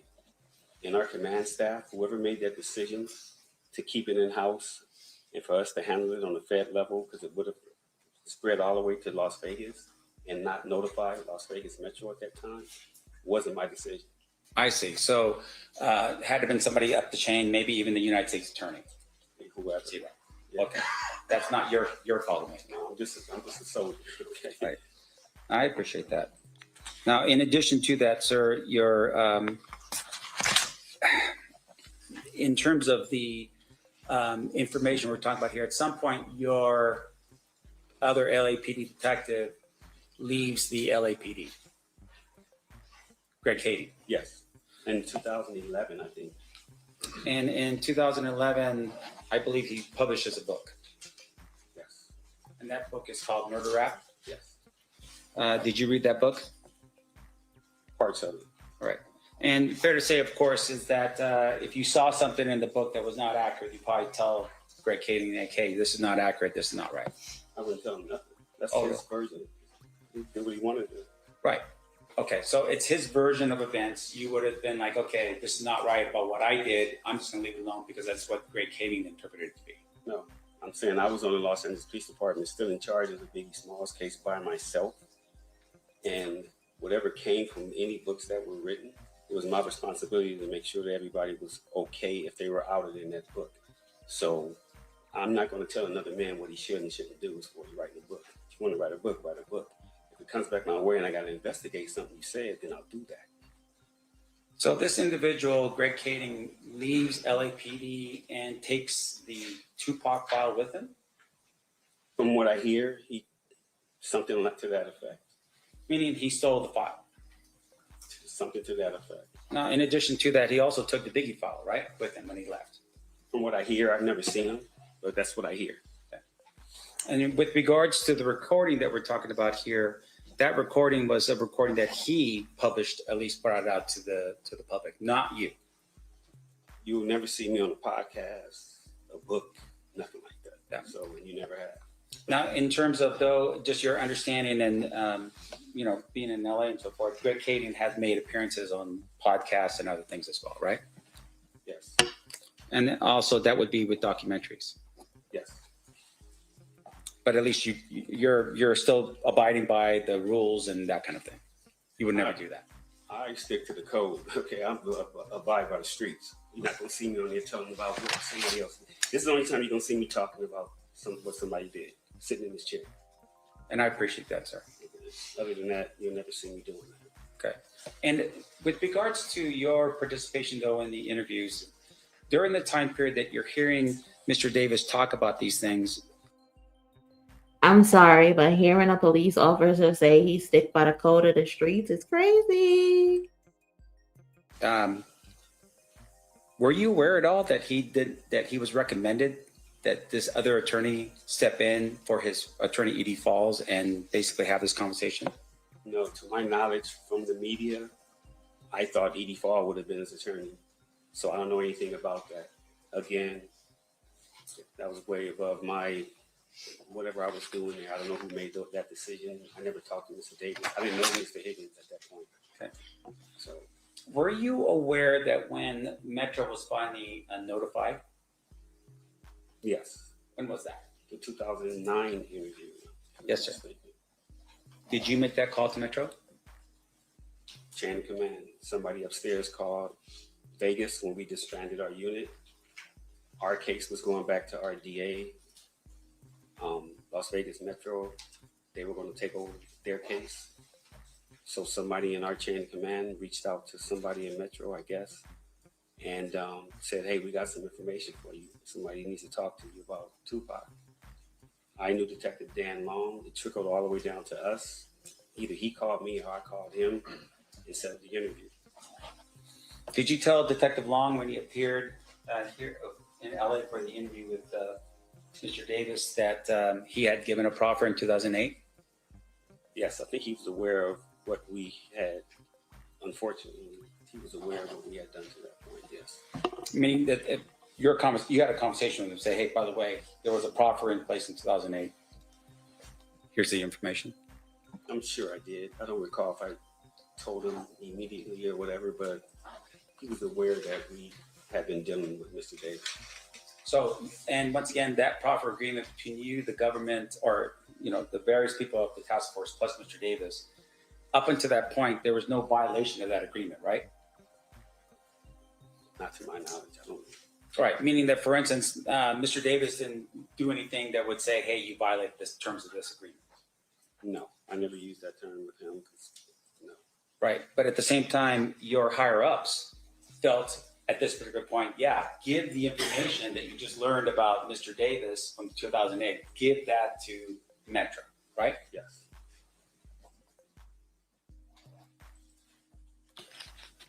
And once again, and I want to make sure I'm clear because I don't want to forget this question. You didn't verify anything outside of the P. Diddy potential payment that was the part of that you were looking at. Yes. So everything else would have been going back to Detective Long to do his investigation in Las Vegas about the information given to him by Mr. Davis. I mean, he was going to be aware of that, yes. Okay, but once again, that was already out, a possibility. Just hearing Mr. Davis say it kind of solidified it, that we need to look more into this part of it, instead of it just being Tupac getting killed, Death Row, and Southside, they were involved. Yeah, but I think we're here for a slightly different purpose. We're in Las Vegas, and we just want to know what facts were presented, or at least established with regards to the situation. You're telling me Detective Long would have been willing to verify whether Mr. Brown was here in Las Vegas, whether any of the other individuals in the vehicle that was represented to you was actually here in Las Vegas to establish that, right? That was his job, not yours. Yeah, on the murder. Right. Yeah. Right.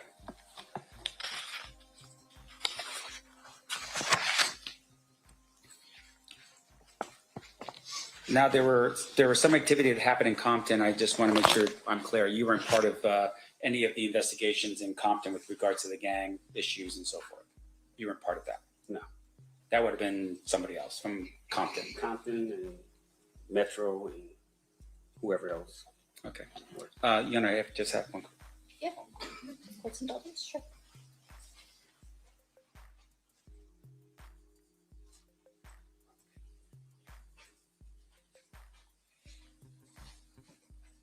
Your Honor, I pass the witness. Thank you. Okay. Any redirect, Mr. Juckman? Just briefly, you brought up the fact that Mr. Davis said, basically, Sean Puffy Combs solicited the murder of Suge and Tupac during the course of that conversation. Yeah. Did he tell you where that conversation occurred? It's a deli called Greenblatt's, still there on Sunset in Hollywood in Los Angeles. If he never provides that portion of the information, what jurisdiction would LA have to be investigating a homicide that occurred in Las Vegas? None. So it was that piece of information which provided LAPD jurisdiction to even be looking at this murder. You could say that. But like I said, on the Fed case with the RICO, that would have got incorporated into the RICO, the murder anyway. And that's what we were looking at. But yes, that's where it started. So you can use that also. And so you were unable to confirm through Zip the Puffy Combs angle of the case. At some point, your agency said, hey, we got to tell Vegas what we've been doing. Yes. And at that point, Dan Long comes down and you are in a room with Dan Long, Mr. Davis, his lawyer, and there's a conversation that occurs. That's correct. At that time, the only person left alive in the vehicle was Terrence Bubba Brown, right? Yes. Mr. Brown was a resident of LA, correct? Correct. And was there at least a discussion between you and Dan, hey, if Mr. Brown ever gets himself into some real trouble, maybe we'll have some leverage to talk to Mr. Brown? Yes. And then unfortunately, Mr. Brown got killed as well. Yes. And so the last person alive in the vehicle is Mr. Davis. That's correct. Nothing further. Anything further, Mr. Sant?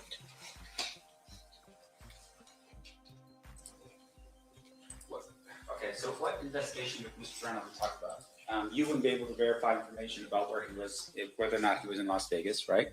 You're saying you with Mr. Brown. We wouldn't be able to? Yeah.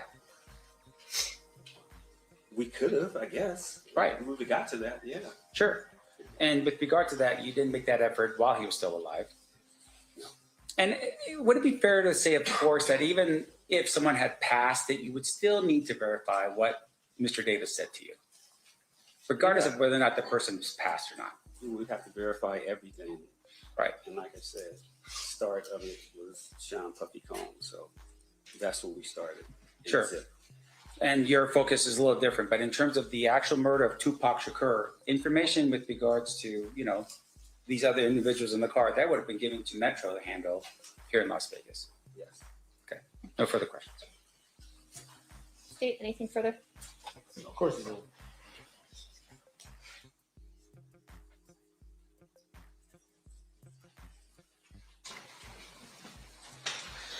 Yes, one follow-up. In your 34 years, 20 homicide trials, ever made a case on a guy confessing to a homicide? Yeah, I've had a couple confessions. Yeah. When you were talking to Mr. Davis and he's telling you what he's telling you, did you have reason to doubt his version of events as it relates to the homicide itself? I didn't think Mr. Davis was lying because he put the gun in his nephew's hand. And if anybody knows anything from what I hear, Mr. Orlando Anderson was the man besides Keefe D in that neighborhood. He was the prince and his family loved him. I didn't think that Mr. Davis would put the gun in his own nephew's hand, dead or alive, and put that smut on him unless it was true. The person that killed Tupac, well, in the neighborhood, he's a hero. In the world, he's a villain. So I didn't think Mr. Davis, me personally, would do that unless it was true with his own nephew, because I know he loved his nephew. They all loved Orlando. And so that particular fact, knowing the culture, and now it's 2008. I mean, let me ask you this. Was Tupac Shakur larger than life after death? Yes, but had he would have been legendary if he lived. And in 2008, he is legendary at that point. He's dead. And if it gets out that Mr. Davis has said his nephew pulled the trigger, would there be consequences for his neighborhood? I mean, just the way it looks, him being a hero, meaning Tupac to the world, and then this gang, like I said, in the streets, in his hood, Orlando wasn't looked at that, but people are gonna always say the Southsiders, the ones who killed Tupac, Nipsey Hussle, all these people who were like that. That's what comes with that. Now you can wear a badge and act like it's something in your hood, but in the world, that's not a good thing to be, remembered as or thought of as a person that killed Tupac, even though what happened to Mr. Orlando Anderson wasn't right. Thank you. Nothing further. Anything further based on that? Yes. So I just want to make sure I'm clear. You go to Mr. Davis because he's the target of Biggie Smalls' murder. Yes. You interview him, and at some point in the future, you determine that Mr. Davis is not involved in Biggie Smalls' murder. Yes. While you're in the room showing him the information that you have about the drug aspect of it, a life sentence potentially, and everyone in his family or people in his family and friends potentially getting all in the middle of that with all kinds of problems, right? He decides to take the hit, as like you said, right? And instead of saying, hey, I don't have anything about Biggie Smalls, which you now have confirmed, he had nothing to do with Biggie Smalls, so he had no information. He says, I actually have information, and Orlando Anderson is one of those people, right? And at the time he says it, Orlando's actually dead, right? And people in the community of Compton had all had this sort of thing going on that potentially Orlando Anderson was involved in the murder of Tupac, correct? Correct. So that information was available to Mr. Davis when he gave you that information, right? Yes. But once again, you were targeted for Biggie Smalls, and there was no information that would say he was involved in Biggie Smalls, so he couldn't give you any of that information, right? No further questions, Your Honor. Anything further, Mr. DiGiacomo? Okay. I've lost track of how many redirects we're on, so. Sorry. All right, you're okay, guys. Any questions from the jury? Looking at that side of the box? No? Okay. Oh, we do have one. Okay. I was about to say, I'm gonna be surprised if the jury ain't got no questions. Because I got fucking questions. Okay? This witness has been wow. Oh man. We got some shit to talk about. I think they'll probably take a break. Or go to lunch or in for the day. I don't know. We're gonna see how this ends, but we got some stuff to talk about with this witness.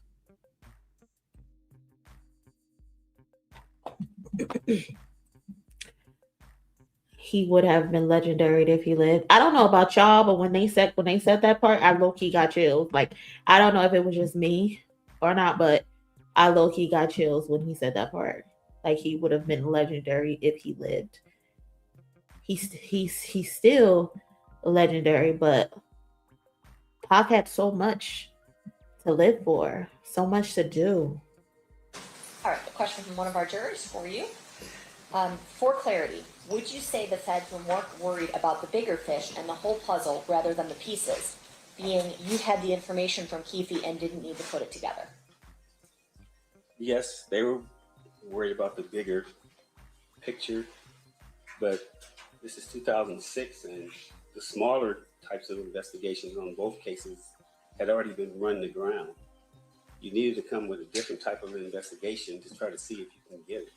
So that's why Detective Kading, the LAPD, that's why you brought in the FBI, ATF, DEA, other agencies to all help to try to solve both cases.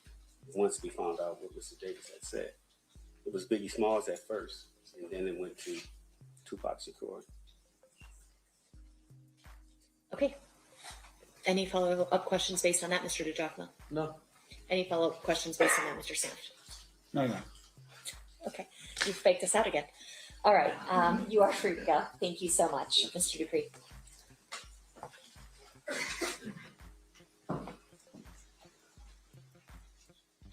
Your Honor, one quick thing before the witness leaves. Oh. May we approach?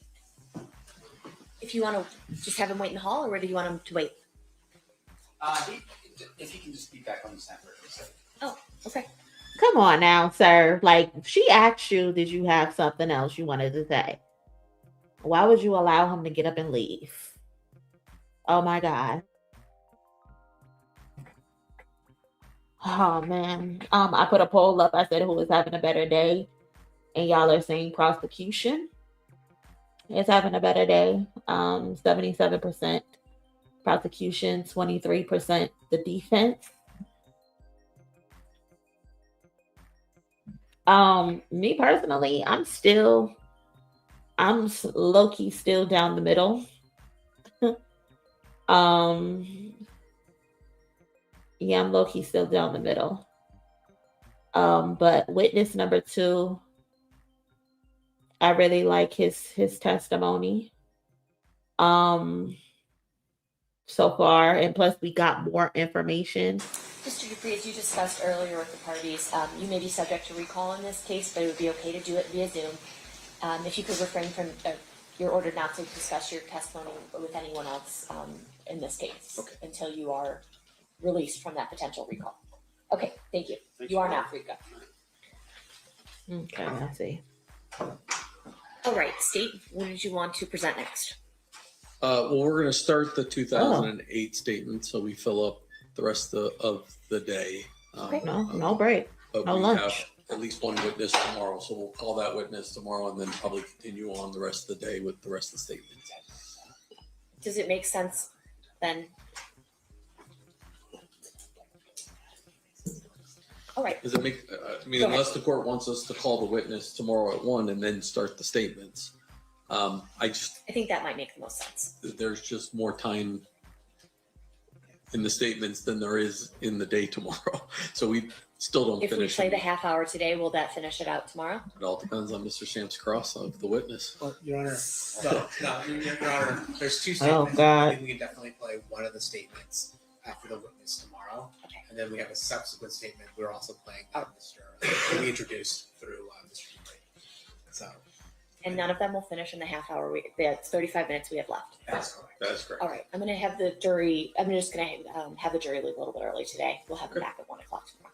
All right. During this recess, you are admonished not to talk or converse amongst yourselves or with anyone else on any subject connected to the trial, or read, watch, listen to any report or commentary on the trial of any person connected with this case by any medium of information, including without limitation, newspaper, television, the internet, and radio, or form or express any opinion on any subject connected with the trial until the case is submitted to you.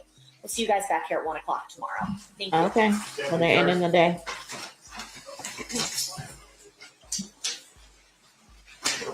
Nah, it's not the judge. It's the defense. It's like they're nitpicking every little thing.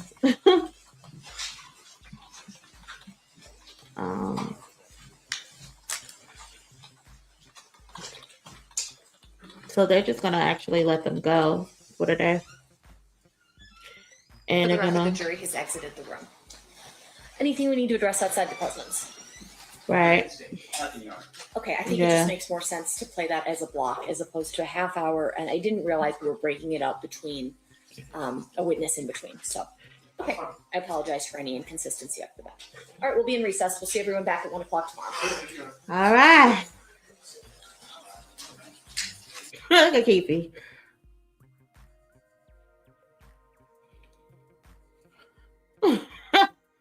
Keefe is a funny guy. Oh my God. Okay. So we had a short day today, no full 8 hours, almost 8 hours, like yesterday. But yeah, man, let's chat, I guess. Hold on, let me move this banner. All right, cousins. So, you're welcome. You're welcome. Thank y'all for pulling up. I know it's not our normal stream or whatever, and some people are, at work and all of that. So I get it. But we got 250-ish people in total. We got like 60 something on YouTube. 100 plus something on Twitter. So shout out to everybody on Twitter and shout out to everybody on Twitch who pulled up. Well, we got almost close to 200 on Twitter. 60 something on YouTube and a few on Twitch. So shout out to y'all. So let's talk about that last witness. So the last witness, Darren Dupree, he says he's a detective in LAPD. He was assigned to the task force for Biggie's death. The 2006 task force was formed because Biggie's mother filed a lawsuit against the LAPD because she believed the LAPD was involved in her son's death. The purpose was to uncover any police involvement and to solve Biggie's murder. As we know, Biggie was in Los Angeles. He died. What is the museum? He died after leaving one of the museums in Los Angeles. I think he was at a vibe party, or they were going to a vibe party. The fire marshal shut the party down. He ended up getting hit in a drive-by shooting.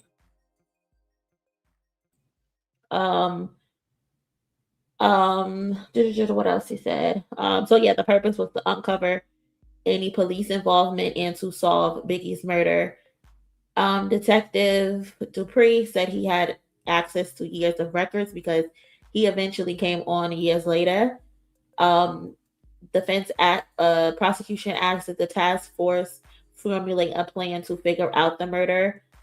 He stated, yes, there was a rumor of war between the Southside Crips and the Pyrus, which was essentially Bad Boy versus Death Row. Bad Boy was associated with the Southside Crips, which is Keefe D. He said there was visits to Vegas and learned info on. So they visited Vegas and learned info on Pac's death just to be up to speed. Got in contact with Detective Dan Long, I believe that is. The investigation started. Any suspects you wanted to look at? He said from the initial investigation, it was said Compton Crips was involved because they weren't paid for the Tupac murder, and Suge was involved in retaliation to Tupac's murder. So again, everyone keeps on harping that it was a hit put out. It was a bounty put out for Pac and Suge. And they're saying that this came from Biggie. I mean, this came from Diddy. There was $1 million bounty on their head.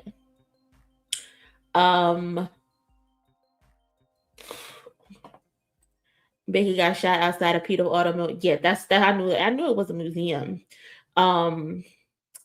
Russell Poole is the LA detective who exposed LA cops for the involvement in Biggie's murder.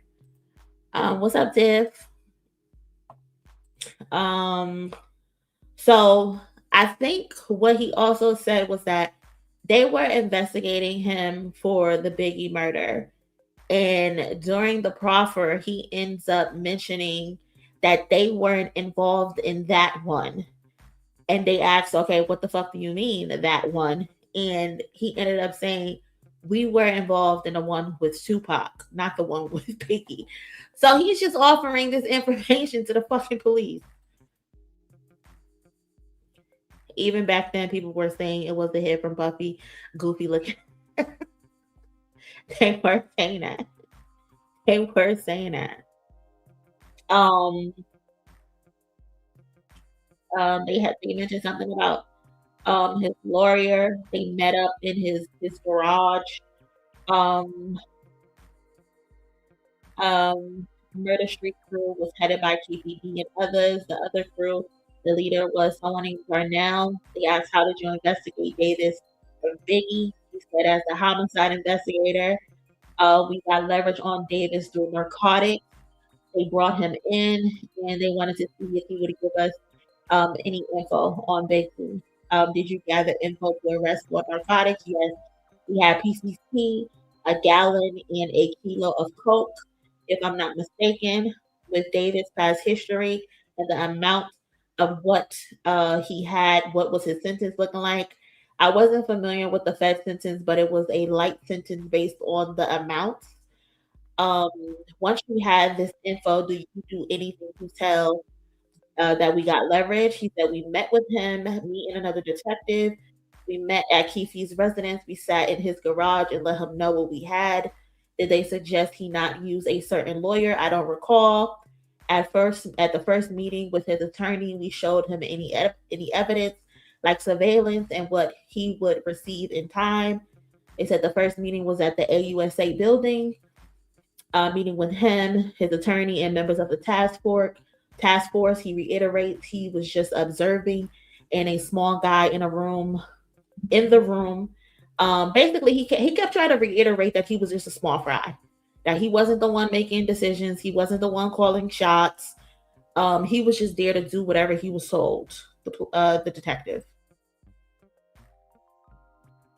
That's when they came up with the agreement to do the proffer. They asked in the meeting about Biggie. Yes. What's his response? At the time, he said no, he didn't have anything to do with that one. That one, did it trigger anything in your mind? Yes. What did he mean? That one. He said we didn't. We did the other one. What did you think he was talking about? Me personally, only other one was Tupac, but we were only talking about Biggie. He offered that on his own. Was there discussion to having a convo about Pac? It was a surprise to us. We were shook. We were surprised. Yes, we were surprised. So they weren't even going after him about Pac. They went after him about Biggie, and Keefe D just bumping his gums. He volunteered the information that he was involved in Pac's killing on this proffer. I'm praying Keefe take the stand. With how slow the defense is, he might allow him to take the stand. It won't even shock me if he allowed him to take the stand. Like, it really won't. It really won't surprise me. That motherfucker might get up there and show his ass.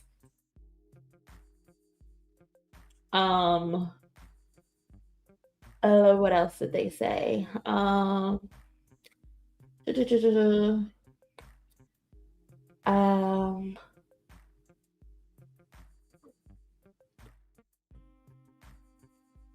They asked him, generally speaking, what was Keefe D version of events that happened to Tupac? Keefe D allegedly said his nephew was jumped in Vegas after the Tyson fight. He told Keefe what happened. They went looking for Pac, Suge, or anyone involved in Orlando's beatdown. They couldn't find him at first. Then they found him. Keefe had a gun at first, but he couldn't shoot across the driver because Keefe was in the passenger side. He said he handed it to, is his name Dre? He handed it to Dre, but Dre was scared to do the shooting. So he ended up handing it to Orlando, and Orlando is allegedly who shot at the BMW, which hit Suge and killed or shot Pac, and he eventually died. He reiterated the white car, and I think he said something about a 40 cal gun was used. After getting this info, do y'all sign Keefe up as a confidential informant? He said yes. After you signed him up, what did y'all want to do? We wanted to figure out a way to see if he was telling the truth. He said Keefe had a narcotics friend in New York named Zip. Diddy supposedly gave money to Zip to give to Keefe for the payment of Tupac's murder. Fast forward, we go to Keefe. He said he can rekindle his relationship, his business, and friendship with Zip and get Zip to talk about the money that was supposed to be given to him from Diddy. He said, was the plan made? He said, me and detectives and Keefe flew to New York so he could work undercover to rekindle that friendship and business with Zip. When Keefe comes to this, it's a club called Zip Code. They went to a club called Zip Code. Does he meet with Zip? Zip, he did. It says he did, but what we gathered was Zip passed Keefe off to his nephew. So Keefe never got a chance to have a conversation with Zip. Zip apparently was sick, was no longer in the game, wasn't feeling well, but he wanted to keep the connection. So he passed him off to his nephew. So Keefe started doing business with the nephew because Zip had got cancer or something. So basically the plan fell through. Keefe couldn't rekindle the relationship, so they left New York City and went back to where they were. So that fell through. They were not able to confirm or deny if Diddy was supposed to be paying some money.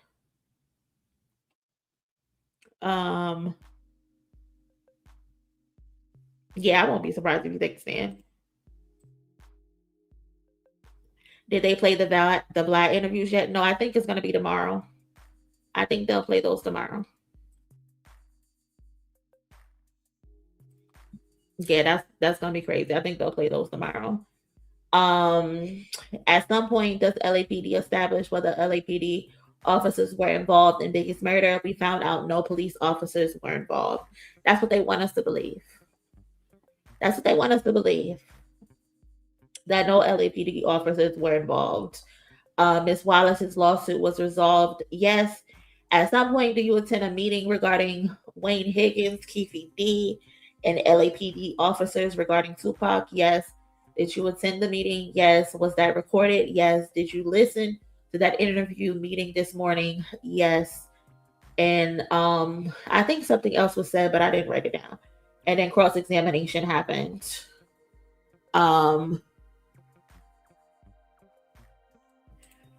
Not to get off topic. I heard Elon Musk want Derek Sherman to be released from prison. I want Elon to fix Twitter. How about he do that? He worried about the wrong shit. So cross-examination happened. Again, he's harping on the writing of reports, enhanced due diligence, quality control. So he started off out the gate. Did you write any reports? He said, sure I did. Did you review your reports for today? I think one. Did you write reports on your own in regards to LAPD's umbrella? I sure did. You don't know. I'm sure I did. He said, you don't know for sure. He said, I'm saying when you have a cold case, reports are already written, but when you interview people, you do. He asked him, what is a cold case? So he explains what a cold case is. And he said, so you're talking about Pop, talking about Biggie. You are classifying that as a cold case? Yes. All your work is under Biggie and not Pop? Yes. So Tupac wasn't your investigation? No. We only thought to do anything with Tupac because Keefe D offered info into the proffer. So again, y'all, they had no interest in talking about Tupac. The only reason they started to look into Tupac is because Keefe D in his big ass fucking mouth. His big ass mouth.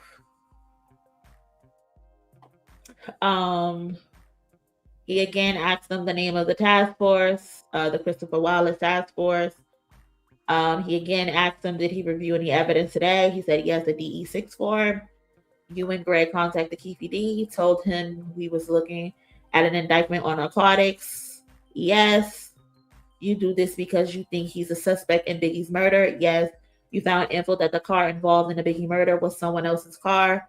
Yes. Remember again, there was a car, I think a Chevy Impala, that was supposedly outside of Keefe D's house, but it turns out the car was not Keefe D's car. It was a Patrick Parker, I believe, car, but they never investigated Patrick, never asked him a motherfucking question at all. Another botched, failed job. Continuously, like we just keep seeing a continuous failure from the LAPD and the Las Vegas PD. Everybody brain started malfunctioning when it came to Tupac's death and when it came to fucking Biggie's death. Everybody's fucking brain malfunctioned. Nobody knew how to do their job anymore. Nobody knew how to put a pen to a piece of paper. Nobody knew how to log into a fucking computer and document what the fuck that they just did. So to me, it's looking like you motherfuckers didn't want to do anything in regards to these two men dying. Y'all didn't give a fuck. Y'all didn't have a care in the world. Y'all getting all of these fucking leads and nobody is following up on anything. Nobody. I think the defense had a good point that they made, because in the proffer, Keefe D is telling them who was in the vehicle, how the gun traveled to the back of the seat, how it went from Keefe D, who didn't shoot the gun because he didn't want to shoot across the driver's chest, passing it to the back to Dre, then passing it to Orlando. The defense made a good question. So once he told you this, did you verify this information that this is exactly what happened? He said during that time, at least one other person was still alive. Did you interview that person? Did you bother to ask him any question about his involvement in having the gun and not being able to shoot it or whatever the fuck that was involved? And he said, no. We ain't bothered to ask him a motherfucking thing. Like, y'all are just getting all of this information and ain't saying shit or ain't doing shit. Like, what is y'all on the job doing? Y'all just chilling.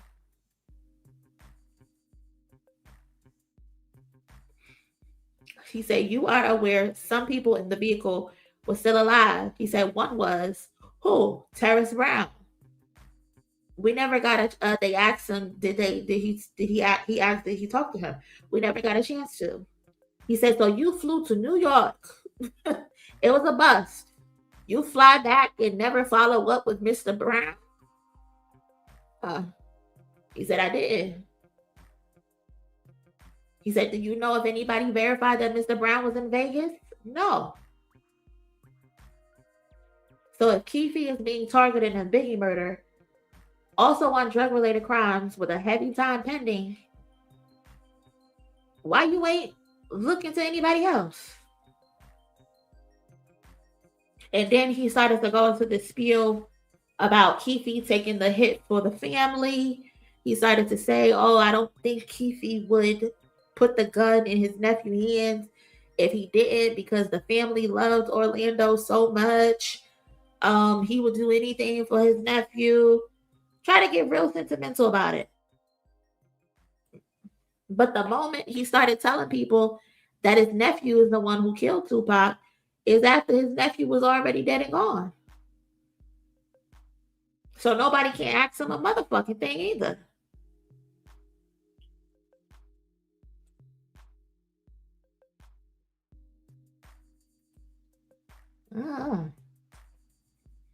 He said, so y'all came back to Compton. Did you know if anyone attempted to kill Orlando? He said, I don't know if anyone tried to kill Orlando, but people did get shot and killed. He said, who? I don't have a list of people. I know a little girl got shot. It was a war. All these people knew each other. People were hiding out, couldn't walk the streets. So he said, based on the people in the vehicle, was Mr. Brown shot?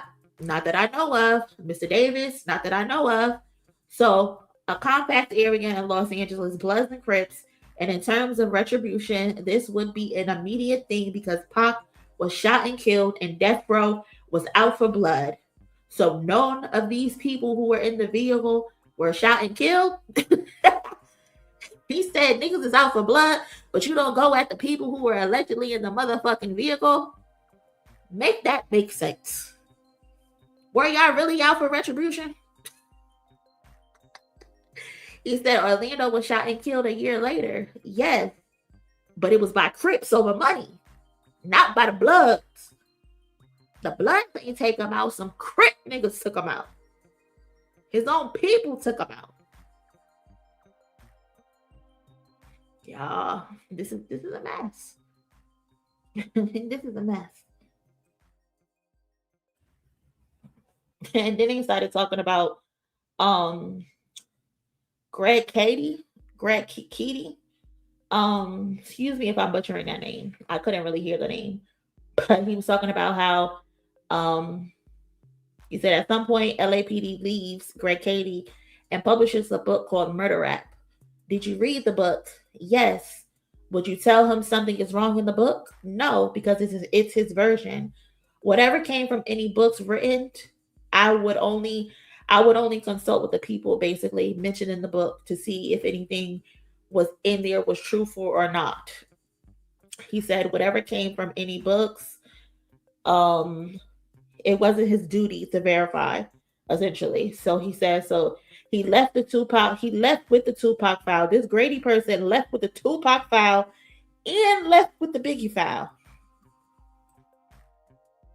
How does that happen? How did that happen? How does the motherfucking detective leave with both files and nobody does anything? Nobody does anything. Nobody tries to get the files back. Nobody arrests this detective. Like, isn't that against the law? For you to take documents away that's dealing with the murders of two of the biggest artists in hip hop history? I don't know, man. I don't know. I don't know, man. He said he took a recording and published it to the public. And then he said, you will never see me on a podcast or do a book. He said, Greg Katie has done a podcast, etc. He said, yes, but I stick to the code of the streets. I abide by the streets. A LAPD detective is telling us he abides by the code of the streets. You will never see him on a motherfucking podcast. The only time you'll ever see him take the stand on snitch on anything is him needing to be in court, sitting where I'm sitting at right now. He said he refuses to participate in documentaries and podcasts on Tupac or Biggie's murder. The only place he will talk is on the stand. There was a recross from the prosecution. I think they asked them, where did the conversation happen? Where did Keefe D and whoever he was talking to have the conversation in regards to the murder request on Tupac? And he said it was done at a deli called Green Blast in Hollywood, where the talk about the murder request of Suge and Pac took place. They reiterate unable to confirm with Zip the Diddy correlation. And then the jury asked the question. So that was day 3, y'all. That was day 3. A hot ass mess. I don't know if we'll ever get to the bottom of who essentially took Pac's life. I don't know if we'll ever get there, to be honest. Because again, it just seems like nobody gave a fuck. It seems like nobody cares. And then now we got TMZ sharing the story that I swear I heard a couple years ago, but they sharing a story about how Suge Knight allegedly cremated Pac for $1.2 million. First of all, why the fuck are you paying $1.2 million to cremate somebody? That's the cheapest form. That's way cheaper than putting a motherfucker in the ground. But you want us to believe you paid $1.2 million to have Pac cremated, and then you took his ashes to Afeni Shakur's hotel, where Afeni and some other people were his friends, the Outlaws or whatever, and y'all put it in a blunt and smoked it? What? What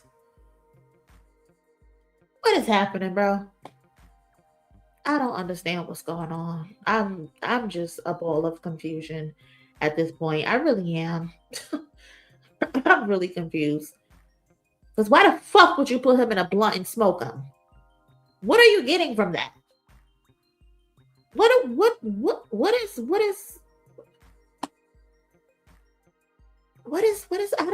I don't even know how to formulate a sentence at this point.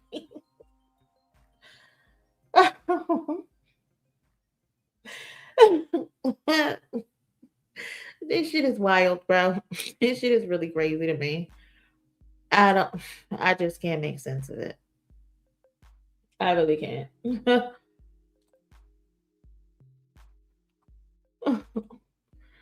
Yeah, I heard about the cremation and they smoked some of the ashes and put the rest in the ocean. That's an old story. Yeah. I don't know why TMZ is asking shit like this shit again. But I guess anything for the algorithm.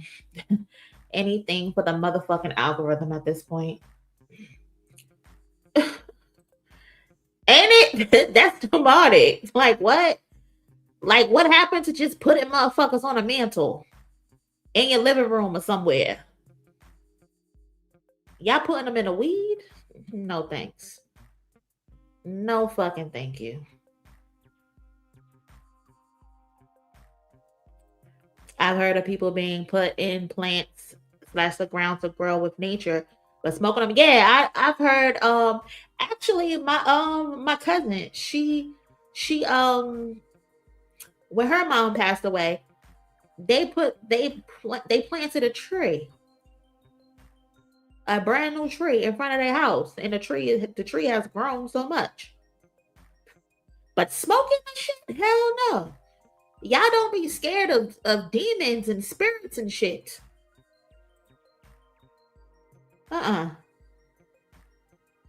They thought it was a spiritual thing, like he would. Motherfuckers is crazy. You should not want to take on anybody else's spirit. Even with how legendary Tupac was, he still was a troubled person. I wouldn't want that spirit upon me. I wouldn't want that. Motherfuckers is tripping. Smoking on your top 5 tonight. Keefe said Afeni did keep some of his ashes, though. There's a pic from an old magazine that shows where Afeni placed some of his ashes in a burial plot in North Carolina. Listen, I don't even know if I like that aspect of taking pieces, a little bit of ashes and planting them here, a little bit of ashes and planting them there. I don't know if I like that. Cause I'm gonna try to figure out, okay, if I'm taking this portion of this amount of ashes, is this his arm that I'm taking? Like, what part of the body is this? Am I planting his arm in front of my house? Am I planting his head down the street? You know, like, I don't know. Like, I wouldn't want that. I would want to keep the ashes all together because that would make me feel like I got the body all together. Why the fuck am I separating his body parts all over the fucking world? We got his head in Tennessee. We got his left bicep in New York City.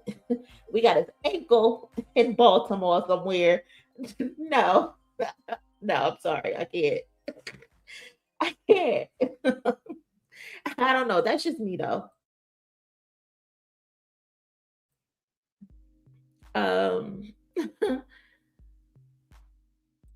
Yeah, I planted a tree with my grandma passed too. That's beautiful. That's beautiful.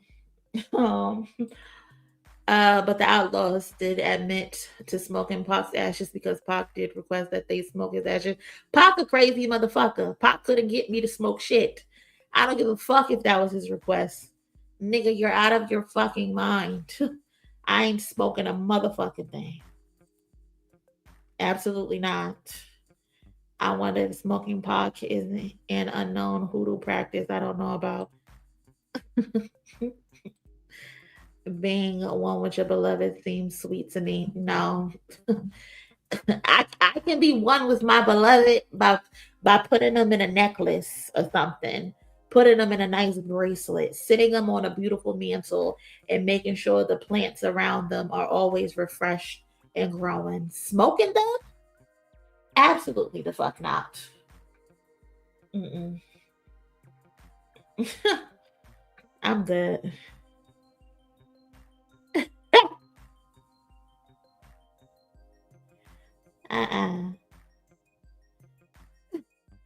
Exactly. Yes, send it to the Discord. I'll go check the Discord right now.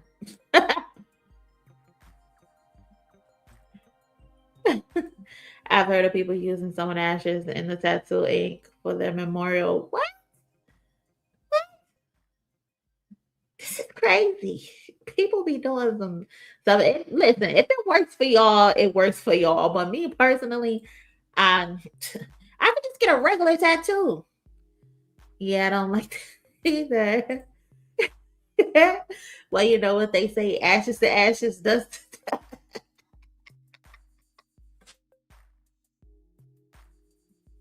I don't know. The smoke one of his toes. Like this blunt tastes a little like a big toe. Mm.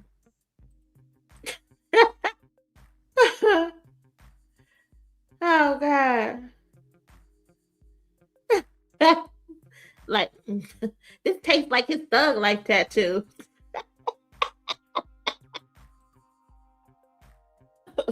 You'll taste that. It'll taste a little thuggish to you.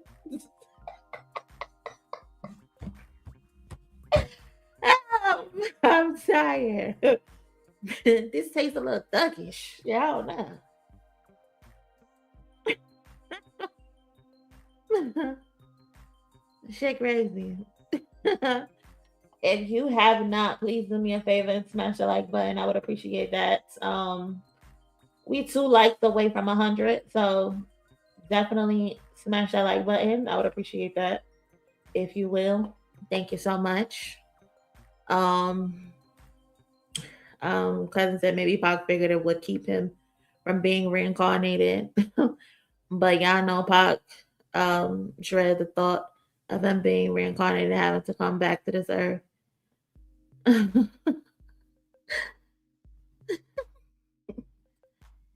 Hey Yazzie Boo, what's going on? What's going on, Yazzie? Nikki said I might have smoked his. Put your dick in a blunt right now, nigga.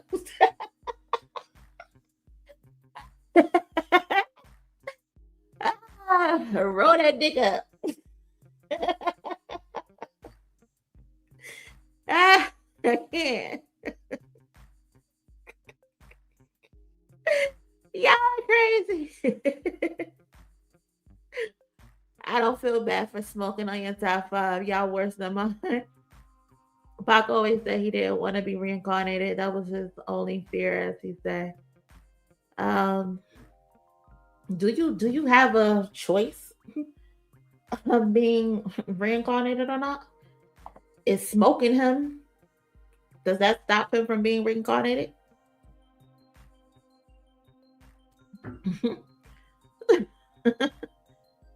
I can't. That's what all these conspiracy theories started. That Tupac is alive. Listen, those photos that they showed yesterday of his body. Oh, he's for sure a goner. He's definitely a goner. That man is not in Cuba at all. He's not. I'm sorry, this case is poorly handled. Oh, don't apologize. Mara, don't apologize at all because you are 100% correct. You are 100% correct.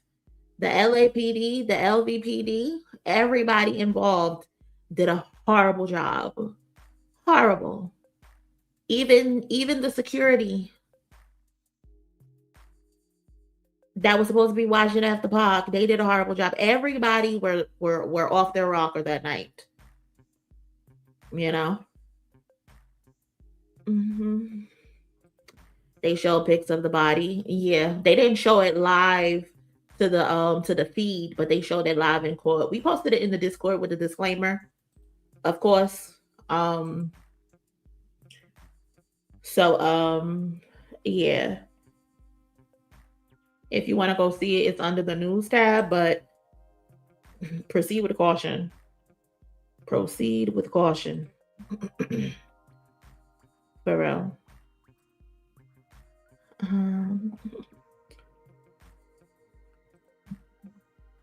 Go back. Hold on. What am I looking at?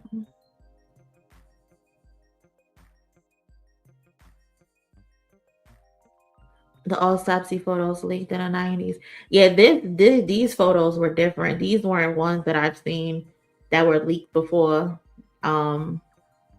They mentioned a photo, somebody sneaking in and taking a photo and selling it. They mentioned that during day one's witness testimony, and they couldn't figure out who did it allegedly.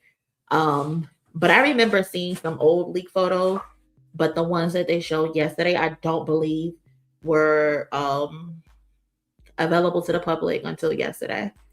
But yeah, he looked bad. He looked real bad. Mm-hmm. Mm-hmm. Looked crazy.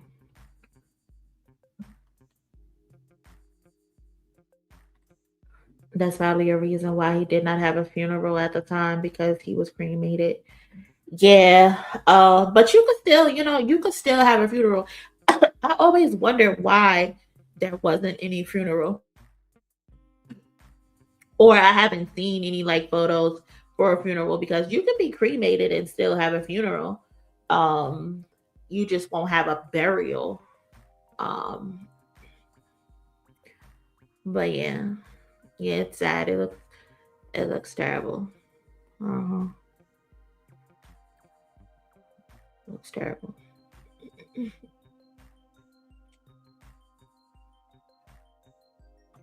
Those pictures for sure confirm there's no chance um that he's alive.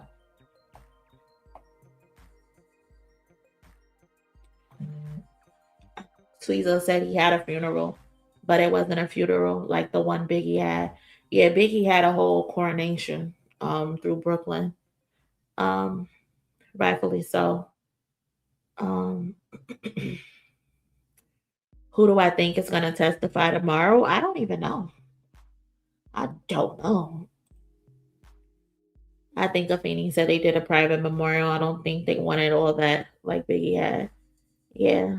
I mean, he died first, so they wouldn't have been able to see what Biggie would have done. And plus, it's it's up to the family's discretion. It's up to if those were Pac's last wishes, to have this, this big thing where they allow the fans to be involved. Plus, you never know how Afeni felt. Like she gave her child to the world, and giving her child to the world resulted in his demise. So I get it if that was her reasoning to want something private for just the family, you know.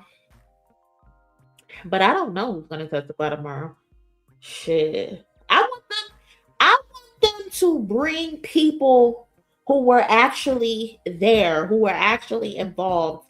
A lot of these people outside of the bike cop from day one, outside of the woman who was in the vehicle with the three other ladies, and who else?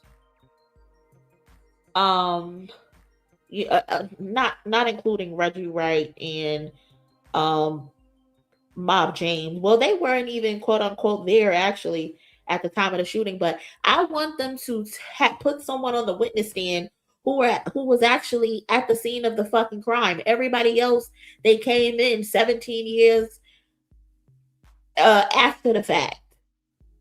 Yesterday they had a surveillance guy who was looking at the MGM surveillance, and he didn't come till 14 years later. But then again, you have to remember, this was 30 years ago. A lot of these people were already old back then. So a lot of these people done retired. A lot of these people done died. So it's just, this entire shit is set up to fail. That's how I see it. If at the end of all of this, I don't know how many weeks this is going to last, but at the end of all of this, it would not shock me if Keefe D gets to walk up out of there scot-free. And when he walk out, the next day, he will likely be sitting in front of Vlad, He will likely be sitting in front of the art of dialogue, and he will be bragging about getting away with whatever he got away with. Watch. That's how this gonna go. Watch, trust me. I'm telling you now. This is exactly how it's gonna go.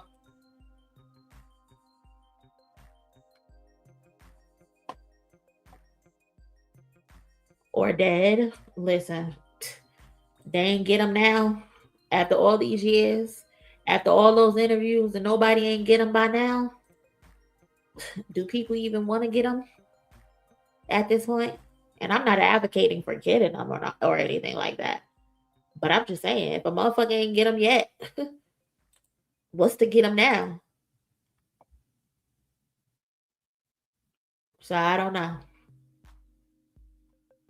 I don't know. We'll see. We will see.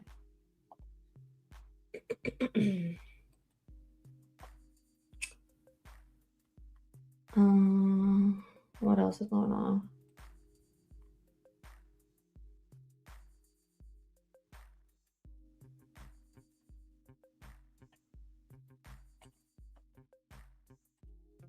Oh my God, I hate that.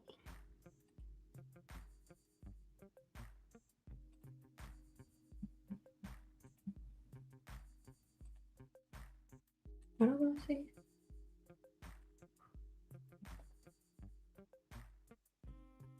Shout out to Mississippi and shout out to Cozy Bryant on Twitter.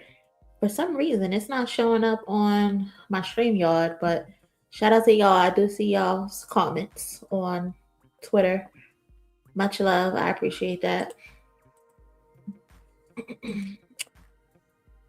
But do I got anything else? Let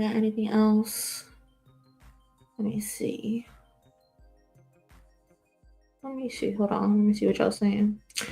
At this point, I don't see them getting a conviction. Yeah.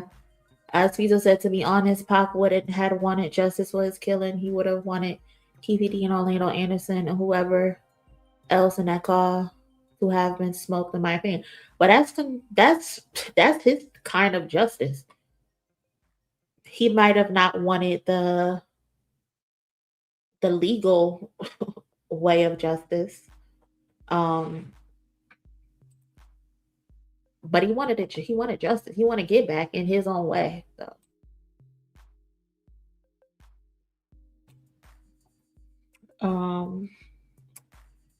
Mira said, in my opinion, Keefe D clearly did it. Tupac was let down by police corruption. Dudes on the street code, they didn't investigate properly. I don't think he will ever get true justice. Yeah. Shout out to TM with a reminder. If you have not already, please check out the Chillin' with Monie merch in your spare time. We got a little something for everybody.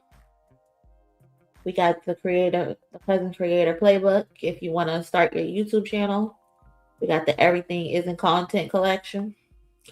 We got the Cousins collection. So go check it out in your spare time and support your girl. I would appreciate that. All funds and proceeds is helping go into my surgery that I gotta have. So support your girl if you can. I would appreciate that. Exactly. That's street justice. That's what they call that. And Kendrick got nominated for a VMA for Chains and Whips for the clips. Yeah, the VMAs announced they nominees yesterday, but it's very whitewashed. I don't think I'll be tuning into the VMAs this year.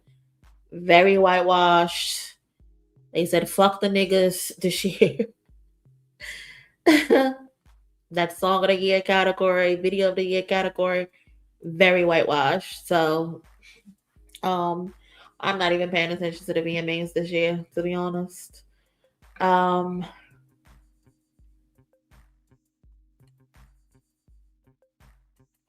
I hope they put Greg Kading on the stand. They have to put him on the stand. That's a good one.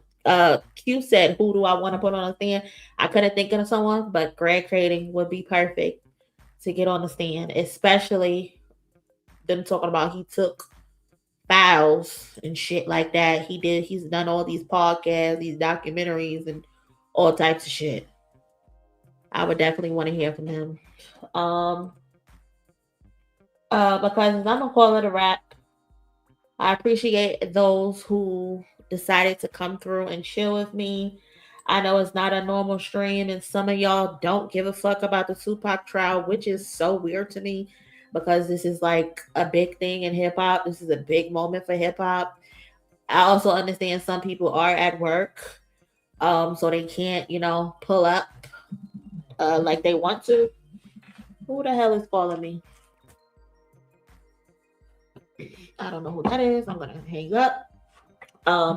But to those who take their time to come in and chill with me or just listen in while at work, I do appreciate y'all. Thank you so much. And yeah, we'll likely be back here tomorrow for day 4 to see what shenanigans we get into. Again, enjoy your night. I love y'all. Y'all be safe, and I will check y'all later. Find me in the Discord.